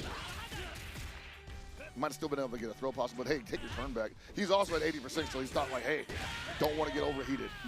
All right. Nice clean sequence for Kless taking the first game. Not much fuss, really. See if JC can make some adjustments here. Yeah, JC kind of had some moments of brilliance there, and I think Kless was possibly a little too not reliant on the opportunities, but maybe a little too passive. But he's being very much aggressive here in this second game. Oh, the meaty round wave? Yeah, I like that. Kless, I think, is really the only Terry I'm seeing utilize that option, but it's quite nice because it throws people's timings off. Most certainly. Wow, what a round. Yeah, looking fully in control. Just beat everything that JC was trying to throw out there. Yeah, Kless on set point now with this Terry, looking very strong, very studied as well. Most Terry players, they aren't like, they don't play that nerdy, you know? They just like kind of swing and do stuff, you know? But Kless seems to have all like the setups and stuff on deck. Kind of a thinking man's Terry, right? Yeah, yeah. Oh, and they got the close seat from that distance. Wow. Looking for the high dodge. Right now, JC looking real good here. Oh, no, again, steps into a cross-up jump B.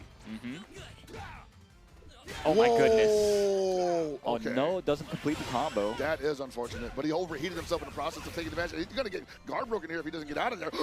Wow. He's going to super. He's got a super. No, he's getting okay, good mash, good mash. 5-frame low. And I think, honestly, there, like, Kless had to just go for the guard break, but he was trying to possibly get optimal with it, probably not spending any rev gauge on it.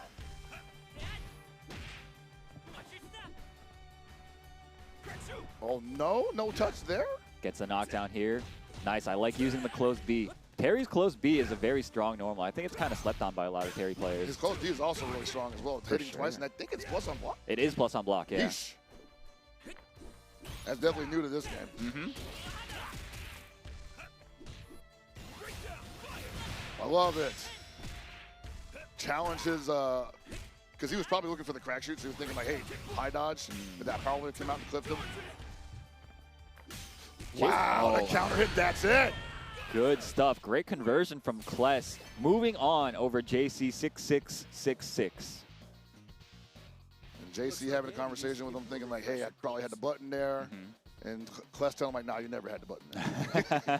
You should have supered.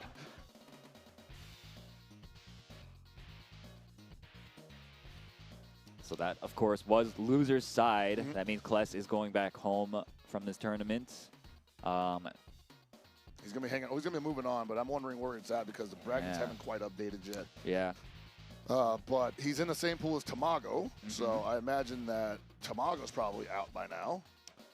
Ah, that's true. Yeah. Okay, so we've got our next match set. Well, not set up, but of course we're gathering the players. But our producer is telling us that it's going to be Y-Cry versus Phantom Thief. Phantom Thief. That sounds familiar. Like, I know VF has Gentleman Thief, right? Gentleman Thief, yeah. But I am not familiar with either of these players, but Y-Cry was a name that came up when I was doing some research. Okay. So, yeah, hopefully has something nice to show us. Well, so far it's been a pretty balanced morning of action, really. You know, like it is pools play, so it can be kind of hit or miss. But I want to say that the last couple of pools matches have been like, you know, pretty high octane, pretty strong stuff. Yeah. So I'm liking what I'm seeing here. Yeah. I'm obviously conserving my voice for the later on brackets because, like, man, we were up so late last night. Yeah. I was like, dude. They had us working. And it was my birthday evening, and I'm like, goodness. hey, I'm alive, guys. A little dehydrated because of reasons. Because of reasons. Because it's so hot out here, man. It's losing so all my moisture. Yeah, even though it's like 90% humidity, right? Don't fact check me. That's neither here nor there, though. How dare you? That's neither here nor there. So we got Y-Cry and Phantom Thief setting up. Y-Cry on player 1 side. Phantom Thief on player 2. Not sure where these players are from, who they are. But if they have made it this far, they better know a thing or two about how to play this game. I would imagine so. You know, we definitely don't get here for free. At least usually. No doubt.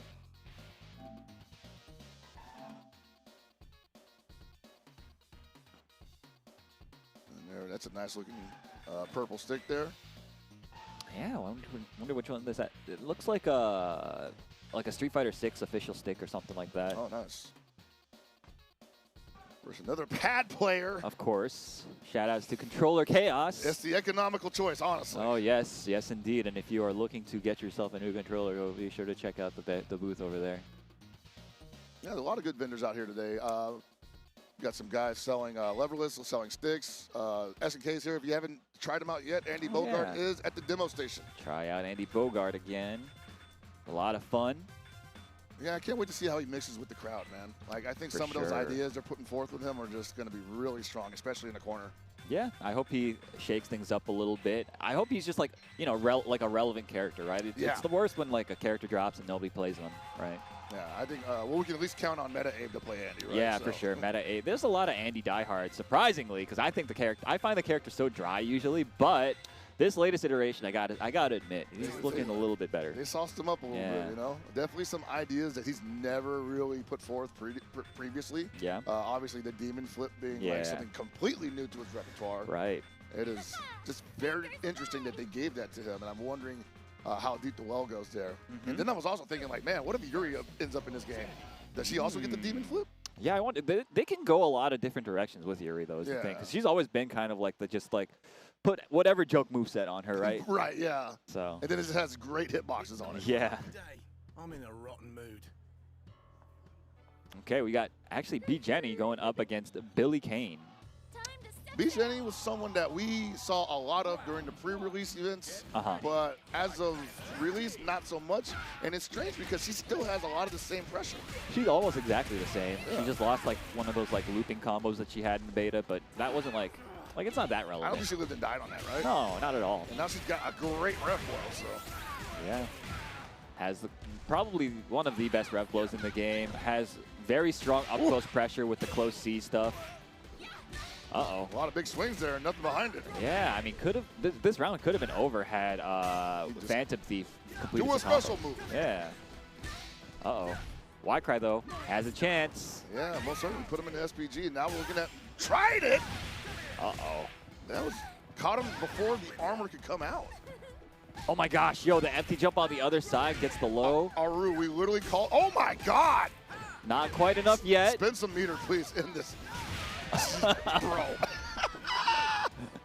Unfortunate series of events for Phantom Thief, man. Phantom Thief with like 3 solid hits in the corner and just no confirms. Oh and was unable to finish him off. And Y-Cry said, man, you ain't going to block anything? Let's go. All right, looking again like the beginning of the last round where Phantom Thief getting a lot of openings, but I mean, these combos, like, I feel like could have spent some bar at least. With all the meters she has available right now, absolutely. And what is that? I mean, finding so many hits. There you go, gets the counter. Maybe, maybe he wants that. Sure, yeah. And now has 2 bars to work with going into this final round. Both these players do. Okay, Y-Cry swinging into the sequence there. I feel like if you know the B. Jenny matchup, you kind of don't swing into that. No, you kind of have to let that go. You have to find your own way out. But then again, if you don't know the matchup against B. Jenny, she is one of the worst characters that'll just run game on you. Oh, nice. She did it second and got the counter hit. Does he have the combo finally? I think so. Wow, look at this pickup. These confirms and doesn't follow up with a Superman. I need to see a hard knockdown in the corner, man. Yeah, I mean, he's got so much bar to work with here. Hasn't really spent any of it, I want to say. Oh, there's one. Oh, JD the first hit, but didn't think he was going to have to bounce back that fast. Yeah, that was very unfortunate for Y-Cry. I mean, you could tell that he was just mashing back, but because of the way that he bounced. Yeah, that's the game, man. It's unpredictable. It is. Oh, finds the plus frames, but gets mashed on. Wow. Okay, Phantom Thief taking it away from the jaws of defeat. That's embarrassing. Yeah. Y-Cry was, I saw him holding up some fingers. He was like, yo, I'm +4 there, bro. Like, why'd you press the button? What are you doing? Are you stupid? Absolutely. No, I'm pretty sure they didn't go that far. That's just me. Nobody else is as rude as me. No, definitely not. You are one of a kind. Y-Cry wants that one back. You gotta feel like, hey man, like that wasn't supposed to go that way several times. Oh wow, just swings into the far seas. Phantom Thief getting some damage here, but getting pretty close to getting overheated. Nice. I love the usage of the counter there. And it's clear that Phantom Thief has a way he wants to play Bijanet, a way he feels the most comfortable. And it's not about big damage. No, it's comfortable. Not. About being comfortable. He's finding a lot of these hits here, and like it just goes. If he's winning neutral this consistently against Billy, who's supposed to excel in this, right? Like, you know, there's something going on there. Yeah, most certainly. This guy is good. Not so sure about the combos. Oh, counter hit in the air. You got those? Yes, he does. Yeah, nice little pickup there. Opts to keep it very cheap, and I don't disagree. Yeah, I think that's fine. You weren't going to get much after that anyway. A little bit too far out for the second close D. Goes for the red line. Okay. He heard us talking about not spending any bar. He's like, this is the only super combo I know. Jumps on the tilt-a-whirl. Yeah, that looked honestly hard to tell which direction to JD, right? Yeah, it did. He was right on top of him. Yeah. And there's the red blow. It's one of the best in the game. If not the best, honestly. They buffed the hell out of it. Mm-hmm. And again, Phantom Thief with the simple stuff. Yeah. Taking it 2-0 over Y Cry's Billy. So going to be moving on. Oh, yeah, that was a loser's qualifier match. So moving on into Wave 2. Oh, baby. That's going to be interesting to see that Bijanet. No, I'm going to get crucified for a Gibby. Bijanet. It's going to be interesting to see that Bijanet later on in bracket. Yeah, agreed. I mean, like you said before, she's not a character that you see so often these days, right? But still has some stuff going on. And that's scary, too, because you think about how versatile she is and how strong she still is. And, like, you see this guy later on in the bracket that has, like, a Bijanet. You're like, how did you get here? For sure. He shows you, and you're like, oh, crap. Okay, looks like we have got our next match set up. It is, I presume, to be another losers qualifier match. It's going to be Beefy Manity versus Shin Paulo. Okay. So I actually, during the break, I went to the bathroom. I ran into Shin Paulo. I was like, yo, good stuff out there, you know? He was like, oh, yo, bro, my next match is against Violent Kane, bro. And I was like, oh, I mean, you could do it. You could do it. You know, I haven't even seen him all day, actually. That's weird. I didn't see him yesterday at all. Yeah. I saw him as I was walking back here. But I didn't have time to say hello or anything. But yeah, he's on Hotaru now, which I think is a really smart decision. Yeah, I think that's a good idea. Especially if he doesn't really believe in Terry. You know, like you need to have full faith in the character choice that you have made for yourself, right? I also think it's harder to soul search in this game than it is in KOF, where you just have so many options, right? Yeah. If this one character does one thing kind of okay, there's probably another one that does it way better, right? Sure. In this game, everybody's so diverse. You're like, man, you got to pick a character and stick with them. Yeah. There is a fair bit of diversity, but at the same time, I do feel like the top tier characters kind of like invalidate a lot of the current cast because of the fact that they are so like robust. They can do basically everything really well. But then the question is, like, who's in that cast now, right? Are we talking, like, Marco? Or are we talking Bijanet? Or are we talking, like, Hotaru? And I'm like, you can make arguments for any of those characters that's not kind. Yeah. They at least belong in the conversation. Sure. Yeah, there's a lot of characters that are really strong right now. Okay, so Beefy Manity as well. We saw them earlier. I forget who they were playing against earlier, but they were up here before as well. So this... yeah, both of these guys have been on stages today, so... Yeah. Beefy Manity went down early, but found his way back into the picture. Yes, indeed. Shin Paulo, they're going to see the Gato, and yeah, Beefy Manity on the Kevin. It's going to be a slugfest. Mm-hmm. Yeah, this block has seen a lot of both of these characters, Kevin and Gato, right? Yeah. Which is, I mean, I think that should excite the audience because, you know, the audience is always like, man, it's a kind fest out here. Yeah. Well, here you go. You get plenty of diversity, a lot of good play. Yeah, these are exciting characters to watch too because they just want to like go in and like make you guess and make you like die. Just kill you immediately. Yeah. Like Kevin's gonna explode you with 2 bars. Hell yeah.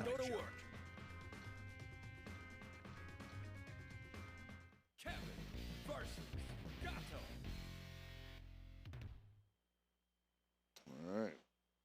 Loser goes home from here. That's right.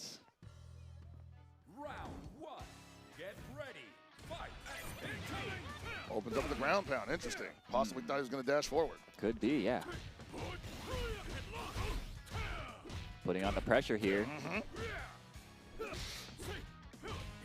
Hopping up behind it, looking for anything they can find to get the momentum started. And there's the high dodge, but too low. Comes out the rotor. I feel like Shin Paulo is just content to just try to crank up Beefy Manity's rev gauge. I think that's the approach here. Yeah. I mean, we attack the rev gauge so much in this game, especially after it's like already in the orange, man. Like it's like a big blinking sign, like start doing block strings. Absolutely. And okay, Shin Paulo getting jumped on. Actually, the matchup that we saw him play before, was it actually this same matchup? I was wondering about that. It might be a run back. The double jeopardy? It could happen. Okay, and Shin Paulo in a very close round 1 manages to eke it out. This might have actually got some extra gravity on the matchup. Mm-hmm. Oh, looking for the low dodge or the high dodge there. And Kevin can't punish that, right? Because I think it's -6. I don't recall. Okay. Gets jumped in on, man. Nothing happening for Manity right now. You got all that meter. What you gonna do with it, brother? He's gonna spend it all on the hidden gear. Is this enough to kill? I don't know, man. We've been wrong so many times today. Oh, not quite, not quite. I just need to round that up. Yeah, I mean, that's basically what happened in the end anyway. So, Shin Paulo taking the first game. Beefy Manity needs to figure something out here. I do wonder now if this is the double jeopardy. I feel like it is, man. Yeah? Like, at least we've seen these guys earlier today in a similar matchup, so it could be possible. Big wild punish. And right now, Shin Paulo just running away with this one. And I want to say this is kind of how it went the last time. I know for sure Shin Paulo was extremely dominant in the previous game he was on stream with. He certainly was, yeah. Whoa! And Beefy Manity just trying to get anything started and finding close heavies.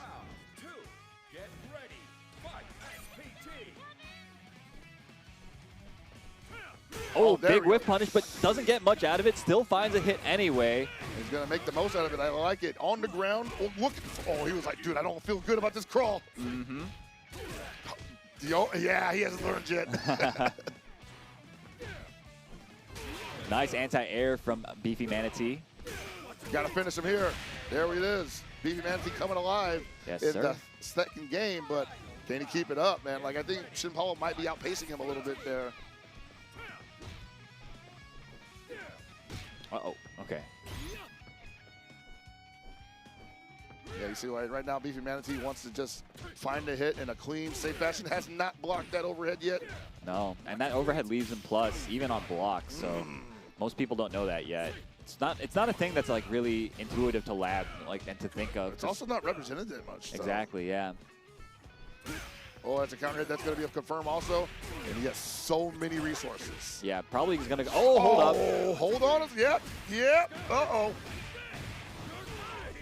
All right, has a chance here. Goes for the overhead. Nice block from Shin Paulo. I think Shin Paulo thought like it's probably mostly going to be overhead. Not anybody. No one almost doesn't go for the low, and that's it. All right, Shin Paulo moving on in the losers qualifier match of this pool. I do want to say that was a double jeopardy, which is I'm going to go look at the bracket now. Yeah, I just want to figure it out, right? Like, I have to figure out where they're at for this, though. Yeah, so if Shin Paulo had actually lost to Violent Kane, he goes down to AV. We can't see the chat, obviously, so if you guys are yelling at us, we'll see you later. Yeah, I suspect that this is a double jeopardy. Hold on. Yeah, it is a double jeopardy. That's hilarious. Love it. Yeah, I mean, it happens sometimes, you know? Especially in these really dense brackets, you know? Like, there's like, what, maybe a little over 400 people here competing, and most of them are absolute sharks. So, yeah, you're very likely to run into the same people twice in the pool. Yeah, it's certainly possible. It's certainly possible.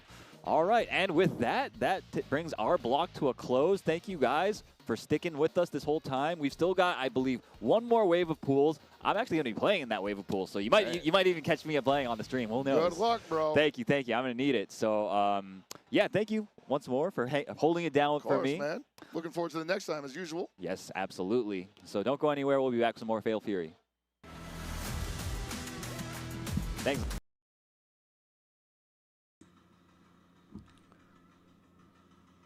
We come back after these ads. We'll come back pretty soon. Vamos a regresar después de estos combatiños.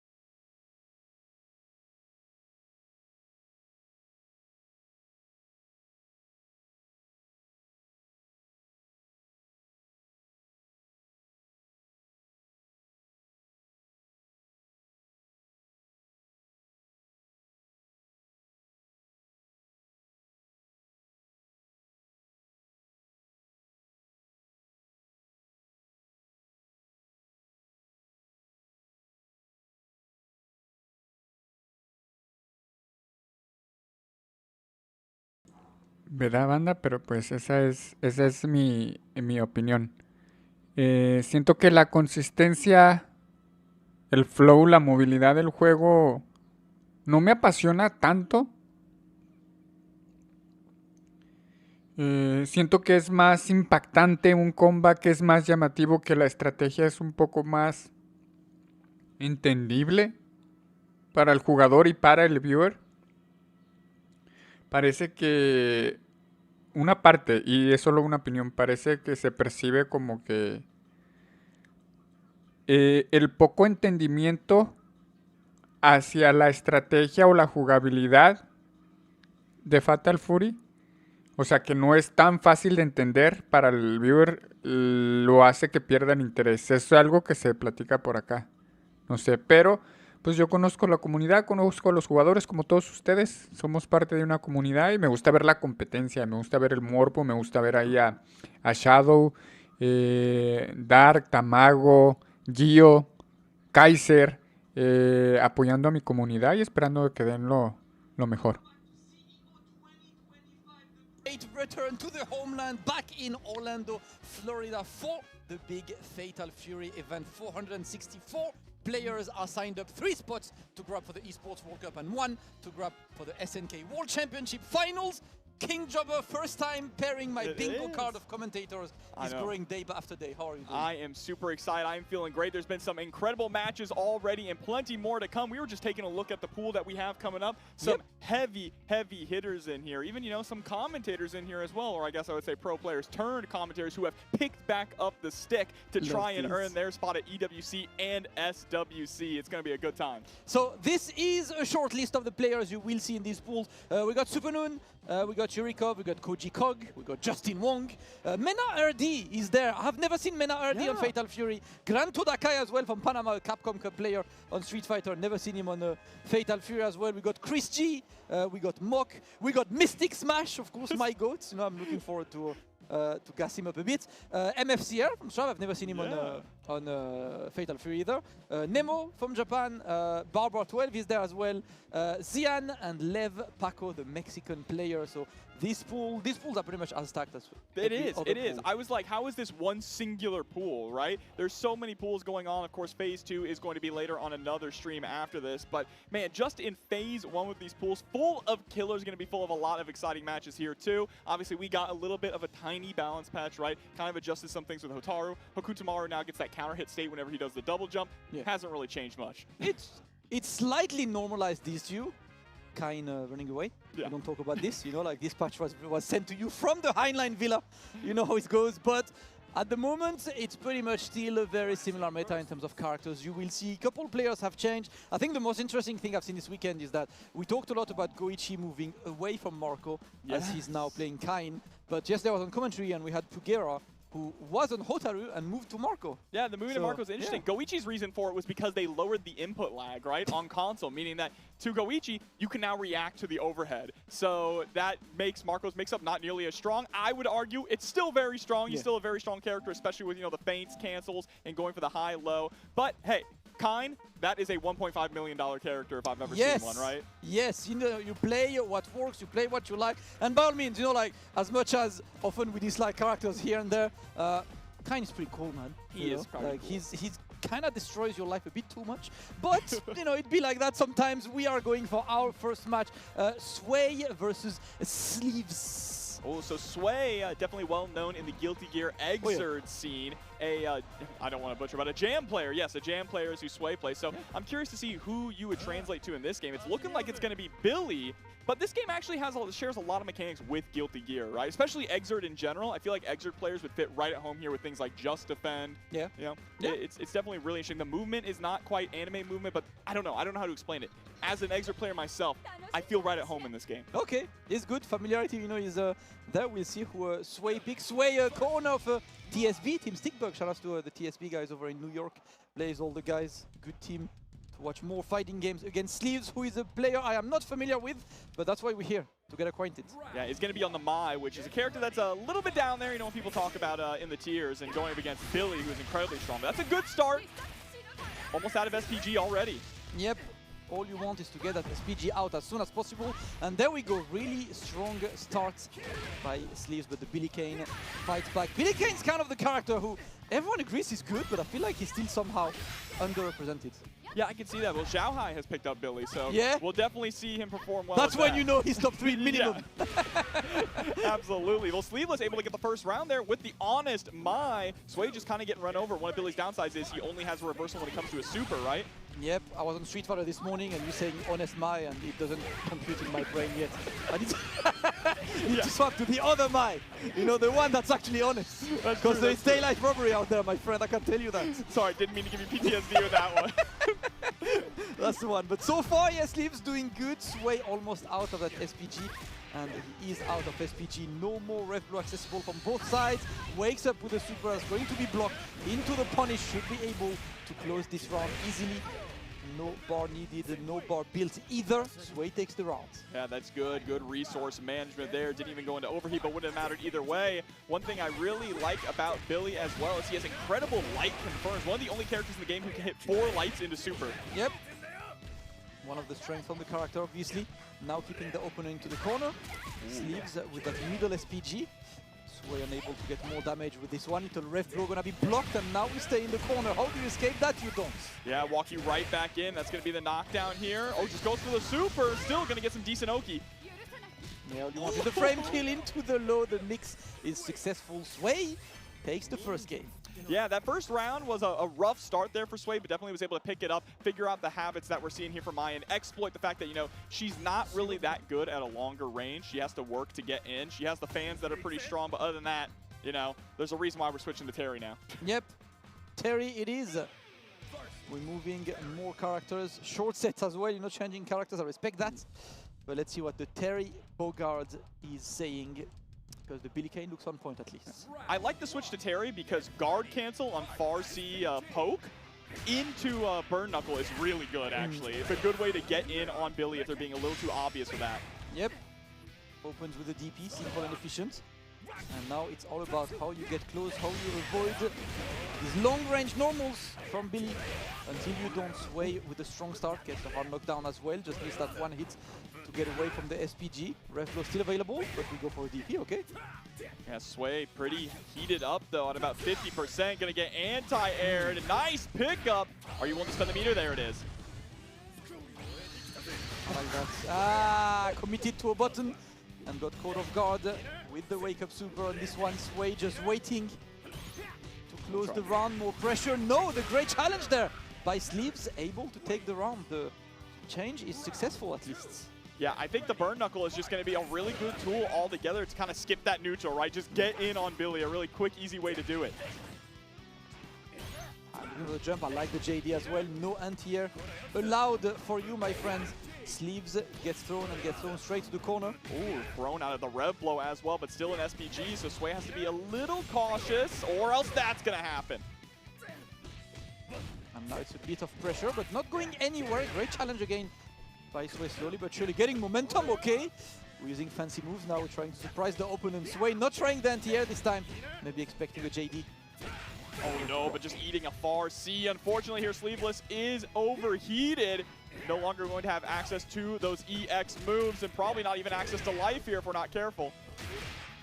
He's still 100% of these wake-up DPs. It's working, but this time, no JD available for you, my friend. Sway takes the round, offers himself a match point to move forward in winner's side of these pools. Going into this with 100 bar as well, meaning on the first touch you get, you can just cash in everything. I think that's what we're planning to do. Look how much we're revving ourselves up already. Spend it all. You're in SPG anyway, and you got 2 bars, so the next hit just recovers all of your rev gauge unless you're sent out, which is exactly what Sleeves immediately does. Goes to super to at least recover some of that rev gauge. Because overheat is so incredibly long, man. It is. It takes forever. And look at that guard gauge, too. About to get cracked open. There we go. But you know what? That's kind of the best guard crush you could ask for when you're on the receiving end. Absolutely no way to convert anything of this. Not the greatest of choices by Sway. Puts his opponent in SPG as well. Can you JD this? You can't. Yeah, no, wasn't ready for it. But still, waking up with that Rev Blow, that is a massive punish. And a game there for Sleeveless. The swap to Terry working out beautifully. Yes. Terry works, it's 1-1. And we go to the final game. Taking a moment to stay hydrated, of course. I think Terry is one of those characters that he is just underneath that top 5. Yeah. He is incredibly strong in like basically every single scenario and at every single range, and people are already starting to develop some nasty high-low mix with him too. I think it's definitely strong. It's just like, obviously you have the usual suspects in this game, but it doesn't mean the other characters are terrible. They just tend to do the same thing without as much, efficiency as the higher tier, but that doesn't mean they're bad by any means. Terry is still a character that not represented too much, but whenever you see him, you can see why he's played. Absolutely, you can just run rough shot on your opponent there. There's a nice corpse hop, able to catch with the low. All right. Into the super. Are you okay? No, he's not.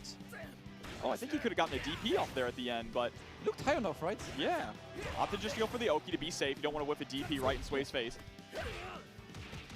Alright, we get a throw. Sway looked good, and there we go. We block this time. Sleeves a bit too eager to go for this DP. He was 100% until now, so. Yeah, I know. Just finally getting blocked, but that is a massive win there for Sway. Once again, sitting at set point. Let's try and not let this one slip away again. Hyperate 1, stopping you from going into the air. No conversion, but that's going to be the throw. And Sway slowly but surely, he's getting closer to a position where he can hit, gets the high invincible attack. Conversion into the super, the hard knockdown is there. Little frame kill into the high-low. No, just gets away. Oh, from that far? Yeah, he sticked out the JC, so it got caught by the power geyser. Just getting a little too greedy there with the buttons. I got caught off guard, I can't lie. I thought that one with the whip. My man went for a double back jump to get away and still got hit. Regardless, Sway converts and gets the win. He will move forward on that winner's side.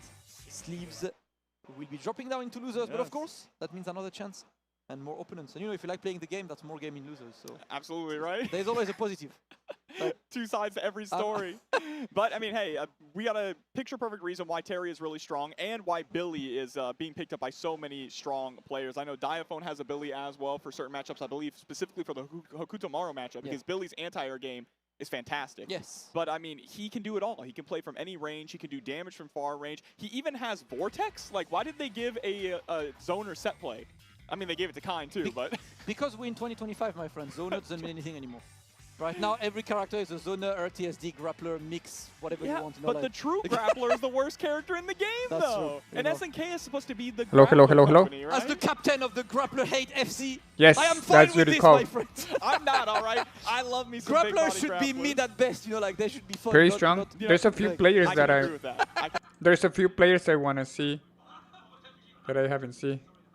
Typhoon, yeah. Typhoon haven't played either, tampoco ha jugado. Y ayer viste que le ganó a Gio en la exhibición. So there's a lot of good matches coming. Thank you guys for staying. I'm pretty sure we're gonna see Jurikov, Violent Kane, Paco, Typhoon, Nemo. There's a lot of good matches still coming. So don't go anywhere. Stay around. Y vamos a ver qué pedo, qué pedal. Bandera. Bandera de México. Bandera de Latam. A ver cómo le va a Perú también. A nuestros amigos grandes, fuertes, siempre guerreros, coferos del COF. Perú. Vamos a ver. Sí, juega bien mi Crimson. Juega bastante bien. Pero vamos a dejar hablar a estos güeyes para que no digan que acá. Y a seguir cotorreando. Let's go. Well, we got a good match coming up next. It's going to be Rain versus Aru. Aru, SNK commentator extraordinaire, all the way from Fatal Fury to King of Fighters and some Samurai Showdown as well. Going to be coming in with the Mai. Oh, he's not the Newports. I think this is a no smoking zone. Not here. Not inside, my friends. Not inside. Let's see what Aru has to say on this. I've been watching him because like he's definitely one of the innovators, who always looks for good tech. So I always learn a lot from watching just look at his tweets or watching his matches. There are a couple little good ideas to take. That's how you learn on fighting games. You watch the players who are better than you and you steal stuff. Exactly. I mean, when the game released and everyone was posting their 100-meter, 100 overheat combos, he was the one posting counterplay tech, right? He was like, okay, I'm not interested in all that stuff. I want to know how this guard cancel stuff really works and how to shut down a lot of things. And I mean, he's playing a character like Mai, so he's going to need good defensive options. That's what I love about this game, man. Like, I think in an era where like most games are really focusing on offense, Fatal Fifth is like the one game is like, hey, you want to play defense? Come here. Yeah, it's fantastic. Get your defensive skills. Like, being able to fine-tune your defensive skills is a great feeling because it just feels rewarding. You know, like when you lap that JD punish and then you land it in match, and you're like, yes. Yeah, but they don't sacrifice the offense either, right? Like Rev Excel being able to cancel specials into specials feels really good and feels really powerful. But like you said, you have all those defensive tools and those answers to combat it. You don't just have to hold that like in some other games. Yep. That's what I love to see. You know, Fatal Fury has been a lot of fun to play and watch. We are checking the buttons right now. Looks like sure possibly on the other side it's going to be Rock, maybe? Okay. Good. Character variety, we take those. I think Rock is a great character too. Rock is good. He's like one of the... He's slightly outside of the spotlight. Just because of the existence of characters like Hotaru. But he's still excellent, you know, in his own good. A couple of players, he's quite popular in Europe actually. We got a couple of the guys who run the EMEA like online brackets are Rock players. It's definitely a character that I do see a lot on my ends. Yeah, there's strong Rock players in Mexico as well. I mean, you look like someone like Shadow X, who is here this weekend as well. I believe he is in the loser side of things right now, but he plays Rock, and he plays Rock really interesting. He goes heavy command grab Rock, right? And I think that's a smart way to play him. He has so many different tools. Obviously, the air fireball is really good for zoning out, but being able to jump scare your opponent with that command grab and get a full combo off of it if you EX it is so strong. Yep. I love to see, like, my favorite kind of Rock is the kind of Rock who does like 7 overheads in the set.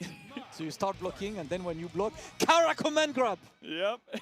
The jump scare always works. It always works, because like you've been hit by 7 overheads throughout the set. You are blocking the next overhead. It's that mental stat. Yes, you forgot that the grab is an option there.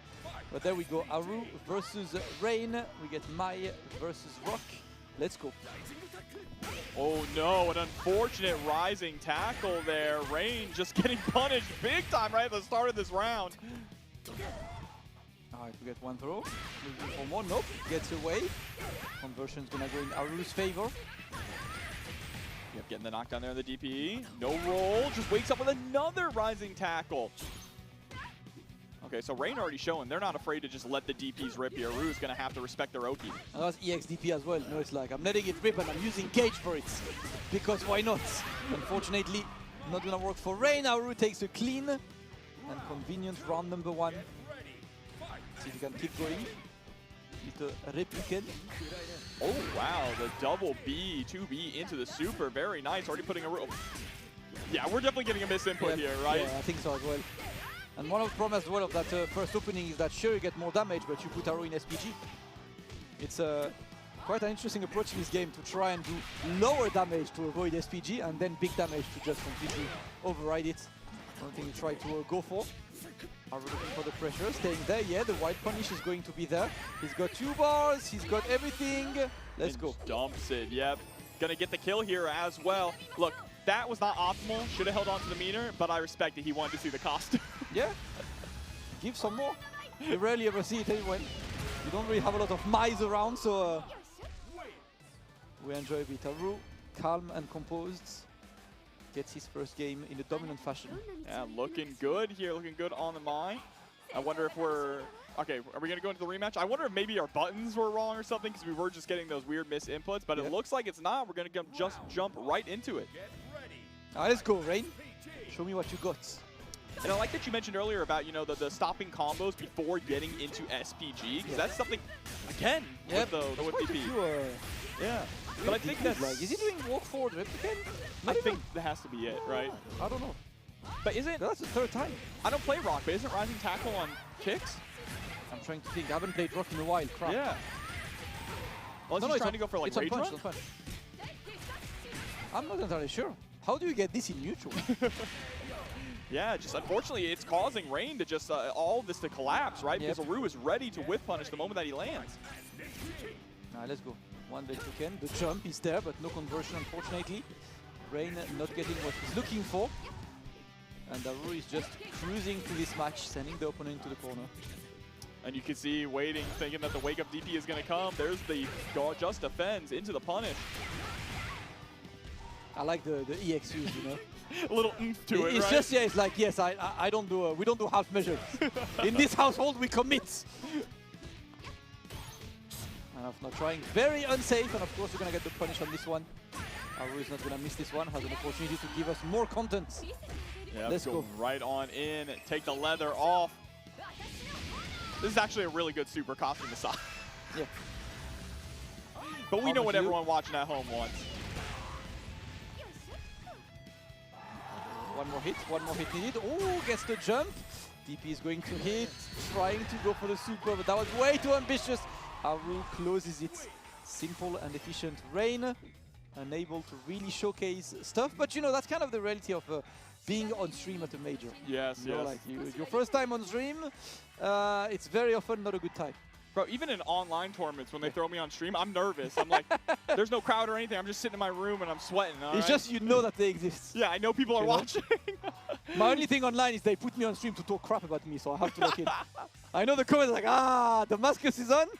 Let's criticize every decision he makes. Yeah. Hell no, man. No, I gotta win. I'm playing with my life on the line. I feel that. They did the same thing to me on TNS. I'll just enter TNS casual, like, all right, throw dropper on first match. I'm like, oh, bro, why are you doing this? I know what you guys are doing. You know, like you're trying to set us up, but we'll keep going until we win. That's part of the game, man. We love the games. We love to enter. Shout out to all of you joining us today for the Fatal Fury side of CEO 2025. Plenty of games, of course, upcoming. Remember that we have 3 slots available for Esports World Cup and 1 slot, of course, for the SNK World Cup. Xiaohai is in attendance because remember, Xiaohai is not qualified to SWC yet. That's right. He's only qualified to EWC, so he's looking to get the second one. And you know that top 8 is going to be interesting because a lot of players already qualified to EWC are most likely going to be on top 8. So it's going to be a bit of a trickle down on who gets that spot. Exactly. I mean, Reynold and Chris G are both here, right? Obviously, they were able to make top 3 at Combo Breaker, but still not getting the SWC spot like you mentioned. So they want that. Plus, I believe it is it a $1,000 or $3,000 guaranteed for everyone who makes top 8? 3,000. 3,000. Yeah. So that's huge, right? Even if you already qualified, why not enter just to try and get top 8 to earn $3,000 minimum? That is massive. Props to SNK for supporting the scene and supporting the community like that. So there is a lot on the line here. Like you said, players from all over the world are battling it out to try to earn those spots because EWC is coming up real fast. That's next month. Absolutely.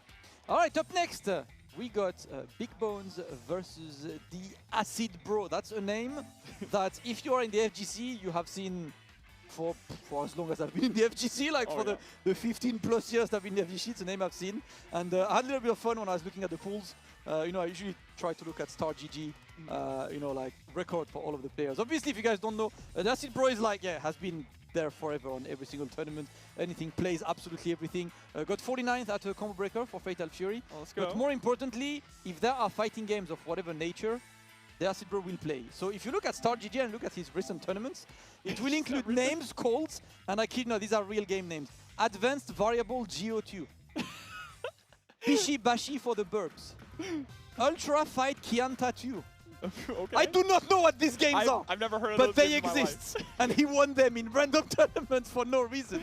That's who he is. That's someone who's passionate about fighting games. Yes. I had the pleasure to be in a beautiful event called FGC Coliseum last weekend. It was a charity stream with a lot of other FGC folks, and we got to play a lot of random fighting games that I had never heard of. I love this. Like one called Fighter Maker. Have you ever heard of that? I've never heard of this one. It's like you create your own fighting game character and give him his own moveset, but they also just have a bunch of like Guile at home, like, you know, Joe Higashi at home characters. And I like that. It feels terrible to play.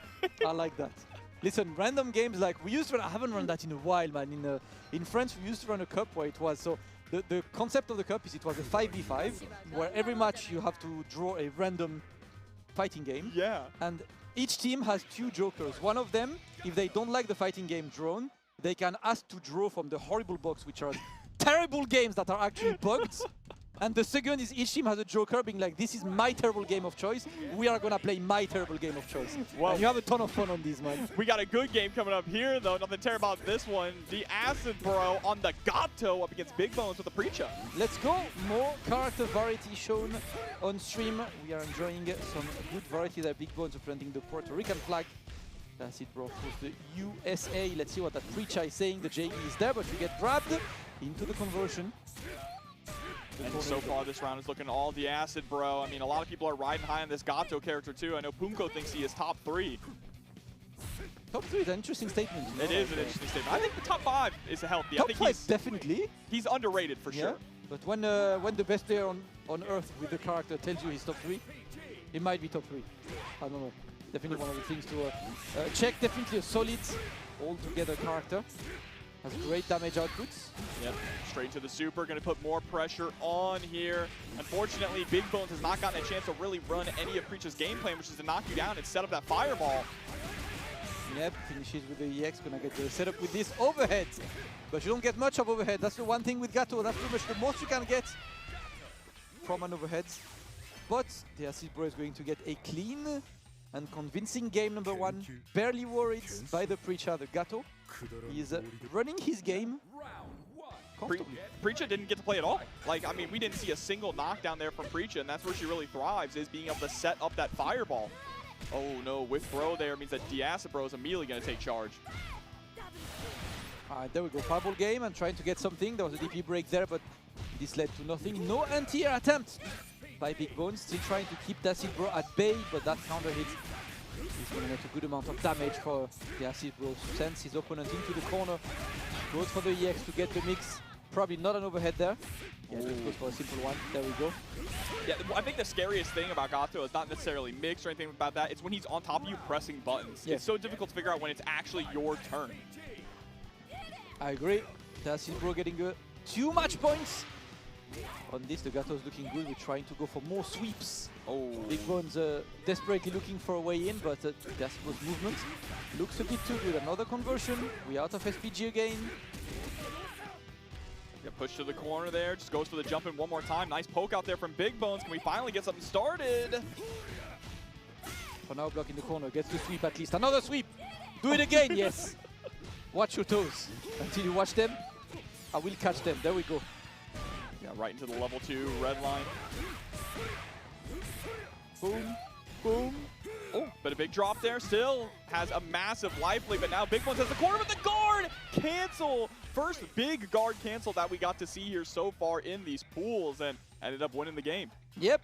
Clean play by the Acid Bro. Not worried at all on one of his first games in the pools, but obviously that's part of the game. You know, you start, the more you play, the more you win, the more you're likely to meet some world-class talent out there looking to take you down, or you ruin the life. You know, you ruin the bracket dream. That's pretty much all you can do. That's it, bro. Moving forward as we wait for our next match here on Fatal Fury. I love the amount of players from every fighting game horizon joins Fatal Fury. That's been my favorite thing about the game so far. Me too, but I think it's because there's so many different things that you can pull from other fighting games. Like we talked about a little bit earlier, Guilty Gear and Just Defending. That's a big thing in Guilty Gear. I've seen a lot of Street Fighter 4 players really enjoying this game. And from the ones that I've talked to, they've mentioned it's the number of like interactions. It's a lot of like light confirms and things like that, which is kind of similar to Street Fighter 4.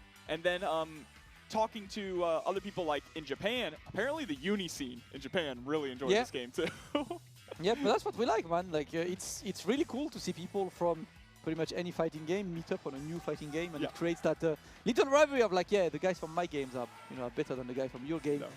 Creates a lot of fun, lots of names that we recognize, and it's pretty much the best period of time right now because it's still too early to call anyone best or anything. I think it's still too early to pronounce the word upsets. It's pretty much stuff like that I love, like it's all up in there to figure out who is good and who still has to put in work as we are waiting for our next match. And look at this. This is fire, actually. The masked Cusco.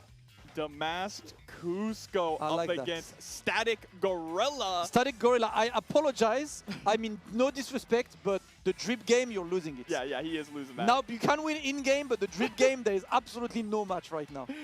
Static Gorilla, of course, known for Friday Night Marvels on TNS. Always showing up and playing. But man, the masked Cusco, I need to see El Colt versus Damas Cusco now. Hey, I've never seen him and El Colt in the same room. That's all I can say. That's true. What is this? Ooh, ECT mentions. Yo, shout out to East Coast Throwdown, man. One of my favorite events in North America. Unfortunately, taking a break this year, but hopefully they'll be back better and stronger soon. Definitely a very, very cool event to be part of. Like, don't tell anyone. It's like a velvet mask, too. Look at it. Bro, this mask looks comfortable. It is incredibly high quality. You can tell. With the nice suit, all blue and stuff. Nah, I can't lie. Ratings. You know, ratings. It's a good gimmick. It's a good gimmick. All right, we need more. Especially the fact that we're at CEO. You can see the wrestling ring in the background. We got the masked wrestler on here. You got to play T-Zoc, right? On brand. If he's not playing T-Zoc, we're getting bamboozled. Yeah. The gaslight is real. We're going to immediately turn heel on him if he's not playing T-Zoc. He's got the blue, too. Blue just like T-Zoc. Let's see. Who are we picking on this side? Against him is Static Gorilla. We'll see. Yes, there we go. Okay. Okay, T-Zoc in blue. I respect that. Bro, you are going all the way. Yeah, the classic T-Zoc color with the blue. That's what I like to see. Static Gorilla is a Vox Reaper player. Another character that I feel like is really underrated. He's super straightforward, but he's got great buttons. He's got a lot of damage. He's kind of more of a whiff punish monster, more so than he is just like mix you up. I think that's the problem in this game, is like you need to be able to keep your offense on and mixing. Yeah, like if you look at the highest characters, the highest ranked characters, they all do this thing really well. Like when they're on the offense, the snowball effect is really strong. Vox kind of lacks that factor. Despite him dishing a ton of damage, you know, having really good ways to control the space, you know, once you're down, like, yeah, cool, whatever, we play the normal game now. Yeah, it's more one note because what you're expecting is Vox to go for standing C, right? Far C. So you could play around that really easily. His fireball is not really a fireball. It's kind of a weird poke or anti-fireball. But I mean, going up against a character like T-Zoc, who got nerfed from the beta. So, you know, SNK on that new age we hate grapplers grind, I guess. Oh my god, let's go. They used to make the best grapplers in the business. Clark? That character is incredible. Like with Diamond in KR13. Yeah, exactly. He's hype as hell. I guess it fits though, because T-Zoc was kind of trash in Mark of the Wolves as well. Yeah. Well, we'll see what Cusco has to say. But I'm not gonna lie, I would not be confident, you know, next to that. Like, listen, I can't lose. I've got to be serious about this. Let's go. Oh, they're letting the intros rock too. And we're on the wrestling stage. Of course. Gets with Raiden in the background. The gimmick's got to be all the way to the end. Let's go. Oh my god, I'm a fake fan. He's wearing a Raiden mask. Look at Raiden's mask and look at him. It is Raiden's mask. Oh, nice one. Let's go. Vox with the pressure in the corner. Oh, trying to wake up with the throw. Yeah, Cusco finally able to get the wild punish. Put you into the corner too with the side swap throw. Oh. Hold up. Okay, not going anywhere, but he's still looking for something. He's up to no goods. But Static Gorilla and the Vox will be able to close this first round. 1-0. He had a lot of really good ideas. They were able to get the guard cancel that was successful. The second guard cancel, not quite so much there on the dive pick and DP. Oh, it's too far whiffs. away. Yeah, his grab range is, the grab range is really bad because obviously the punch was right there. The hitbox, the extended hitbox was there. Trying to go for the Lagia, it's not going to go anywhere. Nice neutral jump. Ah! I really respect that we don't have combos. It's just been all command grabs. That's all the damage. Again, yes. The command grabs! Damascus, not a single combo to be found. We're not here. Combos are cringe, but wrestle. Combos are cringe. We do grabs, we do lariats. We are here for wrestling, and we do wrestle. Let's go. We'll team into the corner. So Static Gorilla looking good. Not much. Little jump. Okay, another one. Another chance. There's a lot of escapes attempt, but we escape. Yakuskus. This guy makes me hungry all the time. Shout out to Vox. Representing Morocco all the time, but oh my god, what's he doing here? Oh my god. East Coast throwdown. That's right. Oh, he's opening it up. Oh no, oh no. He's got the glasses. Oh no. On top of the Raiden Oh mask. no. Oh! Face you! Hold up. He's not done yet. He's not done yet. Are you going to shotgun it? You better shotgun it. Hold up. Hold up. Keep going. Chug. Don't chug. Stop. Chug. Don't you dare. Chug. Chug. Chug. Chug. You got to crush it. You gotta crush it. Crush it, crush it, crush it. Oh, let's go! Hey! And that's when he starts doing combos. This is when the second phase of the boss fight starts. This is when the moves you have not seen before are about to happen. Look at this, you're done, my friend. It's so over. He can't keep the glasses on because they're not sitting on his ears. It is so over. Let's go. T-Zoc is back. Oh my god, he's just gained multiple tiers now. He has to win now. You have to win, brother. Not like this. Let's go, it's time. Yeah, throw that towel down, fam, fight! Let's go, back to the ring. I'm gonna cry, bro. I love this. This is what it's all about. We let the intros rock once again, and he is emoting the intro as well in real life. Let's go. Oh my god, you gotta be kidding me. No. Phase 2 is lit, brother. Phase 2 is lit, let's go. Coming in, no. The punish is there. Gorilla, try to escape. Try to escape your fate. There we go. We get the juggle. You go to the corner. What's the Bruce Lee quote? No! Oh, to the air! He's overheated though, so no more EX command grabs. He's just trying to go for the raw ones. Oh, I'm so scared. I am so scared. Okay, we block those. Yeah, he's looking to get the guard crush. He's looking to get the guard crush. It's not gonna happen, but he's still gonna be able to get a solid amount of damage. Oh, unfortunately not happening. Match point for Static Gorilla. Well, what's that Bruce Lee quote? I fear not the man who has practiced 1,000 kicks one time. I fear the man who's practiced one kick 1,000 times. Yes, and that's the one. Another grab landing. Oh my god. I am so scared of this. I am so scared of this. Look at this, the drop kick. Another drop kick. He's trying. Oh! Bah! You cannot get close. All right, goes for the wake up cutters. Coming in. Yeah, simple but efficient conversion. Not gonna go anywhere. Come on, He's not going anywhere, but you get the guard crush. Not gonna get anything from this though. Got to watch out. Got to He wins! He wins! Bah! Round taken! Round taken! And even the Gorilla Riz is taken away from Static Gorilla as the Mask Cusco is keep going! To the window, to the wall, T-pose!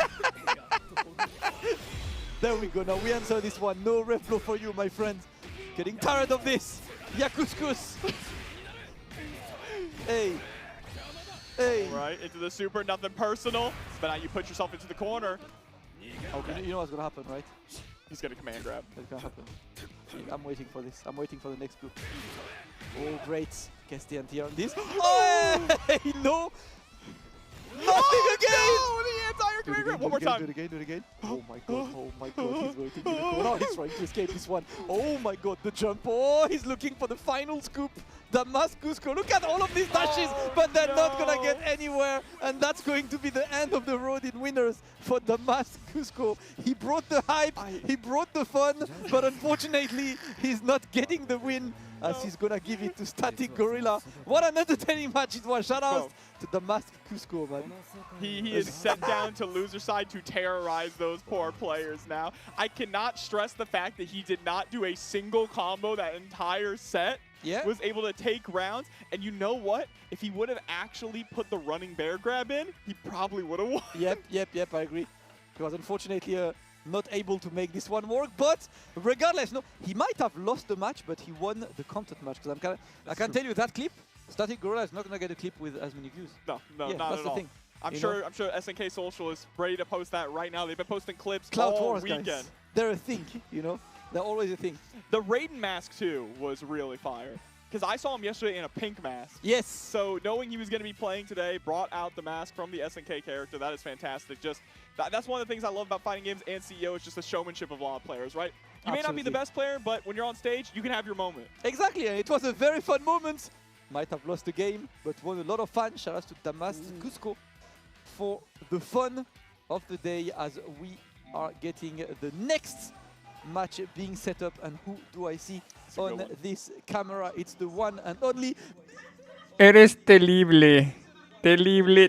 Terrible. Yell at the top of your lung. Mystic! Everyone does that. It became the running thing in Europe. I love Mystic. Mystic, great player, great guy, very proficient in a lot of different games. Obviously, getting his name from Marvel vs. Capcom 3, the Shumagoramath move, Mystic Smash. So definitely a seasoned veteran here in the FGC going up against Cyberpunk Pimp. Listen, every single tournament I have my little card of like best names, and yeah, pools always give us best names.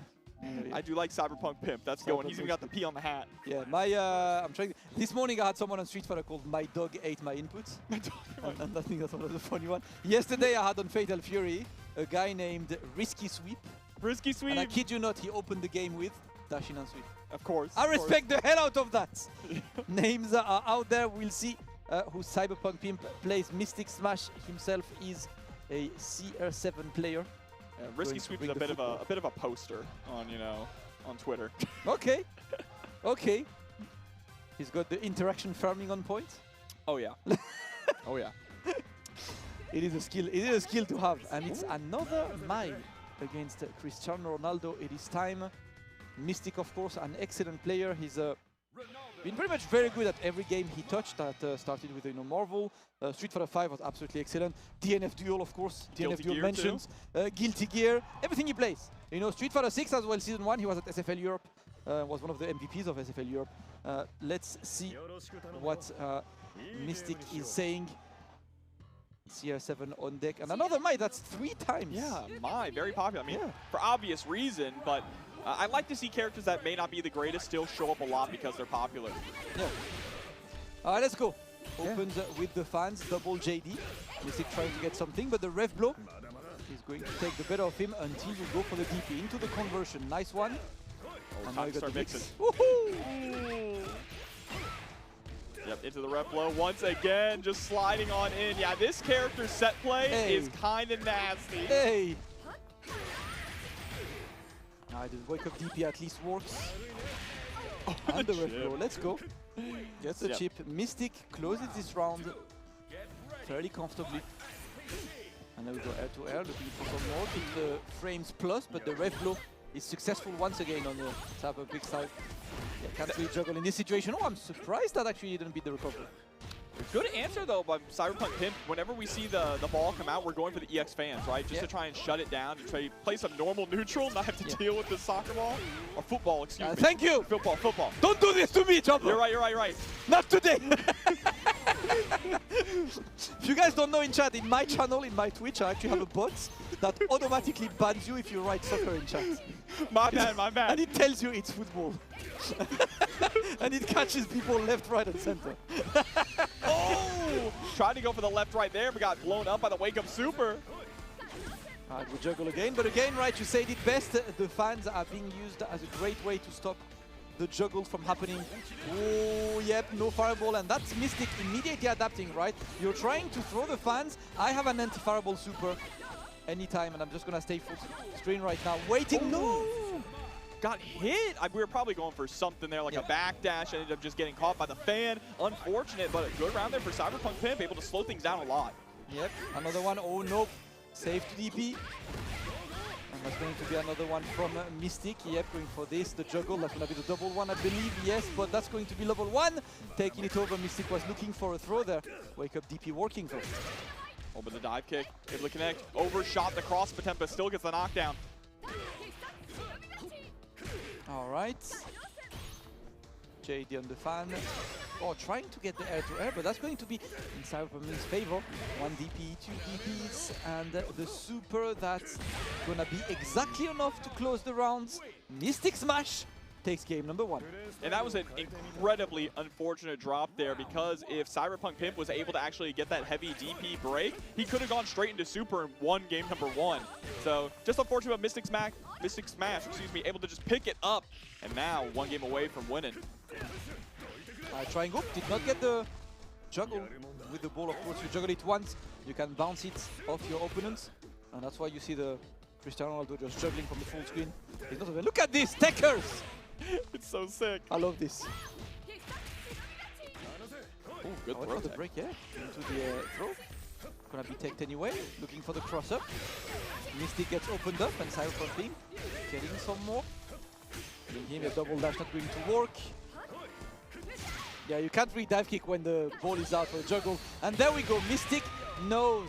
Cyberpumping has been using these full screen fans a lot, hoping it stops the juggle. But Mystic adapts straight away. And now it's too much points for Mystic. Sitting on set point, trying to go for the EX there, able to catch the whiff jump in on the other side. Look at that health bar. Oh, we juggle. Oh, we juggle. We don't stop. Another one. There we go. Conversion is there. Mystic smash. Looking clean. Close it with a perfect. We'll be moving forward in the winner's bracket over Cyberpumping, who will drop onto the loser's side. We might see Mystic later on the stream. Definitely a player I'm looking forward to see more. Yes, yes, and that adaptation that you mentioned is really what it caused them to win, was just shutting down the fan tosses with the super, right? Yeah. Normally when I think of anti-fireball supers, I think of Marco's, like one of the best in the game, but Ronaldo, CR7, with a really strong one there as well. It's pretty much just as good as Marco's, I think, Ronaldo's one. It's full screen, it goes really fast, it pretty much like nullifies the fireballs. Definitely a great tool to have, and really put to good use as well by Mystic Smash.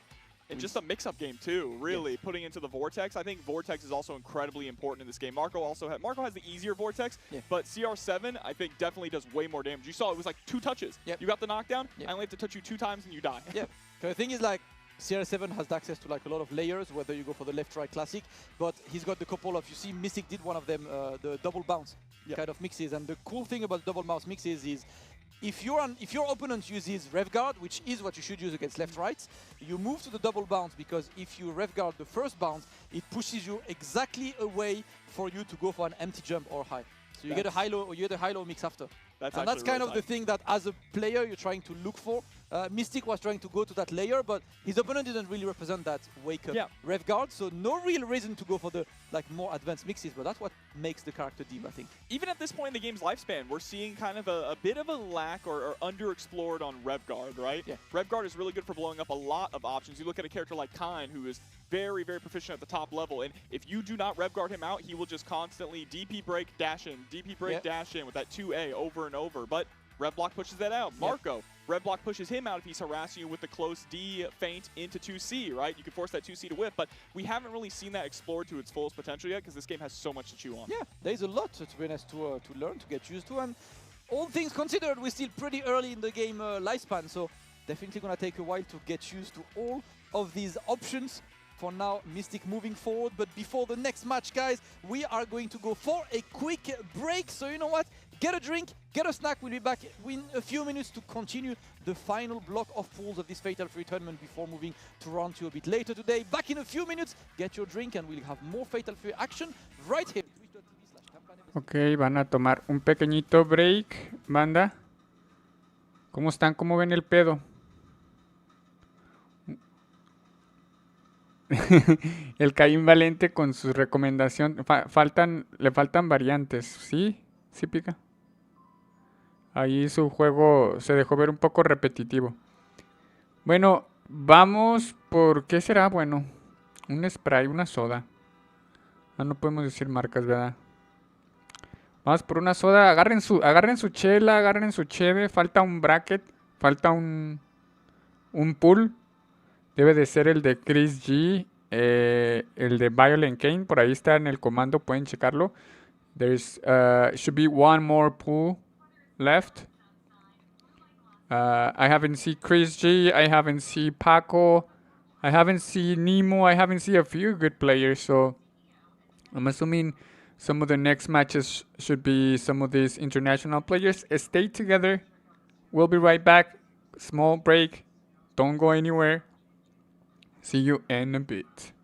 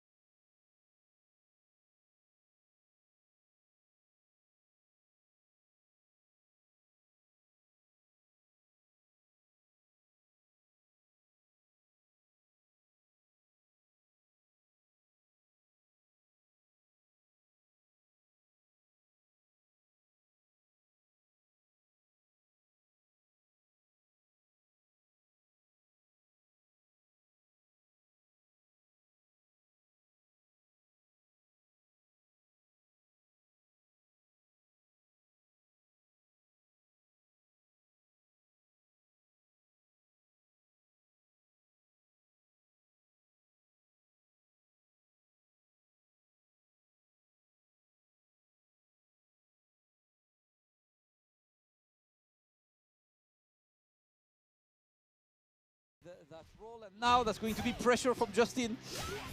Ooh, the 2C able to connect. Should be able to kill off of this. Yep, spends the super to guarantee it. Sorry. Estaba hablando ahí solo. Banda. Round number 2 starting. Sway needs to find a way to do a bit more damage than just the small light into special. You know, like you need to find the clean openings, be able to be getting that commanding leads, because Justin Wong is getting that kind of damage into the hard knockdown right now. Yeah, need to figure out a way to get in and get something like a close D or a far C to get into that big damage. Now trying to reel Justin in. Nice one. Yeah, you can see now we're getting more aggressive, right? Sway understands that you can't just sit back and poke forever against a player like Justin. Yeah, Justin had the jump in. Not the greatest conversion to get the kill, but regardless, just needs one more. Watch out to your gauge, Sway, because you're entering chip territory right now. And there we go. No rev guard, no JDs. Just dying off chip. Gotta keep that in mind. And Sway, you're a Guilty Gear player. You know, it's just like FD. Yeah. Oh, okay. Gets the first jump in. Justin Wong immediately gets in, and look at that. That's no more SPG already. Always option selects that dash to beat this roll, so no way to roll out of the corner for free. Justin is on point. Look! Yeah, trying to go for that corpse hop. And Justin has been doing a really good job, too, of just hopping over those far Cs that Sway has been trying to throw out. A bit to watch out, because he's done 2B like 2 times after blocking this, and it's not the greatest answer, because if Justin adapts to that, that's going to be a clean wild punish. Sway needs to change the button used, because that spacing is definitely not correct on this, but Justin Wong offering himself too much points. Look at this, we're flexing. Let's go Justin, may I say. No guard cancel on it though, right? That's how you get the punish. You have to guard cancel. I don't know if Hotaru has anything that's really strong though, that can close the gap. Yeah. Other than just maybe guard canceling into Fireball, right? To just start establishing some pressure. Oh, gets the JD and jumps back in. There we go. Going for just a level 1, right? Just waiting to get the hard knockdown into more, but we get away from the throw. No conversion though by Sway. That could have been a bit more. Unfortunately not happening. And we of course are going for the command grab because she needs it, Bro, she's the best grappler in the game. I always forget, you know, I always forget, even though I see this character all the time, I keep forgetting she has a command grab because it doesn't make sense. It doesn't look like a command grab. When you get grabbed by it, you're like, oh, it's a grab. I'm like, where's the startup? Where's like the actual grab part? She's just in front of me, sorry, and she's stepping on my head. Sorry con el audio, muchachos, andaba ahí haciendo un pedo. Es que that was inconsistency. Sometimes the ad breaks takes like 5 minutes, 7 minutes, and I'm like, okay, I'm gonna take a minute outside of the PC. Y te separas de la computadora un minuto y justo comienza, güey. Ni siquiera son como constantes con los anuncios, pero anyways, vamos a ver, deberían salir los mexicanos que quedan muy pronto. Vamos a ver el resto de las peleas. Hay una disculpa.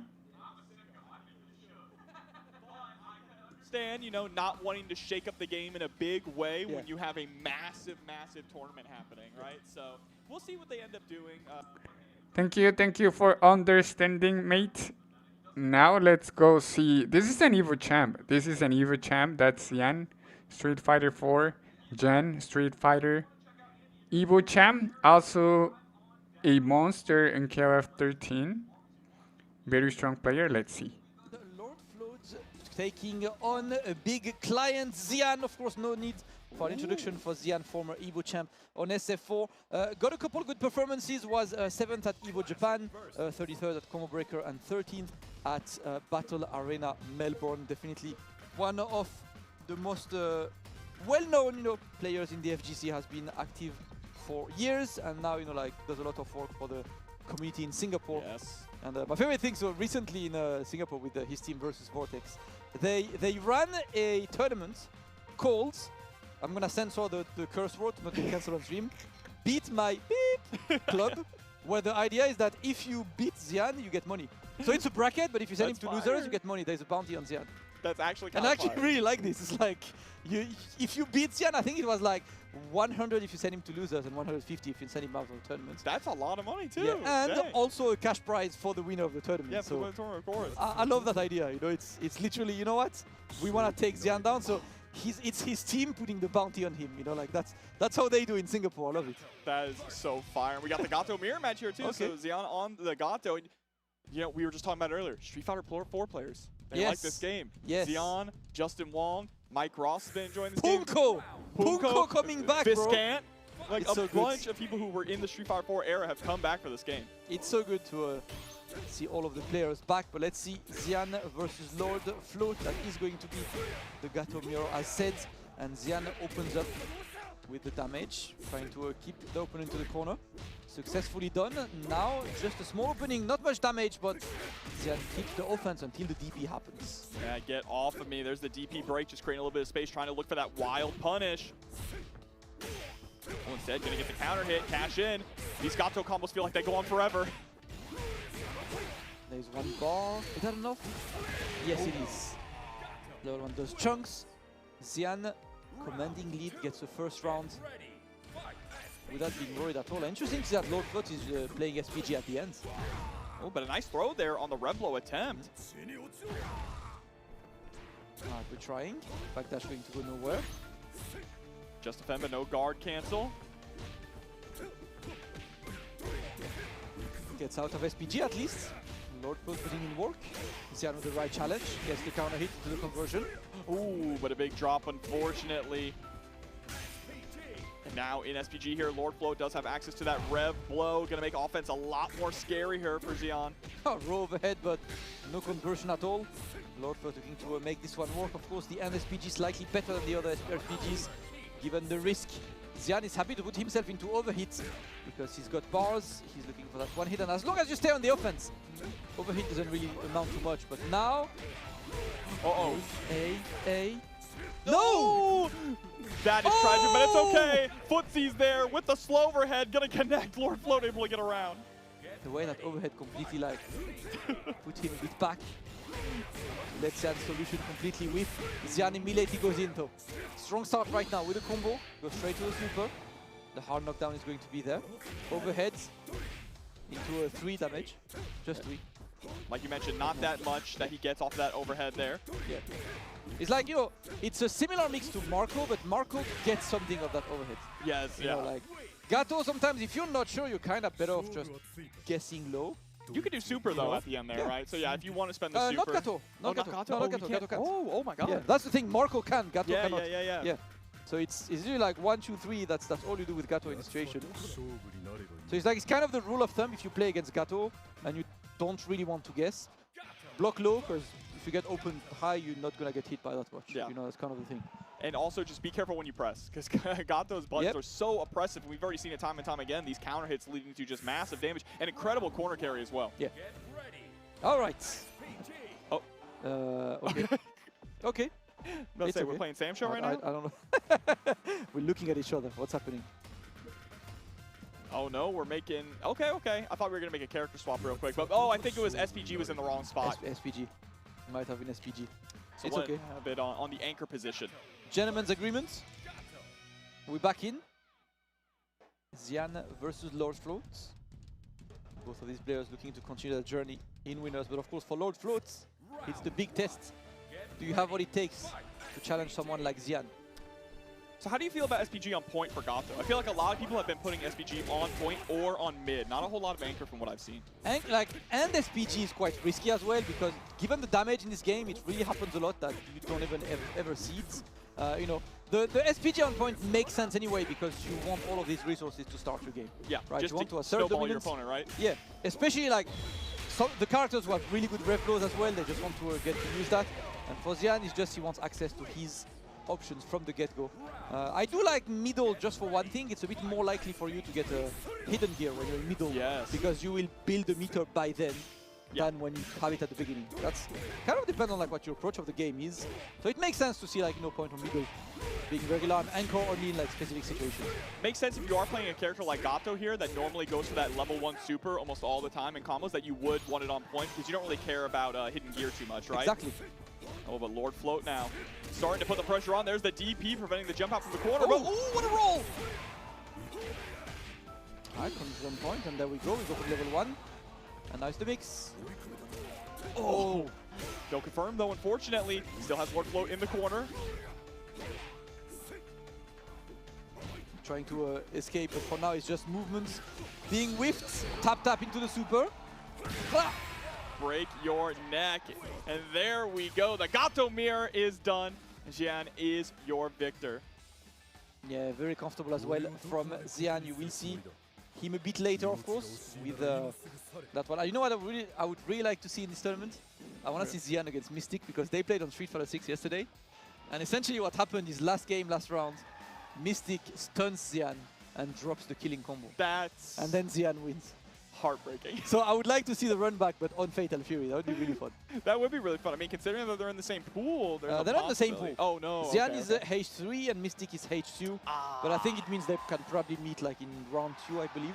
Yeah. One that we could see. You know, we'll see how this one goes. And up next, we have a juicy match, my friend. Aru is jumping back up against the one and only Nemo, hailing all the way from Japan. He got 9th at Battle Arena Melbourne. He was 3rd at EVO Japan. And Nemo, if Nemo plays a game, you know he's going to be fast. There is no I don't know. Is he still on the Billy? I think so. Because I just saw this weekend, but yeah, that's Nemo and Aru. He was the one that I just saw the Violent K post on Facebook that he actually qualified on winner's side. So I don't think they're gonna stream all the matches, but well, at least we back now. We're gonna have Nemo from Japan against one of the commentators representing all the way from New York. We have Aru. Memo, ¿cómo van? ¿Jugó Tamago? No vi jugar a Violent Game, pero vi que posteó que avanzó. A Paco también no lo he visto. Por ahí está el bracket, les vamos a traer el bracket. Ahorita lo pongo ahí para ver cómo van. But for now, looks like we're going to have a Nemo, the Japanese legend, about to start. Let's go see the match. I'm waiting for the Jericho match too. Now let's check these buttons. Yeah, it's definitely a button check, because I know Aru would not be caught dead playing this game. It's okay, we gaslight at the character select, that's what we want. Bro, this stage kills me. That kid is so close to the staircase. Have you noticed that? And he's like jumping up and down as people are fighting him from. Like, where are your parents? See, that's the responsible adult thing you were saying. You know, like, I think it's a good test of how responsible are you. If you're a responsible person, you notice that kid. If you're not, you absolutely don't care. It's like, whatever, man. That kid can't fall. He's not mine. Let's go. Billy versus Mai. We go back to the same stage. First two between these two. And the question, of course, is, Aru, do you have what it takes to take Nemo down? Would you have access to the dive kick, right, to try and get in at like weird angles there, maybe throw off Nemo's anti-air? Tap. Simple opening, and now we're trying to just keep that damage. Let's go. Aru with opening. Watch out for the roll. Just get away. We don't respect. No respect at all. Respect is earned. Just in neutral. Yeah, lots of respect shown from both players. There we go. We got the JDs. Aru just showing his opponents. I got those! Into another DP. There's so much movement going on from Nemo as well, right? We've been seeing a lot of Billy players earlier on. They kind of stand their ground or just kind of shimmy back and forth. So much short hopping and back dashing from Nemo. Just being all over the screen. Ooh! Okay, Aru, I see you. There we go. Gets the opening into the level 1. Yo, hold up. Okay. Yeah, these defensive options are on point. Watch out, tap. That's out of SPG. That's double JD, but didn't lead to anything. The throw is successfully tech. He delayed to get the wild punish, and Nemo remains patient and closed that first round. Good showcase on Aru, but unfortunately, he could not get this round. Yeah, very practiced with the just defense there. You can tell he's very familiar with the matchup, actually. Pretty comfortable with the matchup. Now still creating that space, feinting the fan toss as well, just trying to force Nemo into a specific position. Alright, we jump in. He's back to the fans, but not really getting much right now. The rev blow is going to work. Oh, yep, and there it is. Just a light confirm into the super. Aru in SPG, goes for the rev blow immediately. I love this. JD into rev blow. If it works, it works. Both of these players in SPG, but Aru get kicked out of it. Right now, trying to get some kind of damage at least. And Nemo is in the corner right now. That might be your chance to get something to work. Yeah, keep on these JDs. Oh, there we go, trying to go for that dive kick. The EX one. And the punish. Oh, just goes for the back throw. Okay, I like that. It's for positioning. Yeah. The JDs have looked on point by Aru, man.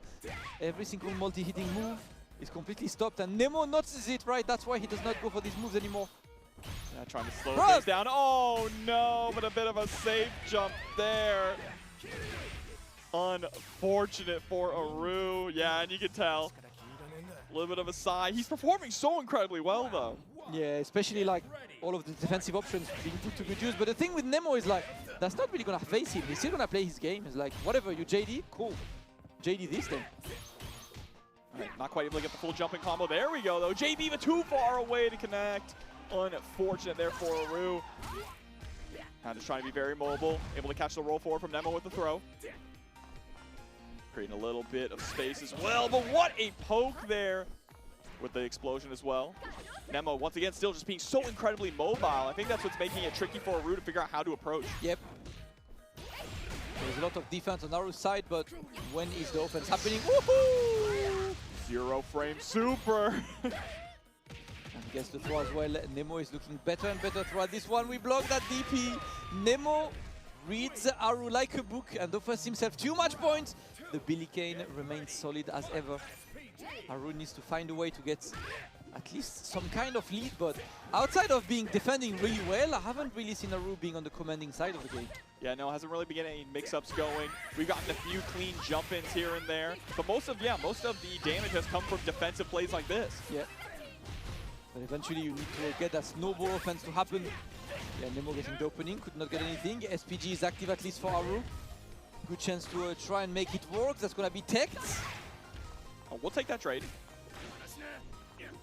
Another great throw tech there from Nemo, though. Cross under, and that should be it.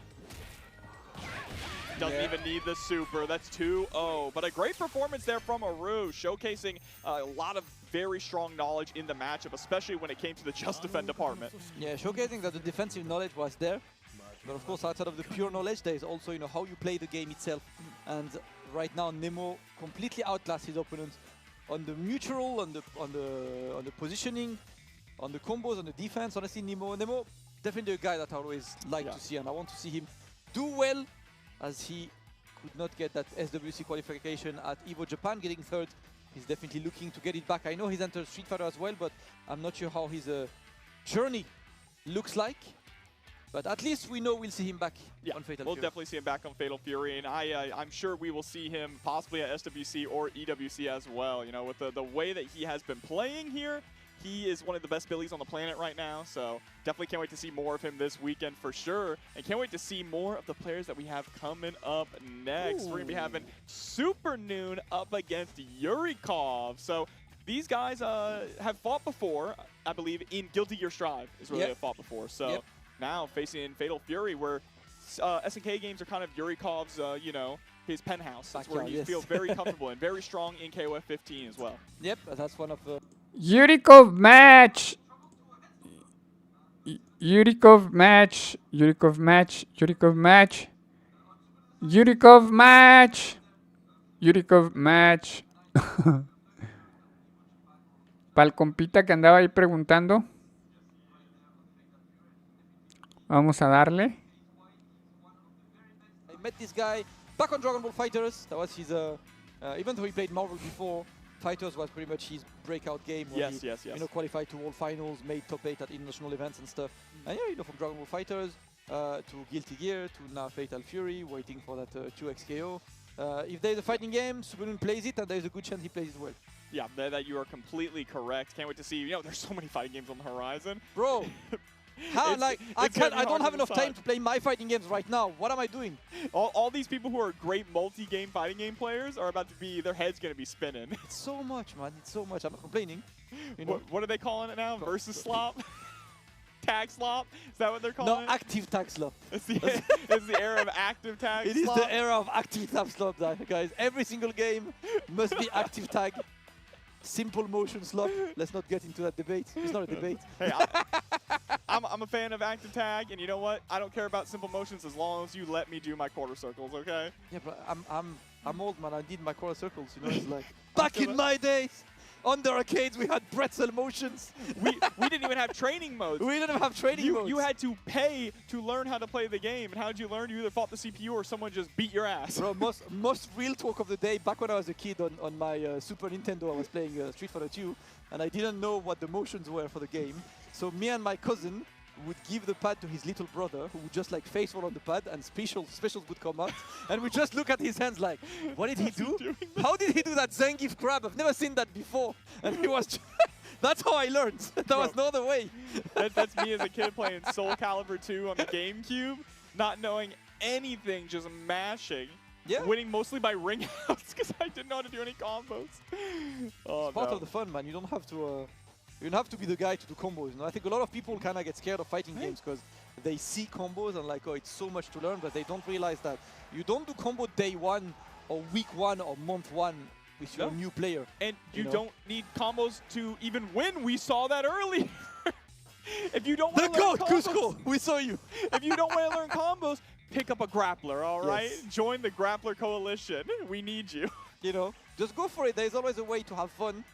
At the end of the day, the combos, you will learn them along the way. You know, it's not something that... Because that's the thing I tell lots of people who kind of want to get into fighting games, because they watch the high level, all they see is people reciting combos against each other. Yes. And it's true that as someone who doesn't know or understand, it looks maybe a bit scary. You're like, damn, I need to do all of this to be good. But you don't realize that to reach that point, you're going to spend tens of hours in the like silver, iron, B5, I don't know, like C5 kind of trenches. Yeah, exactly. You know? You have to learn how to not necessarily do combos first, but learn how fighting games just work fundamentally, right? When it comes to spacing, footsies, things like that. And even so, like in a game like Fatal Fury especially, the combos, while they may go on a lot, everyone has kind of like similar routes. Yep. Right? So you can pick up a character, learn the combos, and you go, okay, so I get hit into special move break, or hit into EX, special move break, super. That is kind of like a thing that every character in this game can do. Yep. So even though SNK games are known for being so difficult, having difficult combos, that is not the case here at all. Absolutely.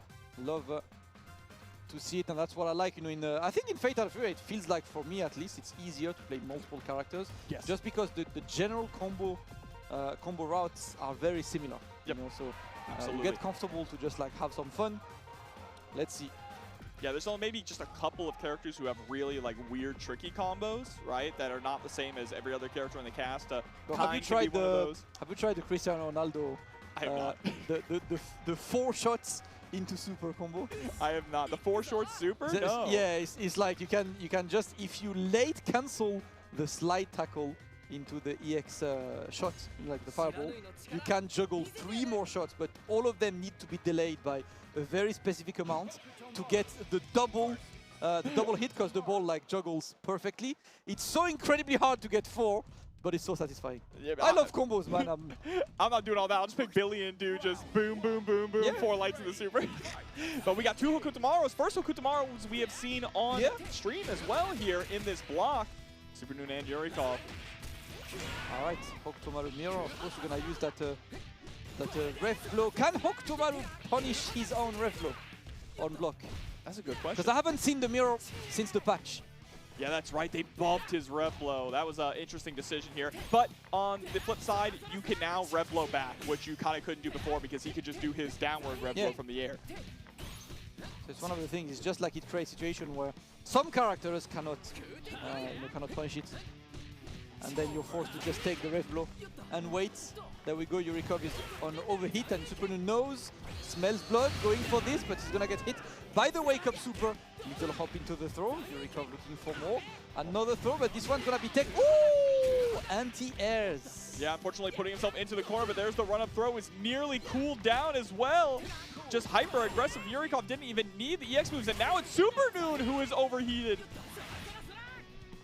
Yep, the gauges are being spent today. And got to watch out. Oh, the conversion is there. Super Noon saves his life, gets the super and takes round number 1.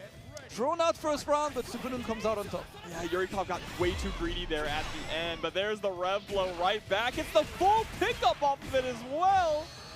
Yeah, get you out of SPG. We don't want to deal with the rev slop. There we go. Not happening. Back throw, interesting choice on this one from Yurikov, and this is getting another opening at least. Backdash to chase that wake-up roll, but it's not going to amount to anything. Yurikov looking good in this round. Yeah, and I like it. Again, you're talking about defensive play, right? You could be lame. Yurikov has such a huge life lead. There's no reason for him to go in, right? It's up to Supernoon to make something happen. Double jump, looking for more there. The air ref is going to work, and that's going to be a nice empty jump to get that conversion from a distance. Yurikov takes the round. Straight into the next one. Both of them just creating a little bit of space. Ooh, that was a really long-range punish too. There we go, dash in.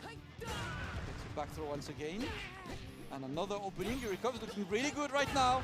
Another back throw happening there. Trying to get the jump. That's not going to amount too much, but Supernoon needs to find a way to get away from this difficult situation. He's got the resources at least. Oh my god, get out of the air. Perfect game by Yurikov, taking game number 1. Supernoon back to the drawing board. Clean. Absolutely fantastic. Doing such a fantastic job of forcing Supernoon into the angles that Yurikov wanted to be in, especially in the air, right? A lot of air-to-air scenarios. That air throw at the end was picture perfect. Yurikov on point, just controlling the space, the pacing of the match. Trying double jump again, but nothing for now. And Supernoon is way more offensive this time, right? Immediately wants to take the reins of this game. After Yurikov was a bit leading the dance, now we jump around. Yeah, trying to force the aggression. Putting Yurikov into a situation here in the corner, catching the roll forward with a counter hit of all things. Okay, okay. Into the super, clean conversion. Supernoon shows he's one of the best by adapting and getting a clean one. Now Yurikov, it's your time to fire back. Okay, able to go for the throw. Yurikov getting the first blood, but tried to go for yet another one. Supernoon had gotten tossed so much in game number 1 and is now calling out the throw. Yes. Nice slide for the frame kill, but not gonna get much for now. But Supernoon, once again on the offensive. Yurikov not really pressing a button, keeping it really safe. Stalling in the air as well. Oh, ouch. No, but just a hop there over the elbow is gonna be brutal. Super to lower that rev gauge as well. Gets the hard knockdown. Just needs one more hit. Supernoon looking good, and that's going to be air-to-air this time. Supernoon quickly evens it up. Damn. That was a longer game number 1, but that second game was completely Supernoon. Yeah, I mean, the thing is like, Hokutomaru is so good at just slowing this game down. When you look at the average time of matches between other players, and then you have a Hokutomaru match, it feels double, right? Yeah, he's just so good at running away, so difficult to catch, even though they gave that counter hit when he does the double jump. A lot of players or a lot of characters still have a hard time capitalizing on that or even catching him in the first place. Yep. Well, let's see. 1-1 right now between Supernoon and Yurikov. Next match decides who moves forward in winners and who gets to the loser side. We respect each other. Same brain cell. The brain cell is kicking. Let's go. The hive mind. Oh, trying to go for the rev blow, and there is a punish, with his own 2B.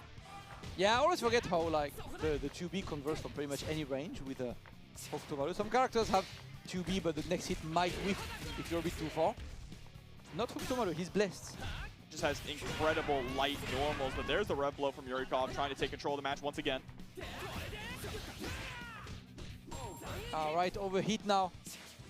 Yurikov waiting for that gauge to go lower and lower, but if you're simply waiting, you're gonna wait for a long time, my friend.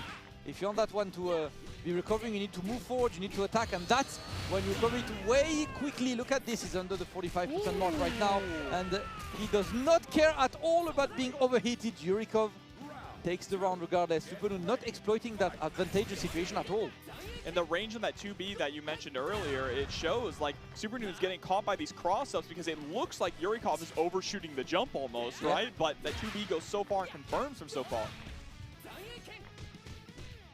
Tap. Can I get for more? There we go. Throw is taken. Yurikov still looking good. He's looking to get the potential final opening that could eliminate Supernoon from that winner's bracket.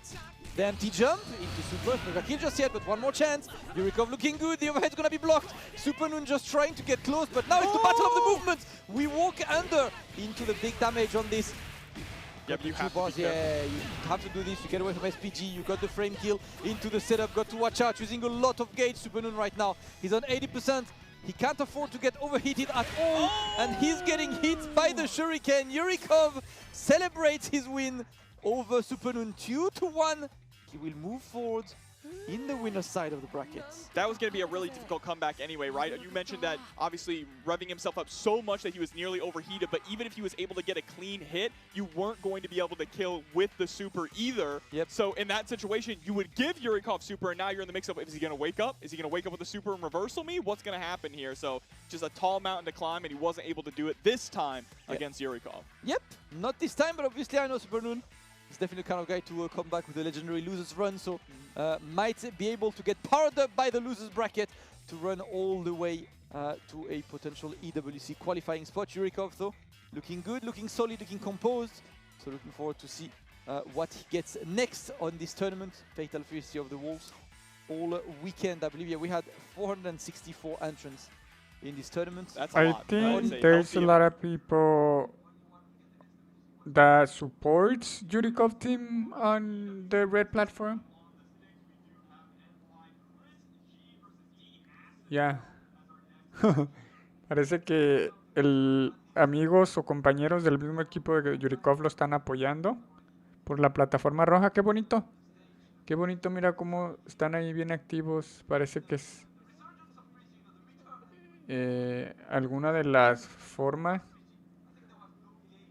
¿Cuántos mexicanos? Bastantes. Algunos dos. Uy, se viene buena pelea, ¿Y por qué ninguno, Rublens? Pues vamos a ver aquí el señor Chris G que dice. Bonita su chamarra, me gustó.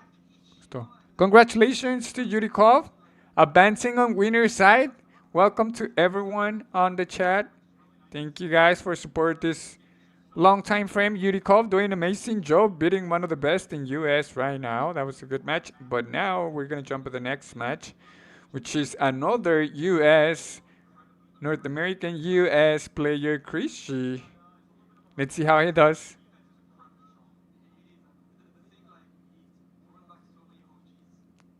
Well, it's because I'm also on Twitch, and I have a lot of friends who speak Spanish, so I'm gonna try to be both of the languages. Thank you for being here. But honestly, there's more people on YouTube, so I'm gonna try to focus on you guys too. Okay, this is still button check. I'm gonna be doing. Voy a comentar un ratillo en inglés ahí. Hay bastante banda en la roja, banda de la moradita. Vamos a estar un ratito también en English, speak English, gastándonos el inglés. But yeah, we're gonna jump, see Chris G, one of the best of these characters in the scene. But I think he's playing Hokutomaru as well, yeah. He dropped Salvatore, but he's playing this character. Let's see how he does.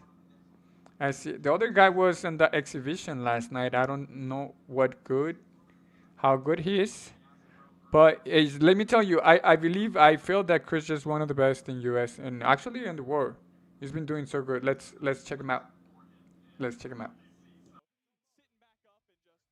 Or shooting fireballs is completely normal to him. To be honest, in all fairness to Chris G generally when he plays a game, he picks what works, right? Like, he's usually the kind of guy who picks a character who's strong, but not necessarily the character who's the strongest and what he plays, but always picks a character that's solid enough to deliver.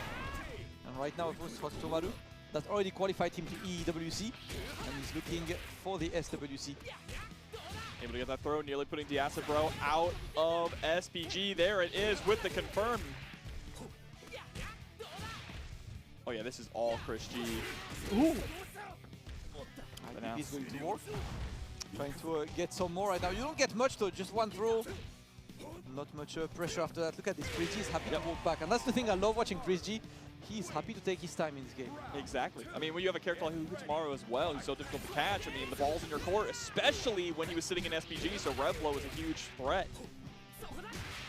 Oh, the jump away, but he's gonna get a conversion.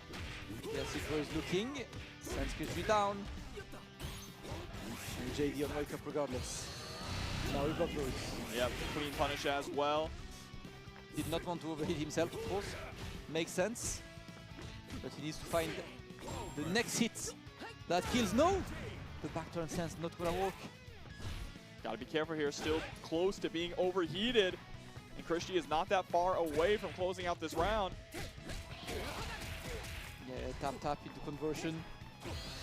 Oh, no just defend there on the jump. And probably thought he landed in time. Yeah, probably hoped that was a safe jump. Unfortunately, not working. And Chris G takes a comfortable game number 1. Exactly like you mentioned, so willing to play at his own pace, yeah. right? Just backdashed almost in full screen, just saying, I'm going to force you to overextend, give you just enough rope to hang yourself, and then punish accordingly. He will slow it down to whatever it takes to make this one work. Let's go. The first swing is there, but the Acid Bro is not getting enough damage from these situations. Couple critical drops there that really give Chris G a nice lifeline to hold on to. We haven't really seen the rev flow either coming out from the Acid Bro, even when Chris G is getting very aggressive. Yeah, he's looking for some solution, but it's not going to work right now. Look at this, Chris G just stays out of his range. He confidently knows that he will open him up eventually, so no need to be scared, but there we go, clean conversion. A perfect catch right into the level 1 super. Oh. You have a mistiming there on the jump in. Yeah. All right, clean. Making up for the drops combos earlier. Hey, once in a while, it happens to the best of us, man. Yeah, of course. That's the main thing to say, when you see that even Chris G can drop combos. And Gato's pretty technical, right? His combos aren't the easiest to do either. All right, I love that heavy DP break into the light DP. Now you see Acid Bro just being incredibly cautious, has such a big life lead that they don't want to do too much. Yeah. Oh, no. But then they did. But then they did, Damascus. Yep, right as you say that, but no punish on this one, unfortunately. The Acid Bro still on life leads, looking to enter that SPG anytime soon. It's just a dash block, dash block. Trying to find any way to open him up to thread the needle. Chris G knows, man, that's the pace Chris G excels in, right? If you try to play slow, Chris G is happily gonna meet you in this area and do better than you. Look at this corner again. Reversal For level real? 2 super. Jeez. Not enough though to get the kill. Woo, what a DP on the teleport. This one's gonna be J beat. Oh, the challenge. Chris G takes the round. Not without effort though. Now sitting at set point, 1 away. I like how slow and plodding this match has been. Both players just taking their time. It's the tension building up for the explosion. And now backdash trying to go for a run, but that's not going to get anything just yet. Acid Bro is happy to block, but eventually you need to find a way out because Chris G is not going to stop. He's going to rinse that offense. It's a low, then it's a throw, then it's a low again, and we finally be able. Yeah, staying safe there with the EX elbow, gets caught, and that's going to be it. Chris G moving on 2-0 with a perfect over the Acid Bro. Yeah, that was too clean. It's kind of thing like Chris G as a player, if you want to play him, you can't let him control the pace. No. Right, what he wants is to control the pace, because once he controls the pace, it's pretty much over, no matter what your name is. So if you slow down to his pace, you're already losing. Exactly. You need to be the one to imprint the pace into this game and to tell Chris, we're not playing at this pace. We are faster right now. Let's go, join me. Yeah, I agree. The best moments for Acid Bro were when he was pressing offense, right? With Gato, just in your face, pressing buttons, forcing you into a scramble. But Chris G just did a fantastic job of creating that space, slowing things down, mixing up that neutral game plan, whether it be throwing out the kunais or harassing a lot with the 2B. And Acid Bro just wasn't able to get around it. Yep, that's what we want to see from Chris G, definitely on his way to a potential SWC qualifier spot. The big final. And the thing with Chris G is, if my count is correct, so Chris G, in terms of fighting games, he's been on 4 different world finals of fighting games.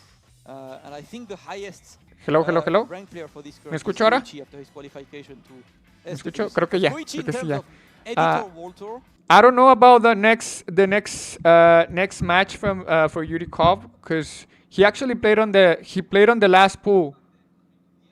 He played on the last. Sorry about you guys waiting for him, but all you guys stay. All you guys stay. He played on the last pool. It's gonna start two more fastest. That's to get to top 24, and we're gonna get top 24 afterwards. So he should be playing soon. I don't know if he's gonna play on fast 1 or fast 2, depending of the win. But he should be playing soon. Let's try to see if I find out what time is it. I'm just gonna post it. I'm gonna just bring it to the chat so you guys can see it and then keep support. But I'm gonna let him know. I'm gonna make sure I'm gonna let him know that all you guys were here supporting. You guys were here supporting. That's pretty nice. Very unique. Wolves going to be going up against Snuffy, who I'm not too familiar with Snuffy, so I'm not sure who they play. Yep, me neither. Not a player that I have seen before, I believe. Trying to check my notes, I did not write any note on Snuffy, so you are here to surprise me, and that's all I want. Ooh, Show me. Marco Rodriguez here on Barbar's side. Sure, if this is going to be a button check or not, or just jump right into it. This is a violent matchup. Yes. Marco versus Terry. This is, we fight each other. Punch man up! That's all we want. Throw hands in the bar. Oh yeah, and they're going right into it too. No shoes in the bar is crazy. There we go. Overheads. I heard you can react. That's what they say, right? That's what I heard. Me personally, I'm not convinced, Yeah, but hell no. you know, you do you, my friends. There it is, overhead.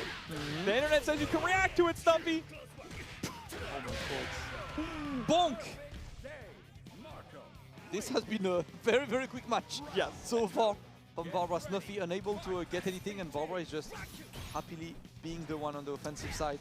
I mean, that's what happens when Marco knocks you down. You get put immediately into the vortex, into the blender. But there's a nice counter hit with the DP break. Going to be a lot of damage here as well. Not spending the super. That's a smart move. Yeah, nice conversion. He runs out of the corner as well to get the first situation. Wakes up with a DP. Barbara has the right solution right now. Ooh. Oh my god, no respect. None of them are blocking. You see the characters on screen? Yeah. We're not trying to block. We're trying to fight. Blocking is cringe. We all I know. agree.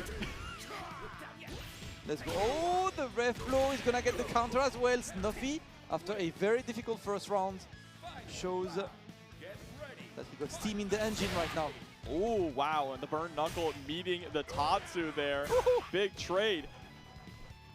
But now Barbar actually slowing things down a little bit. 1, 2, 3, there we go. Oh yeah, you can tell Barbar is getting caught in Snuffy's pace now. Yeah, yep. That's a difficult one, and he needs to establish his own pace right now. Overhead! He's 5 out of 5. Got the media as well, was able to connect that 2C with it. Oh, we go low, okay. Mix. If you get hit again, you're dead. That's gonna be it, into the red line super. Game number 1 for Barbar. Nice one. The blender was put on and completely mixed the ankles of his opponents. Barbar taking game number 1. Let's go. Nice DP as well, stealing your turn back. No one said you could press a button. Okay. Well, he's just throwing out the overhead in neutral too. Bro. No seasoning. We just go. Do it again, maybe? No. That's gonna be challenged at least by Snuffy. Again! Yeah, Snuffy just gets caught holding down back, and Barbar has kind of figured that out, even just on regular pressure. This time Snuffy was tired of blocking, right? The DP actually beats the overhead attempt. Barbar still getting the opening on this one, and he's going to offer himself too much points. Man, these are quick games going on too. Snuffy finally able to get that anti-air. Still not going for the super. Might go for it this time now, just for that extra damage. There it is. Extra damage and lower rev gauge as well. That's what you're looking for right now. The wall punish is going to be there, and that will be Snuffy saving the first match points. Gotta be careful though that he doesn't get snuffed out. Barbar still sitting at set point. The air-to-air situation, nice. Just the EXDP, get me out of there. Oh! That's a clean snipe there. Just to jump back, beat this one. Saw the solution coming up, and it's not happening at all for Barbar right now is desperately looking to escape the corner, and at least he's getting the forward moving move. Let's see if we can get some more. The neutral jump's not empty yet, and again this breath blow is going to catch Barbar slipping. Oh! No safe jump. It looked like it was going to be a safe jump there from Snuffy, but it's not. The overhead connects! Okay, you're still alive, just barely. One more mix. Overhead. Oh, he jumped. He was expecting the DP to come out, but gets the throw, and Barbar does it. And you can see happy about getting away from what could have been a big trap, you know, in this game. Definitely difficult. Snuffy showing him that he had what it takes. Unfortunately, could not go further. Barbar will move forward on that winner side. Snuffy falling down to the loser side. A good match by Barbar, but we'll see that Marco later. Yeah, you hear Marco howling in the background. Yes. Yeah, That's what we want, man. I love this character. It's the city of the wolves. That's the one said in the game. Marco is just such a funny character. For like 20 years now, he's been trying to kill and cook T-Zoc because he thinks T-Zoc is an actual bird. I just love this character, man. Love these players too, and we got some great players coming up next. Yep. Let's we got see. Mygo versus Hello. Barbar is also one of the best in US. I can see some of the strongest in this last pool from US. Mostly internationals and the rest of the pools. But yeah, to all the people from India, thank you so much for stopping by. It's amazing. It's amazing to see so many people commentating and then writing and posting you guys' support for Yurikov. So I'm gonna make sure I actually know a lot of his friends, close friends, because he's from US, but his family is from Peru. So I'm gonna let him know to please let him know that all you guys were here. I don't know what time is there, but you guys were here supporting Yurikov, and I'ma let him know. Okay, thank you so much, and we're gonna see what's next. Rocket. Okay, nice.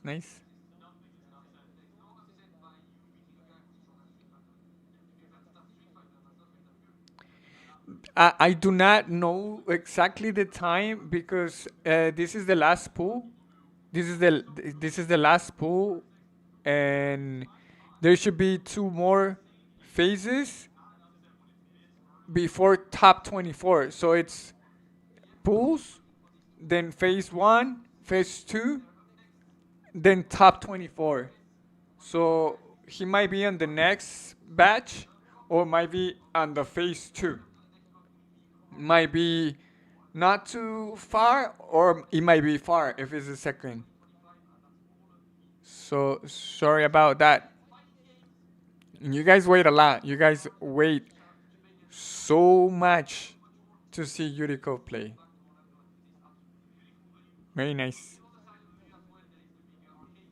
India support. Very together.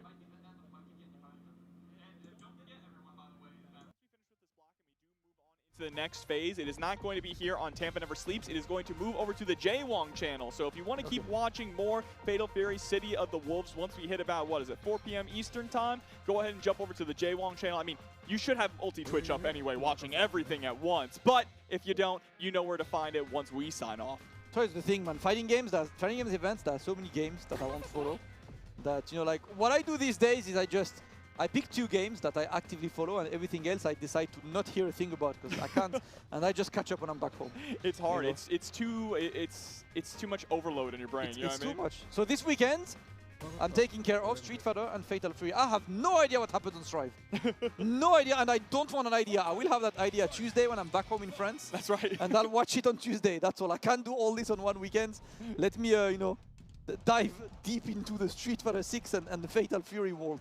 You know, this weekend. You can't do more than 2 and be efficient. Well, we're about to dive right into this match. It is going to be Hotaru up against Vox. So Vox still making it deep in. I like to see that. He is just a fundamentally decent character. Yeah. Let's see him doing well. Mygo, of course, going for the Hotaru. A solid pick regardless. And the DP is going to work. Shout out to, of course, the change on the DP. Not 4 frames anymore. I'm still pretty sure that wasn't intended, but regardless, the chance has been made, so. Yeah, she was privileged, but now we're normalized. There we go, able to get the counter hit. Into the super, just get that extra damage and refund some of that drive gauge. Oh, that was fast. There we go, conversion is there. And Maigo taking this one. The only main change that Hotaru got in this patch is obviously the DP being changed. And that was really weird. Something happened on the screen. Amazing. Hire me, guys. Just barely crossed up, but you were saying about her changes, though. Yeah, her changes, like the DP obviously has been nerfed from 4 frames to a standard 5 frames. But also she lost a couple routes due to a couple of pushback situations. So her optimal combos don't do as much as before. Thank God. No. Yeah, but her game plan remains the same, and it's just very slightly less efficient. That doesn't make her a terrible character. Yeah, it doesn't make it any less stronger than it already is. There's the punish on the whip DP. That extra run through on the corpse hop from Maigo really paying off and getting game number 1. There we go, the Hotaru pays off. And that's going to be 1-0. Let's see if we can at least bring it back. Are we changing characters? Possibly. No, he's still a box. Maybe we're thinking about changing where our SPG is. Yeah. Just gonna keep it on point. Okay. Just taking a moment. Sometimes it's good to go to character select screen just to take a moment to think. You don't have to just immediately press rematch. Might be annoyed at something that happened in the previous game or whatever. Just make it work. Take your time. Sometimes hitting rematch is the worst thing you can do. Oh, it is. Yeah. So here we go. Anchor SPG here for the Hotaru. Nice. I like that dive kick. Again! Esports! There we go. Oh, that was tricky. The corpse hop into the command grab. But now just, we have the life lead, right? So just sit back and throw fireballs. Yeah. Force Severus to move forward. And for now we're getting in. Yeah, not much getting on this. No conversion either on Severus' side, so he's gonna get the one to be grabbed. Small opening. Maigo puts the opener into the corner. Not much happening, but you get that opening. That should be enough. Yes. No bar, no bar. Maigo's just playing such a low-risk play style too, right? It seems like it's really difficult for Severus to actually get a game plan started because what, you're looking for like whiff punishes and things like that, but I haven't seen a single whiff from Maigo yet. Okay. Revlo works, double dash. A bit more, not gonna get anything yet. And Maigo is happy to just stay away from Vox's effective range. Chips away at the life slowly but surely. Patient. But it works. Goes for level 1 to get the hard knockdown. They'll set up after this. Double painting too low. Let's go. And now I think a command grab can kill here. Tried to go for the command grab, it looked like, with that corpse hop. Oh, jump JD. Interesting. But this one to work. Can't kill just yet. Severus on his last legs.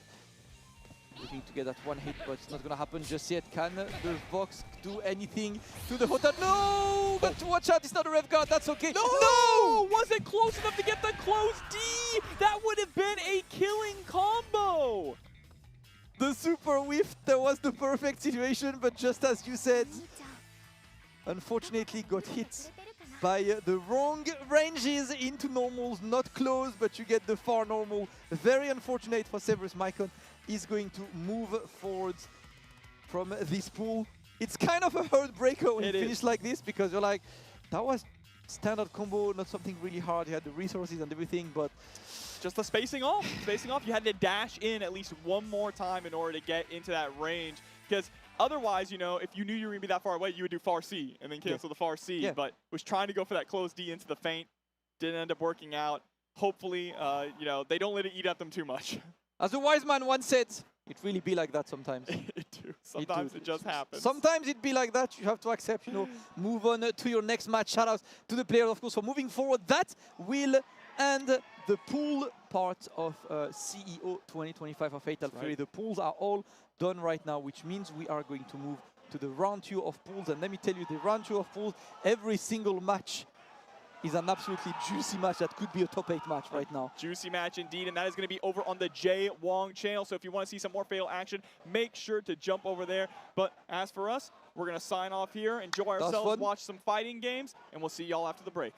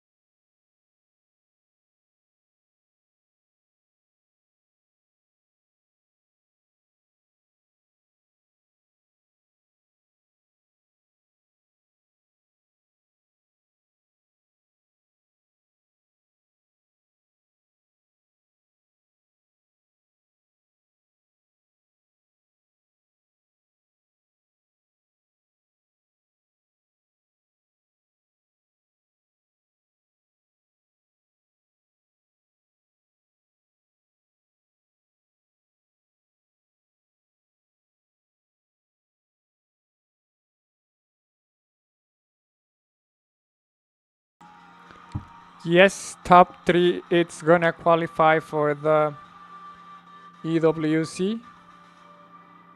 So we're gonna continue. We're gonna go back to top 96 for Fatal Fury. They just changed channel, but as you can see, we're already here. And also, I want to say thank you to El Pirata. Gracias, El Julito. Gracias, Julio. Julio, si andas por ahí, Pirata. Thank you very much for the support, for the train, and for all the support. I love you so much. Thank you, brother. Thank you, Julito. Appreciate it.